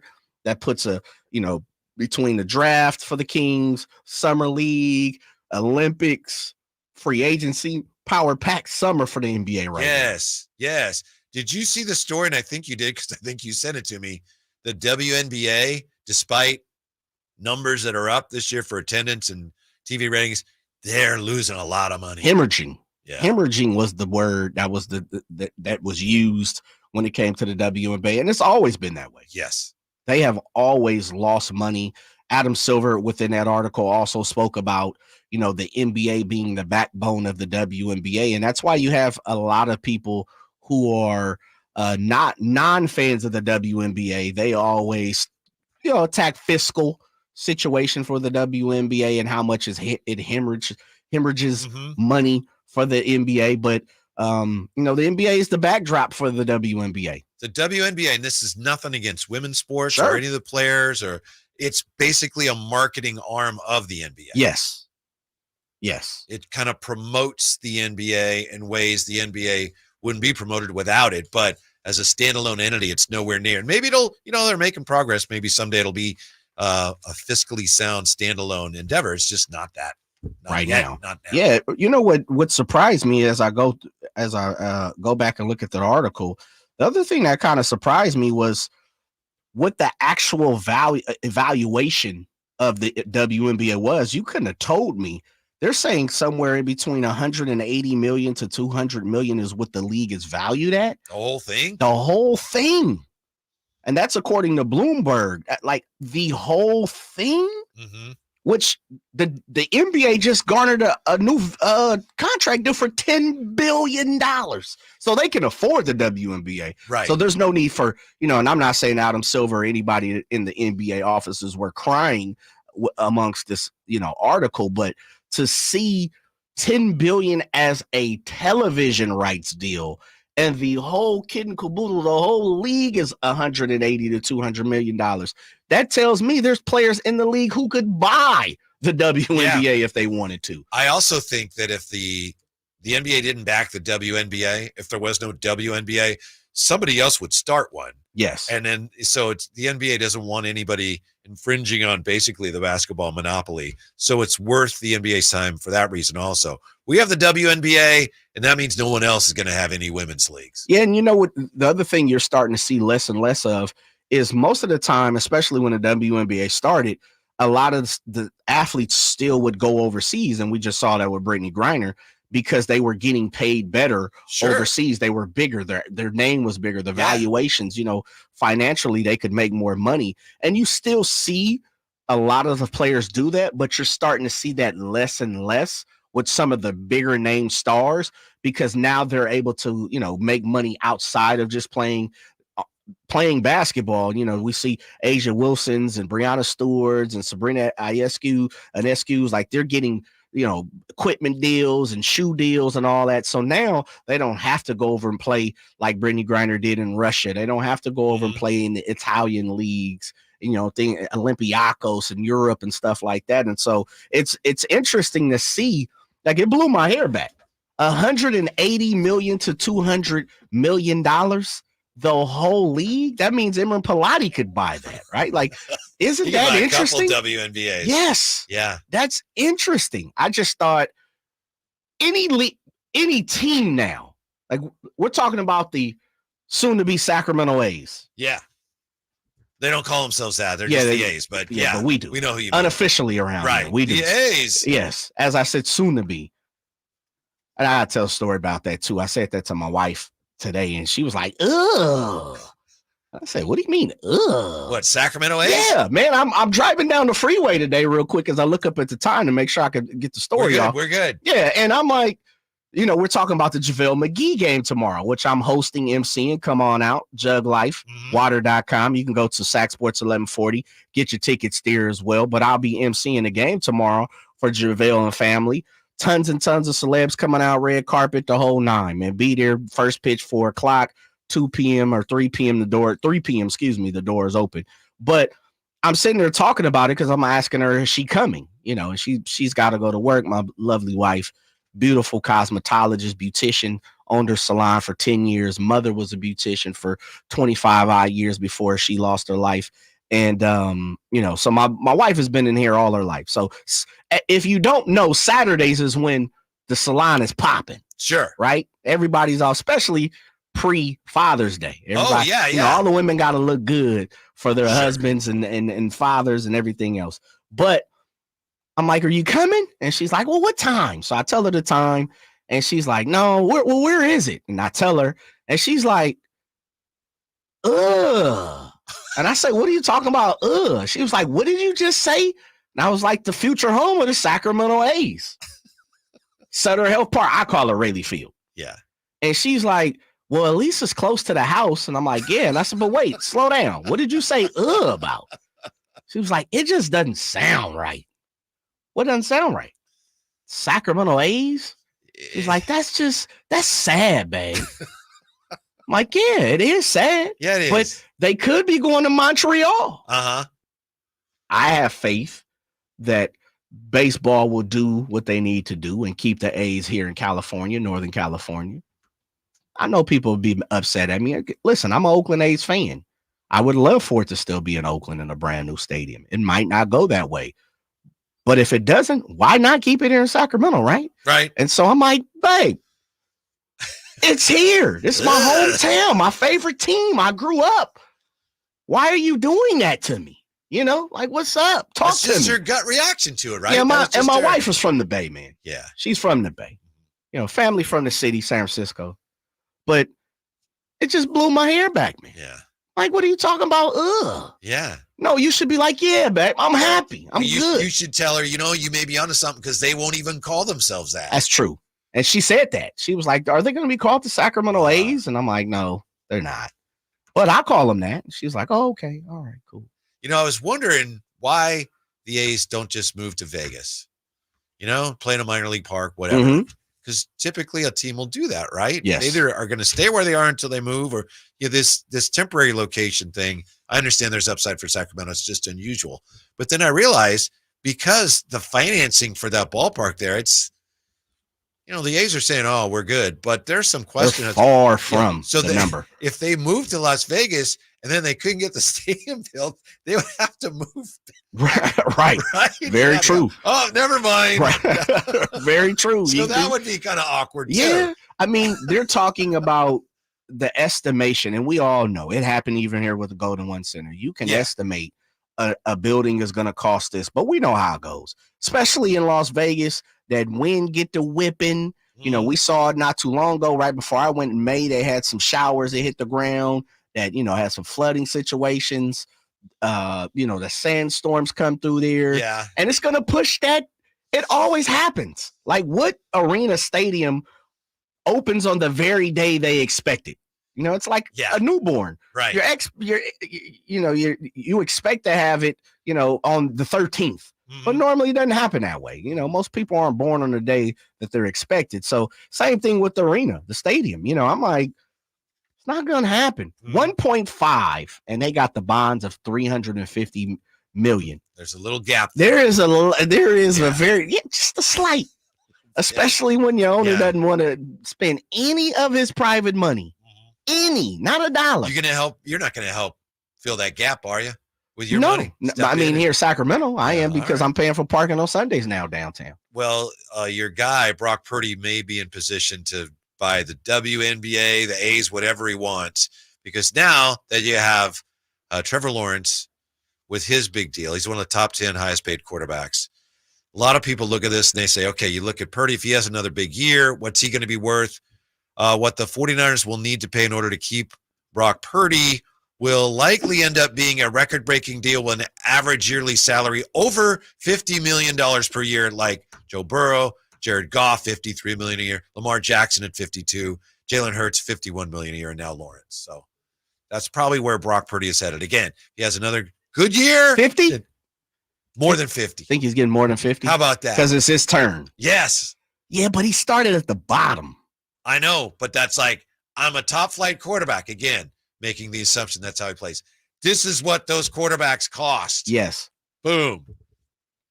I could see Brock kind of doing like the Amon-Ra St. Brown, like, yeah, I came from so low that I can't be in the top 2, 3. But put me in the top 5, 7. Well, the top 5 would be 50 million. Kyler Murray's getting 46-1. Yeah, but at that time he was coming off. Remember, the Cardinals started 7-0. I know. 8-0. If I'm Brock Purdy, I don't care how they started. He's getting that much. Look what I've done. They're fine. They've been getting ready for this. I mean, it is going up maybe a little higher than they thought.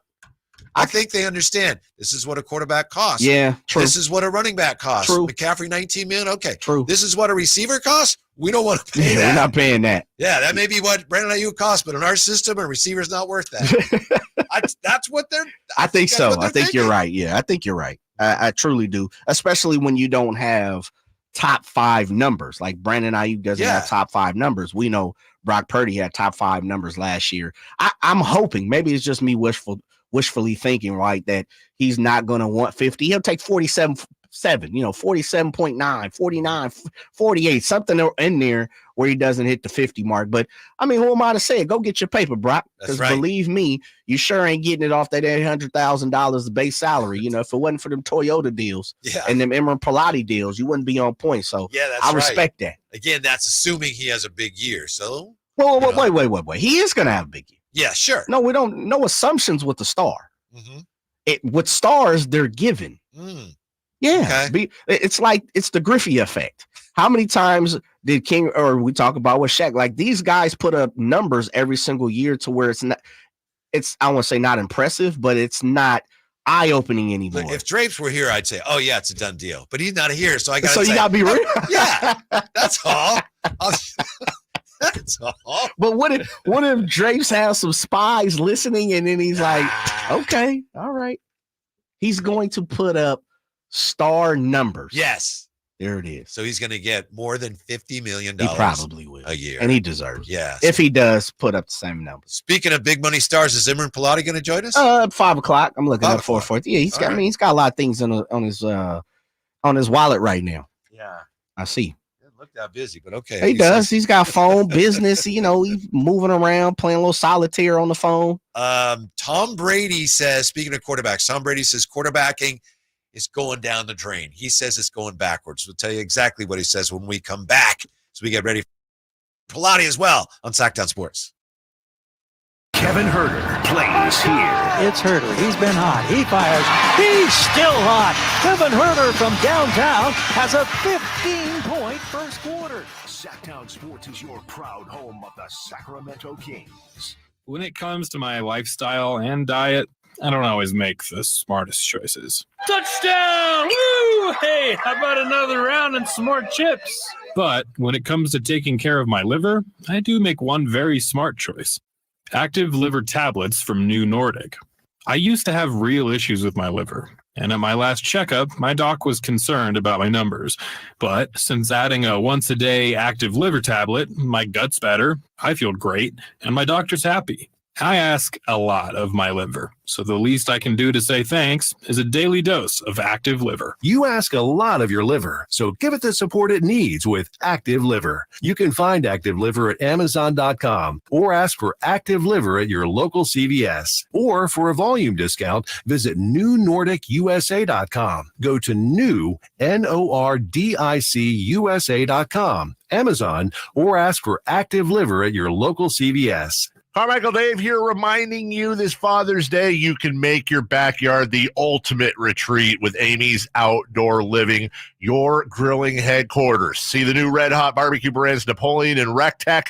Napoleon grills, perfect gas, perfect infrared grilling, built to last. And those Rectech pellet grills, they're built like a tank and offer the #1 rated grilling app. Now, Amy also features Weber, Big Green Egg, and Traeger gas and pellet grills like I have, and the Gosney professional pizza ovens. Guys, I threw my old pizza oven out. I got the Gosney in my backyard. It is so awesome to do pizza at home with the family. Free setup and delivery on $3.99 and over purchases. Save 40% off selected in-stock patio furniture and umbrellas. Visit their clearance center in the Sacramento store for scratch and dent savings. Amy's Outdoor Living, El Camino near Watt, and inside Amy Ace Hardware in the El Dorado Town Center. At Ashton & Price, over the last 25 years, we've won just about every injury case you can think of. Slip and fall, falling merchandise, fell through rotted decking, we won those. Dangerous stairs, falls into holes, dog bites, won them. Injured while pedestrian or on a bicycle, auto, motorcycle, big rig, company vehicle, Uber, or Lyft accident, we've won them all. And the best news is there's no fee until you win. So no matter how you got injured, remember, for the best advice, don't think twice. Call Ashton & Price.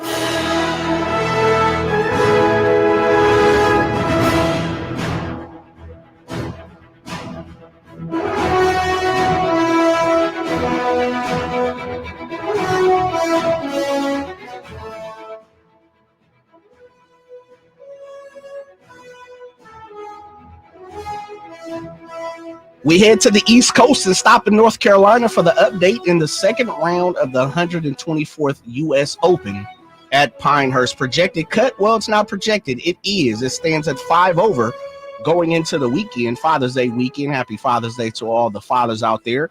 And currently, Ludwig Oberg leads everyone at the moment, holding at 5 under.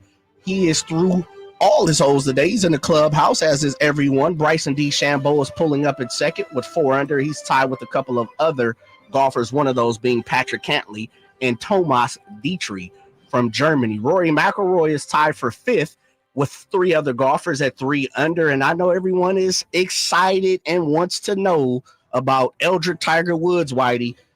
Bad news, my man. Bad news. You want to relay it or should I do it? You go ahead. You're doing such a good job. Yeah, absolutely. Well, I'm only doing a good job because Eldrick Tiger Woods, he shot a 7 over for his first couple days. He will not make the cut. This update is brought to you by Naturewood Home Furnishings, where it's all about choices and always about quality. Capital Casino has been serving the greater Sacramento area in the same convenient downtown location for over 20 years, with plenty of close-by, well-lit parking monitored by security staff and offering the most variety of table games in the region in a safe and friendly environment. Best food, best service, and the best action. That's Capital Casino. For more information on tournaments and gaming, check out their website at capital-casino.com. And please remember to gamble responsibly. 1-800-GAMBLER. I remember as if it were yesterday. I reached down to move a nightstand and was astonished at the weight of the piece. Hi, this is Frank LaRosa with a word about Naturewood Home Furnishings. At that moment, I instantly recognized the difference between Naturewood's quality furniture that will last a lifetime versus lesser quality furniture found elsewhere. Now, I suppose there's a huge difference in what you'd put in your first apartment and what you would live with in the comfort of your own home. Right now, Naturewood Home Furnishings Made in USA sale is a great time to fill your home with solid, superior quality furniture to reflect your own love for life.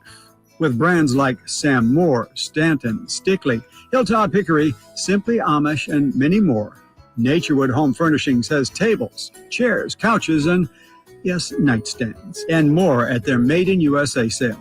Find furniture that will be with you forever.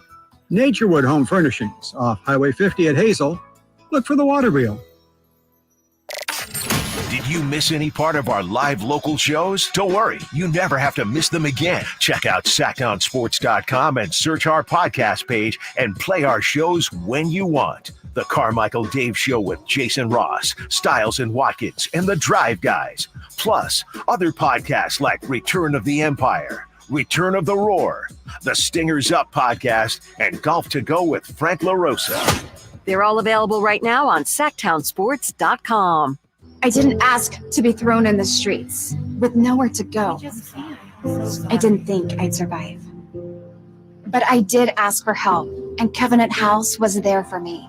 1 in 10 young adults will experience a form of homelessness this year. For these kids who didn't ask to be put in this unthinkable situation, Covenant House is there. Covenant House helped me break the cycle of homelessness in my family. They gave me the love that I needed. Over 2,000 young people will sleep safely in a Covenant House bed tonight. When youth who are experiencing homelessness have a hot meal, a safe place to sleep, medical care, and love, they can overcome heartbreaking challenges and have a brighter future. They just really genuinely just wanted to help me succeed, and I'm succeeding. I'm a speaker, I'm an author. Covenant House really helped me and really helped mold me into the woman I am today. If you or someone you love is asking for help, go to safeplacetosleep.org today. Sacramento, Dirk Bentley is coming to town. Hey y'all, this is Dirk Bentley. Saturday, September 28th at Hart Health Park at Cal Expo for Country in the Park 2. And he's bringing some friends. This is Bonley. Take my hand, let me make you mine. Hey, it's Dasha. Kelsey Hart and more. Saturday, September 28th at Hart Health Park at Cal Expo. Get your tickets before they sell out at CITPfest.com. Brought to you by Hyatt Vacation Club and Xfinity. Progressive knows finding your new home was a dream come true. You wanted a colonial with high ceilings, hardwood floors, and a peaceful neighborhood. And you found it. Now, every Saturday at 6 a.m., you get to wake to the sound of your neighbor's leaf blower. Progressive can't save you from your noisy neighbors, but we can save you money when you bundle your home and auto with us. Get a quote at Progressive.com. Progressive Casualty Insurance Company affiliates and other insurers not available in all states. Getting quality employees to fill positions in your company is essential, but finding those people can be a major hassle unless you use ZipRecruiter. ZipRecruiter makes finding quality people a breeze. ZipRecruiter's advanced technology identifies candidates with the right skills, sends you great matches, then you can easily invite them to apply.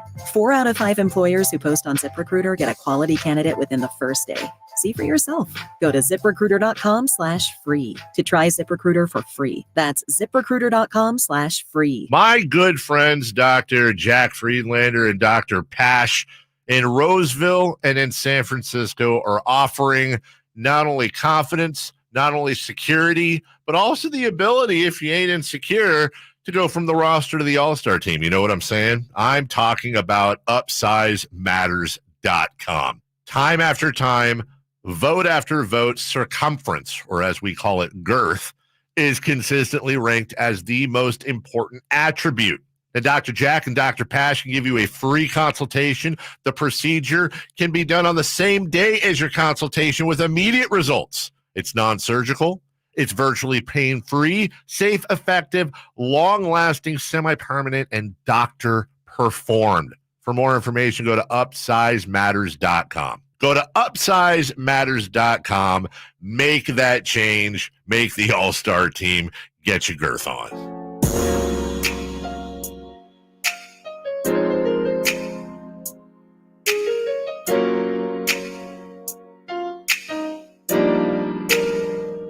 The Drive Guys, live and local, every afternoon, Monday through Friday on Sacktown Sports.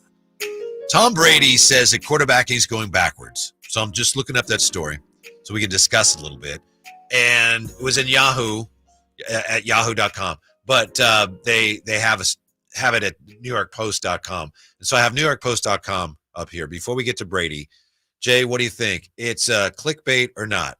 Do I click on this? There's a clickbait thing, or do I click on it? It did catch my attention. Uh-oh. Do I dive in like, what? Or do I say, nah, never mind, I'm moving on to Tom Brady? I'll tell you what it is. Okay, I was going to say you got at least to give me a New York Post, okay? Bill Belichick, 72, is dating 24-year-old former cheerleader. Oh, I'm about that. No, right? I'm It's about like, it. No. You got to stay away from it because you know what happens? As soon as you click on it, it entices you to go to the next. You Google it. But I'm messy today. It's Friday, so let's click it. Let's go. No, let's really? go. Come on. I'm here. I'm here with you. Let's take the ride. See where we go here. Normally, I wouldn't click it though. Right. Okay. Let's see. Two bonded over a philosophy project at what's her name here? A project? What is Bill? Bill's not going to school. Bill Belichick, 72-year-old ex-Patriots coach, dating 24-year-old Jordan Hudson, who was formerly a cheerleader. TMZ reported today. He has For been the Patriots? Doesn't say. Okay. He's been linked with Hudson since shortly after he split with longtime girlfriend Linda Holiday. Let's see. She was two bonded over a philosophy project Hudson had been working on. Where? And exchanged contact information after landing. Belichick was seen in March at a cheerleading competition foregoing the NFL Combine in National Harbor, Maryland, and he was there to watch her. Hey, Bill, man, can I bring you in on some consulting from my team this year since you're not coaching? Come on out to the Combine. What is a philosophy project? I'd love to get your eyes on a couple of the guys that I'm looking for. You know what, sir? Not going to be able to make it. No, I'll be at New Harbor, Maryland. New Harbor, Maryland there, Coach. She attended Tom Brady's Patriots Hall of Fame induction alongside Belichick earlier this week. So they're an item, apparently. So she was present at a number of games at Gillette Stadium during the 22 and 23 seasons. So with that, if I'm hearing it correctly, that's a friend of a friend. Because how do you get to Bill Belichick, right? You have to know someone who knows him 9 times out of 10. So she probably knows somebody who could get in contact with Bill Belichick. And then he I got a project for school. One of Hudson's former cheerleading teammates said, there you go. Belichick's love story began. They met on a flight from Boston to Florida in 2021 while he was still dating the other young lady. Holiday. Okay, yes. Got you. And then So they met, then they bonded over a philosophy project. What? I've had some not weird. I've had some great conversations on the plane, though. Yeah, I can admit to that. Yeah, I've had some. Then they some exchange contact information after landing. I bet. Yeah. So I bet. What's her name? Somebody Hudson and Jordan Hudson. Jordan Hudson. Yeah. Should I now, as I said, we clicked that story. Now I have to go Google because I got to see them together. I got to see her. I got to know what school she went to. Well, right? See, that's the problem. On you. That's the problem. All right, Tom Brady. Yeah, Tom Brady. Woo. Here's what Tom Brady says about quarterbacking. Yeah. And we've got the 2-minute drill going here, huh? Tom Brady says there's this try to control element from the sideline between the coaches where they want to have control, and they're not teaching and developing the players the right tools so that they can go out on the field and make their own decisions that are best suited for the team. He says there's no field generals anymore. He says, when I looked at Manning, he was a guy that I looked up to. He had ultimate control. The game's regressed in a little bit of that way based on what's happened in high school football, college football. Then the NFL is getting a much lesser developed quarterback at this point. He says it's more simplified, whereas he said a quarterback in his mind and what he did is you had to know everything and run everything. And now he says they're taking that away from the quarterback. The sidelines are running everything. They're just telling the quarterback, yeah, you're basically just another position and you do this. Brady's starting to sound like a triple OG who's not playing anymore, calling certain things now. I think systems have been, I don't want to say simplified. I think the power of certain quarterbacks have been taken. But I also say this, I think it has been taken because a lot younger quarterbacks are playing a lot earlier too, where, when Tom was coming through, a rookie quarterback starting, you know, that was only a top five thing for the most part. Now you coming out second round, we might need you to start. So there's a give and take to that. I understand what Brady is, but don't start sounding like an OG, Tom. I'm with him and I don't even like Brady. I wish we just done you don't this. like to go? I don't think the teaching's improved, he says. I think maybe the physical fundamentals might be a little bit improved because there's better information out there, but I don't think quarterbacks really are field generals right now like they used to. Can you name 5 right now? Who are field generals? In your mind. Well, Brock Purdy, of course. Okay. I think he's not. You don't think he's a field general? No, I think he's the opposite. Yeah. Yeah. Well, I'll tell you this. Right now. It's a great point you raise. I bet you there are a lot of guys that played way back when. Some of them aren't with us anymore, but they would say, no, I was a field general. You're not. Because some guys would they call their own plays. Sure. That never happens. Sure. So I think it's kind of the evolution of the position. Right. They're evolving away from that. Sidelines are controlling more and more. But I think Brady's right. I think there's something to it. I just think, like you said, the evolution of the game. I think there's a lot of quarterbacks who play a lot younger compared to when Brady, Brady came through. Bill Belichick plays a lot younger too. Lot younger. All right, dear sir. Hey, listen, I've been on an airplane once or twice in my life and had some good conversations. They haven't led to us bonding over a philosophy project, but I've been able to have some good conversations. The other part, though, I'll say this. I think there are some quarterbacks who are beginning to separate themselves and who have separated themselves from not being, a system guy like Josh Allen. I think Lamar Jackson, you got Aaron Rodgers. I think Joe Burrow causes. I would say Justin Herbert's probably going to operate on his own. There's some guys through the league. If you would have asked me 2-3 years ago, I think there's some guys who kind of call their own shots at this point right now, and you can kind of see it sometimes. Yeah. Who calls his own shots is Imran Pilati. Does he? Yeah. Oh, well, we'll ask him. He joins us next from True Sports Cards as we roll on this wonderful Friday on Sacktown Sport. What's up? We're talking to Chad Hoblet, Hoblet Dodge, Chrysler, Jeep, Ram, and Woodland. I hear things just got better for Chrysler's Make This the Summer Sales event. They sure did, and I didn't believe it myself. But now you can save thousands more on your next new Ram truck, like up to $19,500 off MSRP on select new 2024 kind of savings. And we're not just talking about 1 or 2 trucks. We have tons of trucks with the best savings we've had so far this year. Plus, we have over 400 new Rams available. including those hard-to-find heavy duties. I must have heard you wrong. Did you just say you could save nearly $20,000 on new Ram trucks? I had to double and triple check myself, but yes, save up to $19,500 off MSRP on select new 2024 Ram trucks, only at the Hoblet Ram Truck Center. Well, you heard the man. Best savings of the year with nearly $20,000 off select new Ram trucks. If you need a new Ram truck, Hoblet has it. $19,500 total net savings after $11,500 factor rebates and $8,000 dealer discounts. Rebates include $2,000 Chrysler Capita bonus cash. Must finance with Chrysler Capita Qualify and 2 $2,500 Ram coupons. Only available while supplies last. At least 5 at this net savings. From the Power Business Technology Toshiba Studios. Your home for Kings basketball for over 25 seasons. No look, Bibby to Weber, down the lane, flying jam. There's your play of the night right there. It's inside is Sabonis, a two-hand rip, a brilliant pass from De'Aaron Fox. KHTKAM Sacramento, KYMX HD2 Sacramento. Sacktown Sports.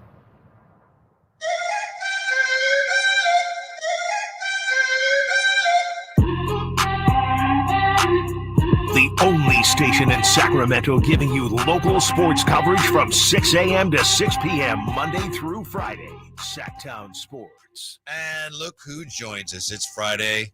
It's always a pleasure to be joined by True Sports Cards, man behind the True Sports Cards, Imran Pilati with us. Imran, first things first, what do you make of Bill Belichick and this 24-year-old cheerleader? And keep it clean. Shout out Bill Belichick. Right? Like, that guy's arm's going to hurt from high-fiving all of his friends this summer. 24? Apparently, yeah, according to the reports, yeah. You know, my wife is 13 years younger than me, and I get a lot of high fives. So, yeah. So, very nice. So 50-year gap, not a big deal. Not a big deal. You have you guys heard this before? You've outkicked your coverage, right? Yes. Yeah. Every day, Attaboy, yeah. including by my wife. Hey, big Father's Day weekend coming up. This is a great time to go get Dad some cards at True Sports and Cards. memorabilia. Yeah. It's my second Father's Day that I've ever had. Beckett will be with me at the shop probably on Sunday, so I'll have my. You going to work? Listen, it's money day. Listen, that's money day. That's oh man, I forgot to get my dad that thing. So yeah, it's a good day to be opening a retail shop to cater to. Yeah. Those that forgot you their dad. have to be there, does it? Remember, we've talked about this before. If this is a Draper day, right? Versus Draper having to buy for others. Otherwise, Draper would be calling me, "Hey, can you open the store early? I forgot to do that thing." Yeah. So, but yeah, I would love to be a dad, being there for other dads and their kids. So, yeah. Fellas, this is and Imran, obviously, you know this. I actually know, and I don't know if it went through, but I was 99%. I was there, so happened to see young Nick Draper, Kyle's son, picked out a Father's Day gift while I was in Imran's shop. We can't disclose what it was, right? Ooh. Yeah, we cannot be. I don't know if Draper, Drapes is going to be listening or anything, but I think I know what it is because Draper told me he saw something and he told his son, get that for me. And guess what? If it all goes through, and we can't confirm, or I mean, we have a person who could confirm, but if that goes through, I'm pretty sure Drapes is going to be a happy man. Okay. He's going to be happy. There it was. Was it related to Philadelphia and basketball? Yes, it did. Yes, it was. Yeah. Oh, Emily, how are you going to hold that for me, man? Just take that off the wall. I was like, it comes off the wall when you buy it, man. That's right.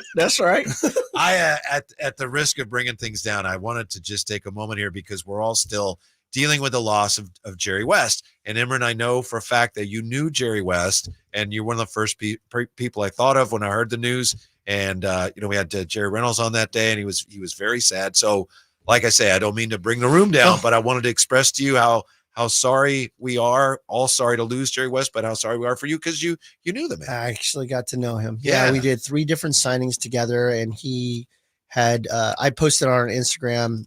True Sports Cards Instagram, a video that he wanted to do for my son. You showed me that last week, and it's incredible. It's one of the first things I thought of when I heard the news. Which is so weird. The nature of it that I showed you that video last week when you and Jerry Reynolds came by the shop, and then him passing the week after. Yeah. I will keep some of our private conversations private, but I will tell you this: Jerry West was somebody that was a super highly functional 86-year-old, to the point where, like, I'll show you some photos of that we had at our last meetup together. He was wearing a red velour LL Cool J type of outfit. Really? Yeah. He drove himself to the place that we met to do the autograph signing. And he's like, yeah, I got to go walk downstairs and I got to put money in the meter. Like, he wasn't like, find the valet, this is where I'm at.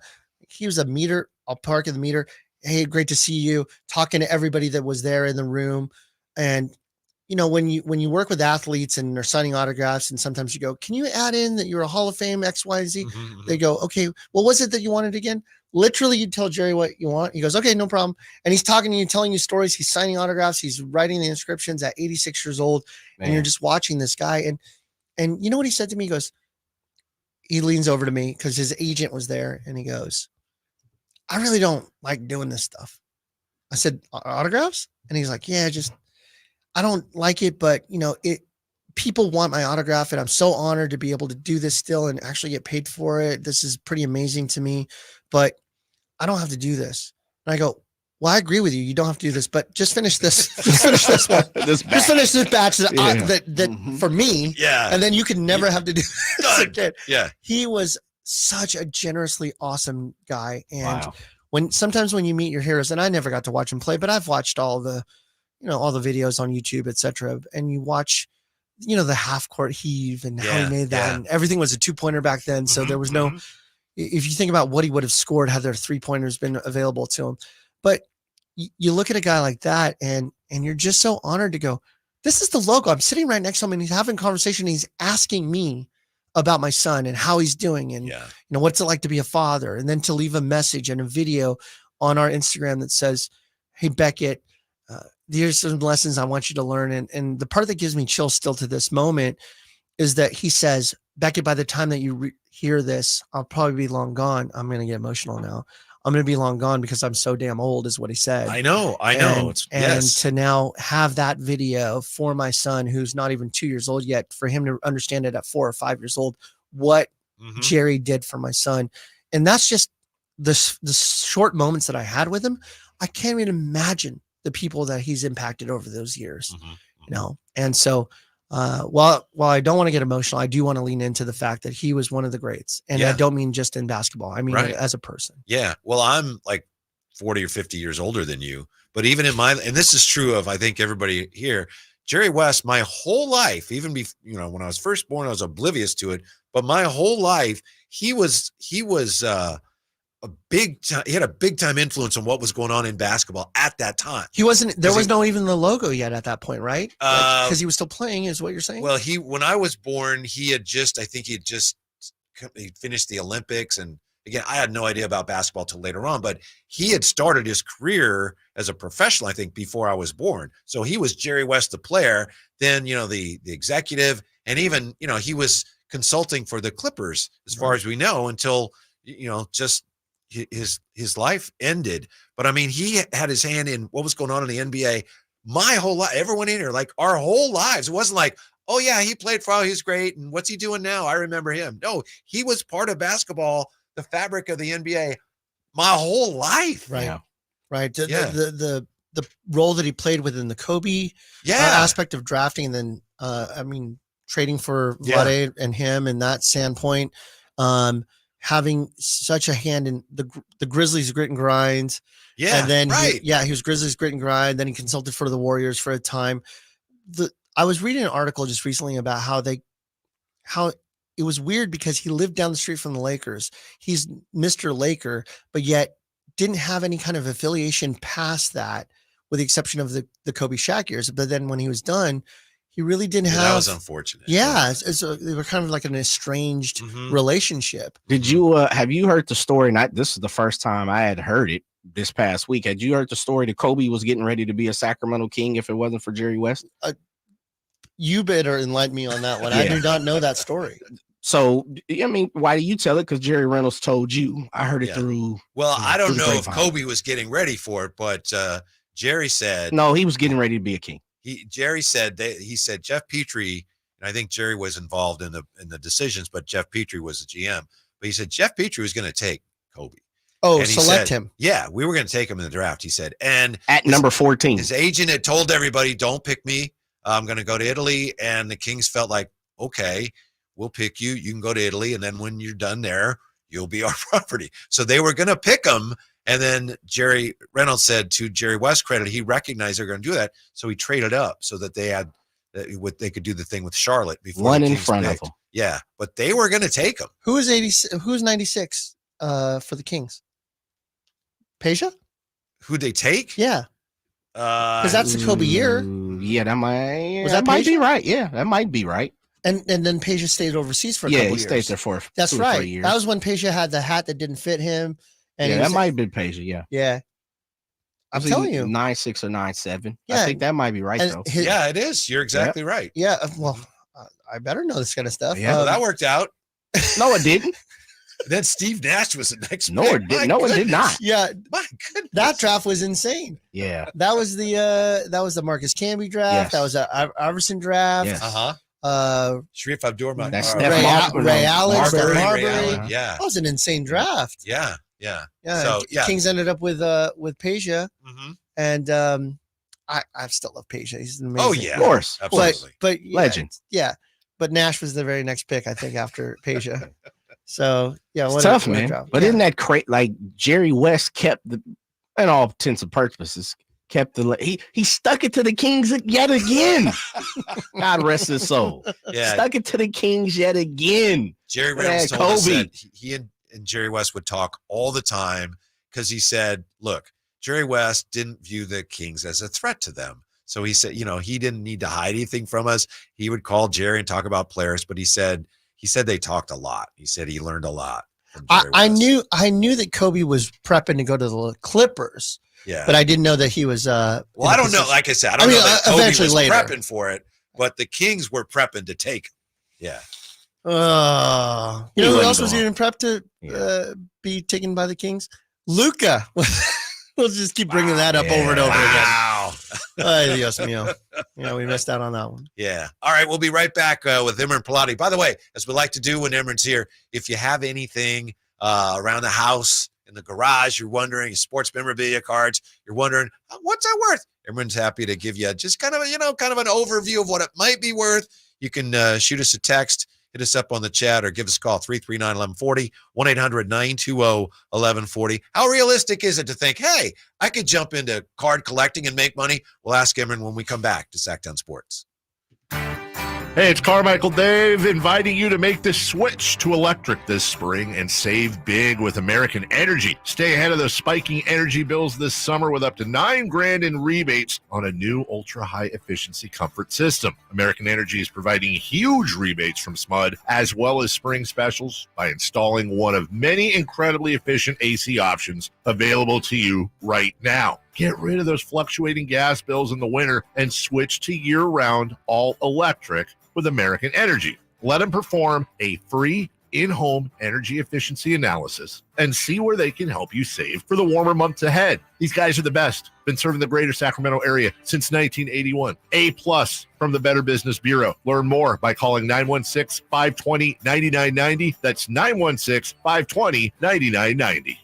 Call 916-520-9990 now.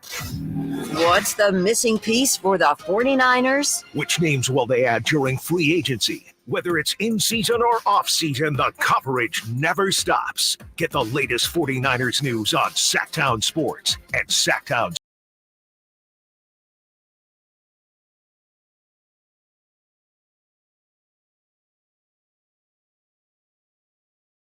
Guys, live and local, every afternoon, Monday through Friday on Sacktown Sports.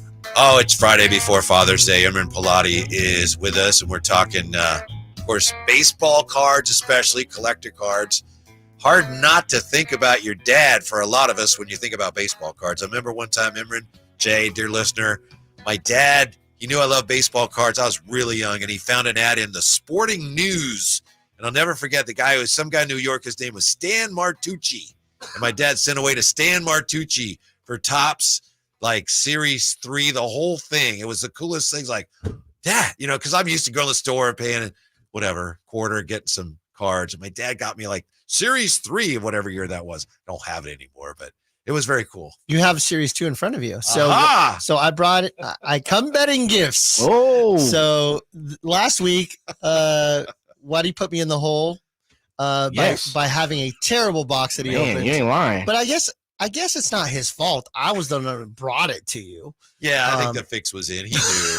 It was a bad box. Who chose the box? Did you choose it, or did someone in your team? I'm gonna blame Big Shep. It's always his fault. When things go wrong, Big Shep. When things go right, it's all Emron. Today I've brought you a box of 2024 Topps Series 2 baseball. This just came out on Wednesday. We have it on. Oh man, we have it on our shelf at $95 a box. And if you come in store, that's a pretty good price. Yeah, it's a great price. And if you come in store and open the box after you pay for it, let me start right there. You just don't come in and open boxes here, but if you pay the 95 plus tax and you open the box, we will have one of your cards that you choose of your choice out of your box. We'll grade it for you for free. Really? Through SGC grading. Yep. Man. We'll do that for you on our behalf. That's what's up, man. Yeah, we want to make sure that people feel good about grading. Some people have never got their cards graded before, so I thought this is a great chance for you to not have any risk and hopefully you pull something. Now, just in our last 2 days of people opening boxes in our store, we've had 2 CJ Stroud autograph cards in there been pulled. Keep in mind, I know CJ Stroud, the Texans quarterback, but again, as we've talked about on previous shows, Panini does not have the license or the exclusive agreement to have CJ Stroud sign autographs, but Fanatics/Topps does. So because they don't have a football product, they're like, well, where can we put them in? Wow. So they had CJ Stroud dropping them in the baseball. He did a first pitch for Houston, and so they took a picture of that, and then they had CJ Stroud sign autographs on that card to be able to. That's crazy. Yeah. So then today, randomly enough, Topps is being fun. They're awesome. They're doing a great job. Wembanyama is in this autograph. So you remember the first pitch that he threw for the Yankees? They took pictures of that. They had him sign autographs. Today, we had somebody pull out of one of our boxes, Daddy Yankee, the rapper, autograph card from his first pitch that he threw. Really? He threw a first pitch, for the Mets. Wow. And then they had him autograph it. The guy pulled it in store that opened the box, and we're going to get that graded for you. So the question for me is, besides the cards that you just named, what else am I looking to pull out of this? Is it Dylan Cruz? Like, who's the guy? Is it Paul? Like, who am I trying to pull out of this? Randomly enough, there's one particular card that you're going to want for fun and for value. Okay. If anybody's listening right now and they've collected for many years, particularly 1989 Fleer, there was a card, the Billy Ripken era card. Yes. Okay. Yes. For those of you, and we're going to keep it super PG. I saw on the this. radio. Jackson Holiday was doing something. Is this what it is? This guy. Can we do the 7-second bump? This guy's literally the 7 second before I can even thought about it. I'm just done talking. And I'm the expert, baby. He's the Nostradamus. I didn't even know about that. Yeah. So at the bottom of the bat barrel, Billy Ripken is holding the bat, and at the bottom of the bat barrel, it has a expletive face. Right. And it was when you're 12 years old, like I was, oh my God, right? We're giggling around that we got this card. They found out that it was an error. They go, we made a mistake. So they had all kinds of variations of it.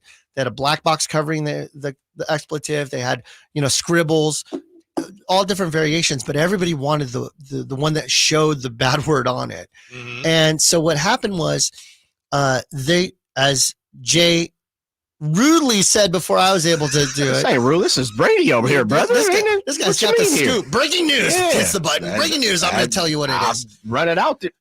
I'll run it out. When it breaks, run it out there for you. have it first. Ask for it. I'll run it out there. No, it goes. This ain't True Sports Card now, baby. This is the Drive Guys. When it breaks, Jay's here to break it. He's right. There's a Jackson Holiday who hopefully will get back on track as one of the hottest prospects in baseball for the Orioles. He has one. They duplicated that because Billy Ripken played for the Orioles. So they had Jackson Holiday have this. And at the bottom of the bat barrel, it says fun face. And he's smiling like with the biggest cheese you've ever seen. And this is a very, very short print. And they're having a great time with it. That thing, I think most recently sold on eBay. I believe it was yesterday for like $800. Oh, yeah. Pull that right now. Yeah. Yank it. So Daddy Yankee. I don't have the best Daddy Yankee percentage. Let me just say this.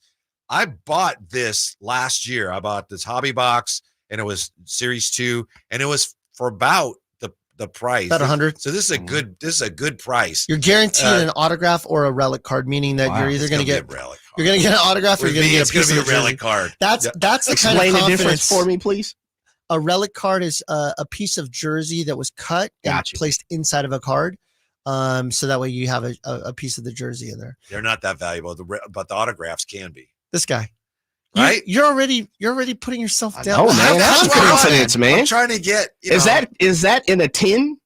Is that a tin? That's it's just a cardboard. Like I felt like I've seen those things in a tin. The other thing is there's so many cards in here, which is great. Fillers. There's no way I won't be able to open them. There's fillers. We could try though.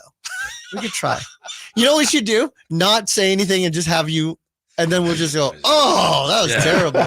20 packs, 12 why cards don't you per Why don't pack. you just open it while we're talking, and then you can open 2 or 3 packs and see what happens. Then and if you don't hit the relic or autograph, you can take it home, show your wife, and say, look, honey, I promise you I'm going to get something in here, unlike my normal visits to Target, Walmart, Barnes and Noble, or wherever else you buy your stuff. Imran doesn't rip cards but one time a year. He's explained that. So we're gonna have it was right here on the show. Yeah. We're gonna have him break that because he's gonna have to rip one of these packages. I'll open only one pack. That'll work. This is not for me. While he's trying to constructively get into that for those of you that are not watching, he's using his teeth. He's ripping into it with his incisors. Have you heard that Domantas Sabonis is changing his jersey number? All right, number 11. As a collector, does that do anything? Does that hurt my value if I have a Domantas Sabonis, rookie for Oklahoma City, and now the jersey's different or something, a relic or autograph of him in the Kings 10? What does that do for my value? I think what ends up happening is people collect serial numbered cards specifically that matches what's called a jersey match. So if they can get the card number 10 of 99 or 10 of 10 or 10 of 15 and Sabonis is wearing it, they love it because there's only one number 10 of that card for you to collect. So people love doing the jersey match. Gotcha. Now with it being changing to 11, they'll just go, well, moving forward, it's number 11 is the jersey match. So I wouldn't say that it changes anything. Gotcha. The part that probably hurts a little bit is when you have an autographed jersey of Sabonis and it was number 10 and now you have number 11. Yeah. And you still have number 10. But when it's iconic, when it's a Kobe moving from 8 to 24, not a big deal because he's too iconic. Sure. Maybe Sabonis will get there one day, but at this moment, it's not there. But here's the other thing too. LeBron James changed jersey numbers multiple times. Do you remember what his first jersey number was before 23 on the Lakers? 6. He was 6. Look at that. Look at that. You guys are experts and you don't know. Confirmed 100%. Sometimes it just doesn't matter. Yeah. You know what I mean? Yeah. And so, do you remember what Shaq's jersey number was on the Celtics? No. 36. Yeah, not on the Celtics. Right. So it didn't, at some point it doesn't matter. I think that Sabonis is, he could be an all-time king when he's all said and done, hopefully. But I think 11 will be a synonymous number moving forward. Whatever these are, this is some shiny? That thing is Shohei Ohtani in a Dodgers uniform. Yeah. All right. That's nice. Look at the excitement on the first. Worth about $5, $3. He's correct. $5 to $3. Is it numbered? No. Jose Rodriguez rookie card. Keep it. We got a Reese Olson rookie card. You got to sleeve it. Yeah. These are the special ones these come with the. It's called a box. It's called a box topper. It's one special pack that has 4 unique cards in there, and they're a little different than the rest of them. Jacob Amaya rookie card. Again, sleeve it. I don't know who that is, but good for him. Hey, I got sleeve it. Sleeve it. Come on, man. Go one more, Whitey, of the actual packs that come in the box. Sleeve it. You want to open one? Oh, you'll let me open one of the box that I brought. Get Imran in here. We got packs for everybody. We got Jay. We have. Go ahead. No, please. Because what ends up happening is if you, I want you to pull the magic here, not me. Yes. Okay. Come on, man. I don't Daddy know. Yankee. I'll narrate it. I hear slowly Daddy opening coming. the pack. Yeah. His fingers are broken, and he's up. Every card is damaged coming out of this. This is a Carlos Estevez. That is that's Charlie Sheen's real name. Okay. Yeah, this Kyle Harrison rookie. Woo! Giants fans know. Sleevable. That's unsleevable. Unbelievable. Let's see. Max Kepler, Miguel Vargas. Not a ton of great stuff here. Yeah, we'll take a quick time out. Let me finish this. This is one that's backwards. Doesn't that mean something? It might. Josh Hader, shiny. Ooh. Yeah. That's the official term. Yeah. I am on fire here. I already go got to an break. Ohtani and a Kyle Harrison rookie card. We'll be back with more. We'll find out how much somebody's Sprite basketball Mitch Richmond autograph is worth. Mitch, when we come back. my guy. Sacktown Sports. At Fisher Investments, we may seem like other money managers, but we're different. What makes you so different than the rest of us? We ensure clients receive unparalleled service at every step of the relationship. Tell me more. Our investment counselors focus on service over sales, prioritizing clients' needs. How do you make money? We don't sell any commission-based products. We have a simple management fee based on the value of our client's portfolio. So we do better when our clients do better. What about client portfolios? We get to know each client, their finances, family, health, lifestyle, and more, and then we tailor a portfolio based on their specific goals and needs. Your clients really come first then, huh? Yes, we make them a top priority. Our goal is helping them achieve a comfortable retirement. Wow, maybe we are different. At Fisher Investments, we're clearly different. Learn more at FisherInvestments.com. Investing in securities involves the risk of loss. Save on rows and rows of new Hondas during our giant summer sale at Folsom Lake Honda, your one-stop Honda shop. Hurry in and save on our best selection of new Hondas. Each is priced to sell now. Folsom Lake Honda is your one-stop Honda shop for great pricing on a giant selection of new CRVs, HRVs, Ridgeline, Civics, and Accords with low finance and lease options. Get to Folsom Lake Honda or go to folsomlakehonda.com. Folsom Lake Honda, yeah, your one-stop Honda shop. Golf to Go is brought to you by the Hagen Oaks Golf Super Shop. Here's Frank LaRosa. Are you one of those players that finishes a round, takes off your golf shoes, and dumps them in your car trunk? Golf Digest says you can extend the life of your shoes with just a bit of care. Use a little warm water and maybe a drop of soap to wipe away any dirt after your round. Actually, I just wipe mine with a wet towel when I take them off, and they stay looking like new. Also, use shoe trees to maintain their shape and keep the insides dry. If you have more than one pair, rotate them so you don't wear the same shoes 2 days in a row. Change your spikes because new spikes will help you get more traction for your faster than necessary swing. And with Sacramento's hot summers, give your shoes a break and don't leave them in the trunk of your car. That will suck the life right out of them. With so many brands, styles, and colors on the market today, you can certainly find the right pair for your personality and your game. When you think about it, golf shoes are really part of your equipment. Treat them well. That's your Golf to Go. I'm Frank LaRosa.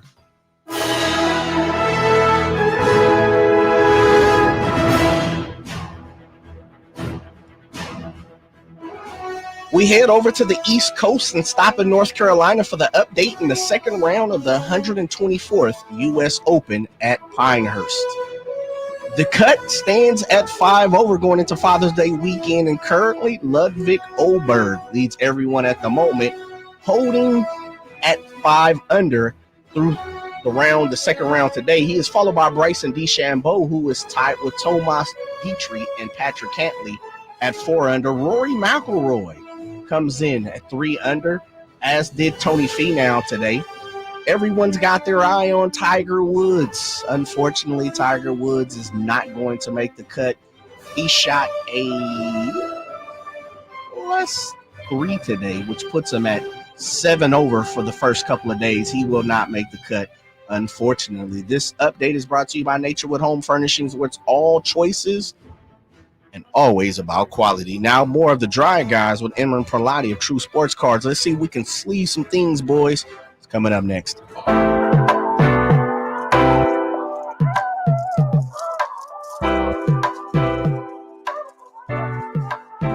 Your afternoon home for Kings talk and so much more. The Drive Guys on Sacktown Sports. All right, we're having some fun. Thanks for being with us.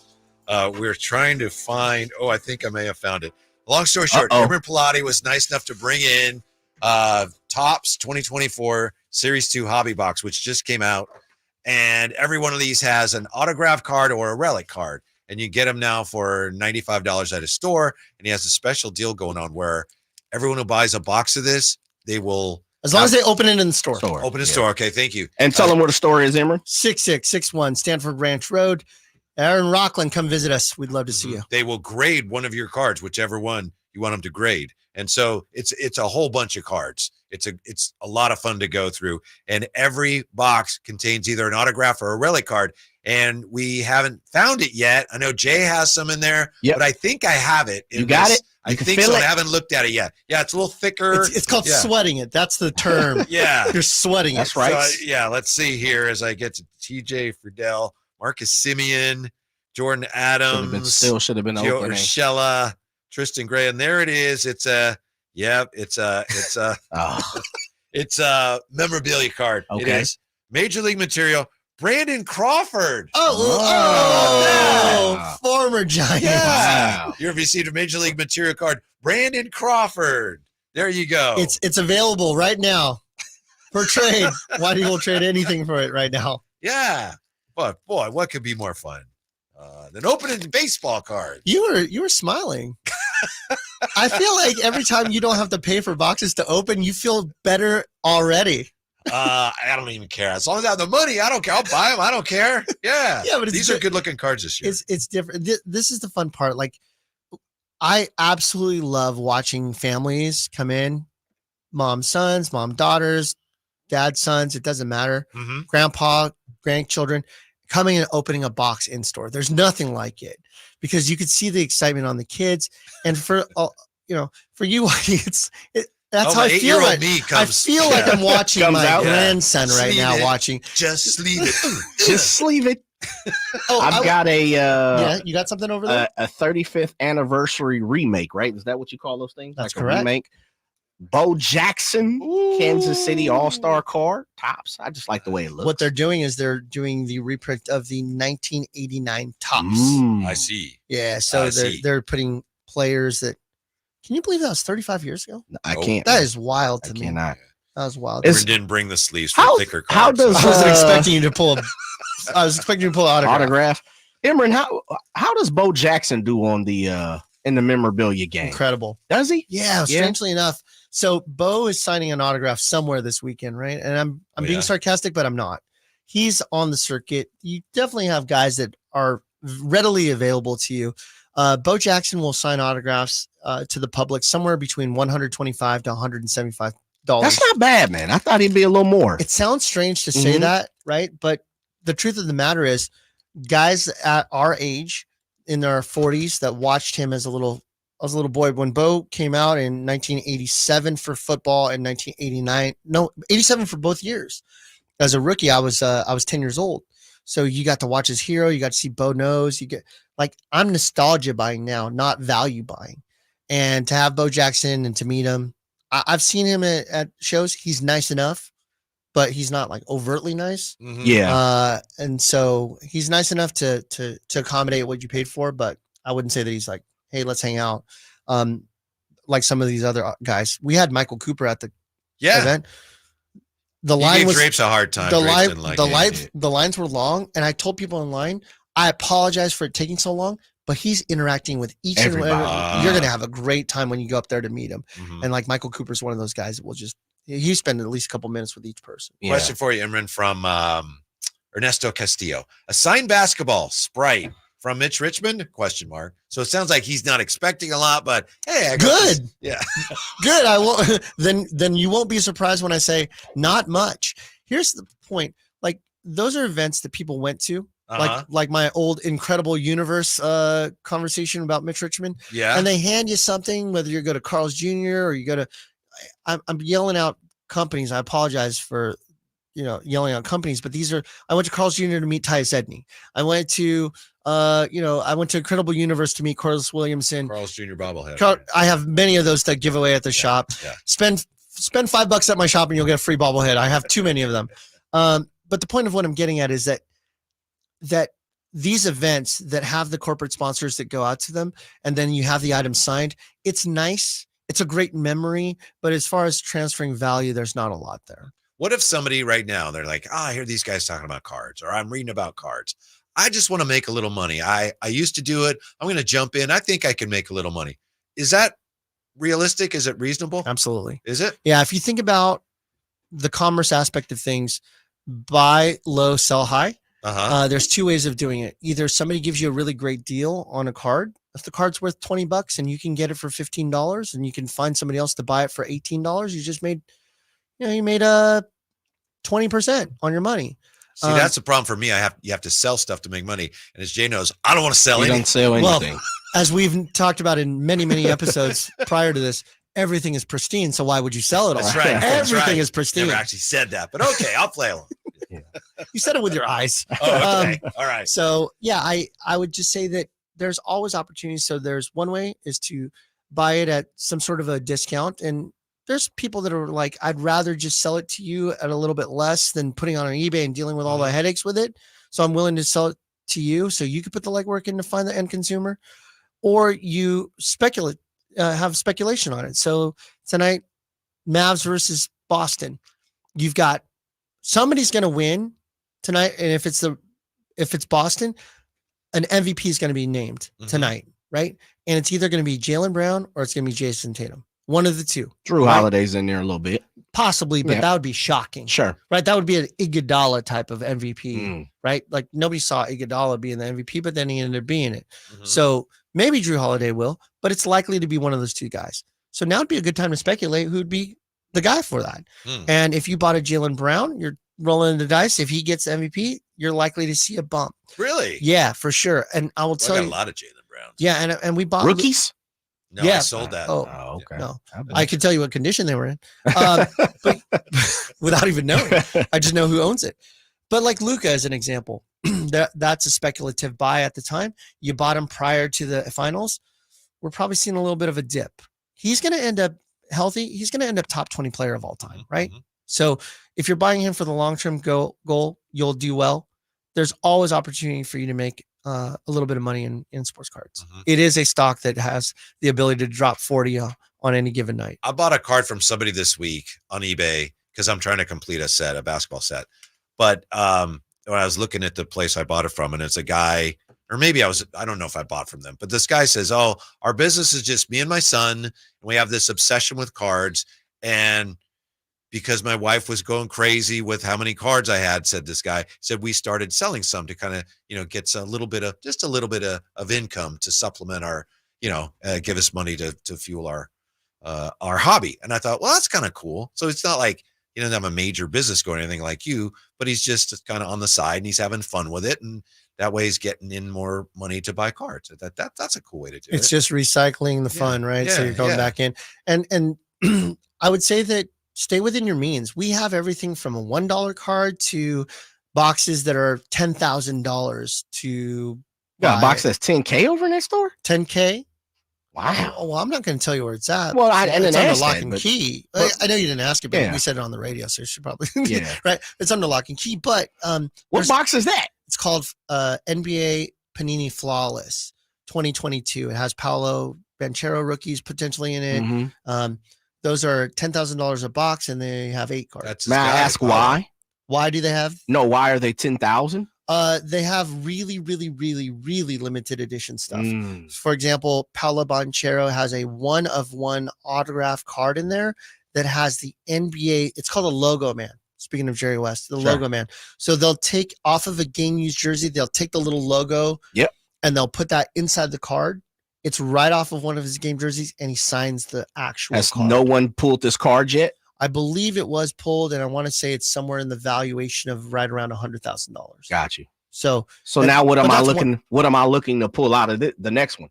I mean, there's variations of that Oh, Paolo okay. Banchero, but Gotcha. I don't think anything's numbered higher than I think 25 maybe. Or yeah, so there's some real opportunities there for you, but it's high risk, high reward, as my co-host Emil Fragoso would say. It's risking it for the biscuit, whatever. You know what you should do if you get one of those cards you're talking about? Tell me. Sleeve it. Sleeve Just it. sleeve it. Come on, Oh, baby. you're gonna one touch it, and that's the hard plastic with the magnet, and you put the seal around it. What- Yeah. Emmer, man, before we break here, what would one do if, let's say, I pull that card? Yeah. What's the best advice you would give me to make sure that card keeps its value, number one, besides the the volatile market of collecting. But I guess what I'm asking is, how do I get that card to you to make sure that thing is graded, to make sure that it's not lost, to make sure that I keep the value, doesn't get bent, it's still in my, I have still control. Like, what's the best way of going about keeping that value of that card? Let's say that the person opened the $10,000 box in store with me. Gotcha. Right? And I watch them open it. And we go, oh my goodness, Jay, you pulled the Paolo Banchero 1-of-1 logo man autograph. Right. We would hug. Yeah. We would cry. Yeah. We would high five each other. We'd call our wives and say, look, we're rich. And then if we wanted to get it graded, you, me, or me for sure, would get on a plane. I'd jump on a plane. You're not sending it in? Absolutely not. No way. I'm flying it down there. And I'm going to hand it to them, and I'm going to sit there while they review it and grade it. Gotcha. It's probably going to be somewhere in the $10,000 to get it graded range just to get that done. But it's called same day walk-in at PSA. And we would get that done right there. And let's just say that 1-of-1 Paolo Banchero got a 10, an absolute gem mint. We're talking about $500,000 or more. Whew. Yeah. So that's another way to make money in the sports cards, Yeah. Whitey. It's to take a card and get it graded and have it be, as you would call it, pristine. Man, we didn't have any of those cards today, but we had a good time. We did have a Brandon Crawford jersey card. That's right. That's right. Of a jersey, of a Giants jersey that he doesn't wear anymore. But that's okay. That's part of the fun, so they tell me. When roll we come your eyes. back, are you willing to go head to head against Jay in the quiz today? I will lose, but yeah, let's do it. All right. So we head into Whitey's Wayback Machine. We got the quiz coming up. We wrap things up here with Imran. It was nice enough to bring in some baseball cards. Drive Guys on Sacktown Sports. Carmichael Dave here, reminding you this Father's Day, you can make your backyard the ultimate retreat with Amy's Outdoor Living, your grilling headquarters. See the new Red Hot barbecue brands, Napoleon and Rectech. Napoleon grills, perfect gas, perfect infrared grilling, built to last. And those Rectech pellet grills, they're built like a tank and offer the #1 rated grilling app. Now, Amy also features Weber, Big Green Egg, and Traeger gas and pellet grills like I have, and the Gosney professional pizza ovens. Guys, I threw my old pizza oven out. I got the Gosney in my backyard. It is so awesome to do pizza at home with the family. Free setup and delivery on $3.99 and over purchases. Save 40% off selected in-stock patio furniture and umbrellas. Visit their clearance center in the Sacramento store for scratch and dent savings. Amy's Outdoor Living, El Camino near Watt, and inside Amy Ace Hardware in the El Dorado Town Center. At Ashton & Price, we get injury victims to yes. Experience, yes. Ashton & Price has been around for over 25 years. No more insurance companies? Yes. Our clients focus on getting better, and we handle all the rest. Results? Yes. We've collected over $100 million for injury victims. No fee until we win? Yes. Our clients pay nothing until we win. Ashton & Price, the best at getting to yes. Remember, for the best advice, don't think twice. Call Ashton & Price. Hello, I'm Frank Cockrell with Retirement Security Centers with a weekly economic update. There's an old adage that if America sneezes, the world economy gets a cold. It works the other way as well, as positive American economic growth benefits the world economy. The global economy is expected to grow 2.6% in 2024, according to the World Bank, thanks to higher than expected U.S. economic growth. U.S. economic growth is expected to be 2.5%, up nearly 1% from the World Bank expectations to start the year. Continued higher interest rates could put a chill on this hot growth, however, as delays and reductions in borrowing costs could cut as much as 0.3% from economic growth numbers. These conditions could be worse for developing economies who took out massive amounts of debt to combat the effects of COVID shutdowns and now may find it hard to refinance that debt at manageable rates. The hope is that the various World Bank leaders will chill out on their inflation battle and warm up to the idea of spurring economic activity, or at least not freezing it out. How might this affect you or your family? Please go to frankontheradio.com to schedule an appointment, watch videos, and receive market updates. I'm ready to help you start your journey so you can define your future. Securities and investment advisory services offered through Osaic FA Incorporated, member FINRA SIPC. Osaic FA is separately owned, and other entities and/or marketing names, products, or services referenced here are independent of Osaic FA. Capital Casino has been serving the greater Sacramento area in the same convenient downtown location for over 20 years, with plenty of close-by, well-lit parking monitored by security staff and offering the most variety of table games in the region in a safe and friendly environment. Best food, best service, and the best action. That's Capital Casino. For more information on tournaments and gaming, check out their website at capital-casino.com. And please remember to gamble responsibly. 1-800-GAMBLER. It's the Make This the Summer event, and it's going on now at Lodi Chrysler Dodge Jeep Ram. Hi everyone, Leonard Harrington here, and I want to tell you how we make your buying experience at Lodi CDJR as easy as possible. You can come in for a visit, or you can do everything online at LodiCDJR.com. Just pick out the make and model you want and scroll through our large in-stock inventory. Next, schedule a test drive at the click of a button. If you want to finance your vehicle, you can start your paperwork online too, saving you plenty of time before you get here. And if you're looking to sell your vehicle or looking to buy, we'll give you an instant cash offer online too. At Lodi Chrysler Dodge Jeep Ram, we make it easier than ever to put you into a new vehicle. It's what we do. Online at LodiCDJR.com or in person. We're right off 99 in Kettleman, where we're open till 9 every night and Sundays after church. Prices are better at the Low Price Center. Lodi Chrysler Dodge Jeep Ram. Visit us at LodiCDJR.com.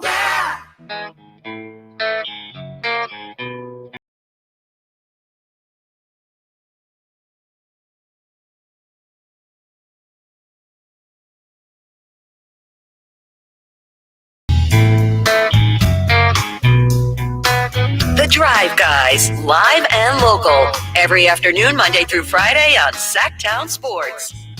Jay does a great job selecting the music. I can't believe he didn't play Michael Jackson's Sleeve It, but that's okay. Nope. Yeah. Michael Jackson doesn't have a song called Sleeve It. You've just decided to make it such. I know he does. I can hear it in my head. I can hear it. Imran is here. We're wrapping things up for the week here with Whitey's Wayback Machine for June the 14th. And I know last week Imran played the quiz. I think you and Jay teamed up. I think you guys He's won. a champ. Of course, you mean think. I've only lost once. And who was it to? To Drapes. Oh, to Drapes. And the problem is I had the answer. I thought myself. Because I remember it was the Tony La Russa. That's right. Joe Torre thing. I flipped both of them within the same week. And he beat me 3-2 on some old, again, hanging chads. I'm looking at the hanging chads. You know what's weird? Whenever somebody puts me on the spot for this type of thing, I kind of get stumped and I go, oh, of course I knew that, right? Sure. And then you watch somebody on TV, like on a show like Wheel of Fortune or Jeopardy, like, Yes. what a dummy. Why would you even say I that? know. And then you be the dummy, right? Yeah, and I'm the imagine being on dummy. TV. Yeah. Right. Yeah, what that's like. I that. knew that. You're screaming at the TV, but you're not under the lights, the pressure. Here are the years we have today, guys. Everything again, June 14th, 1969, 1979, 1990, 1998, 2005, 2014.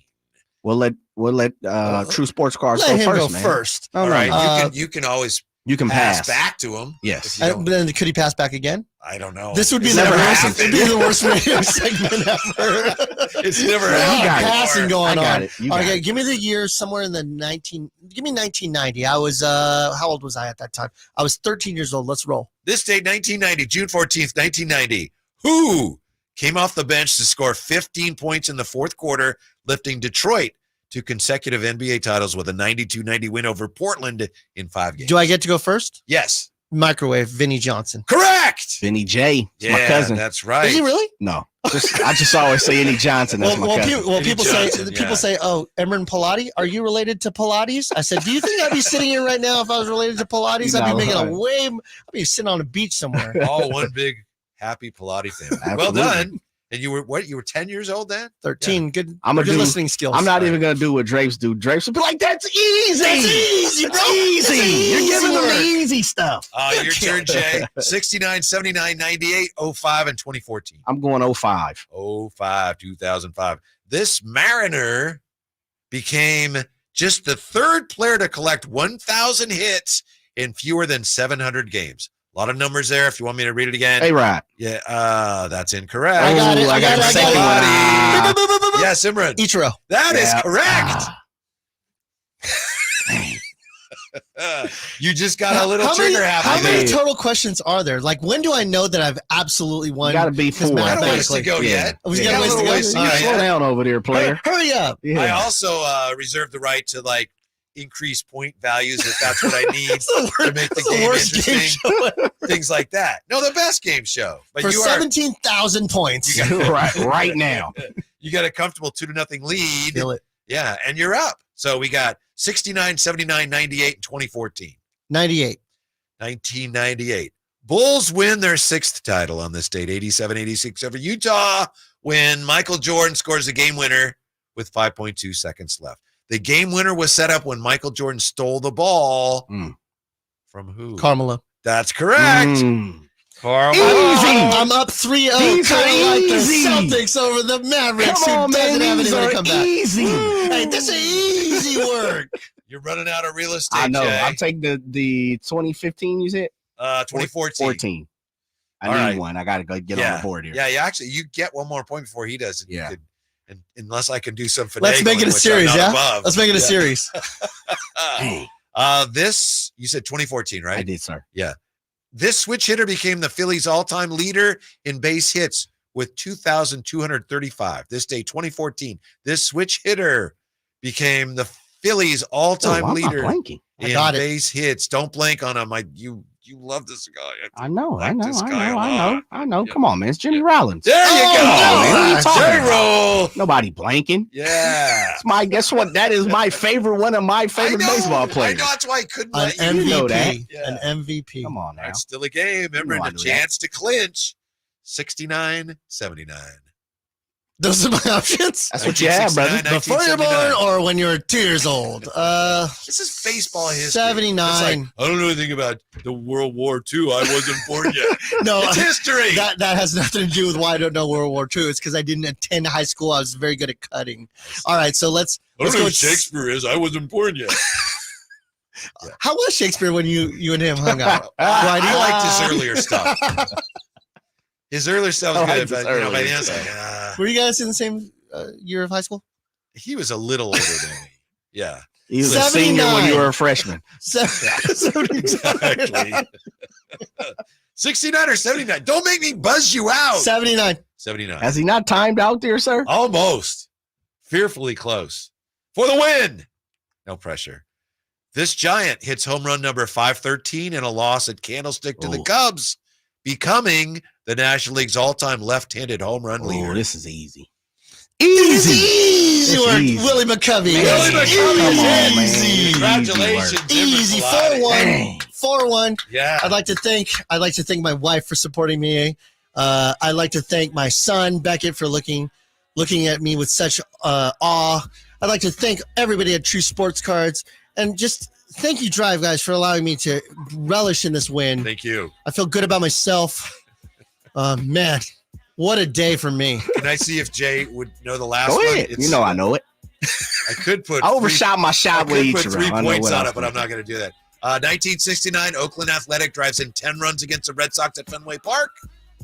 One person or the team? This Oakland Athletic.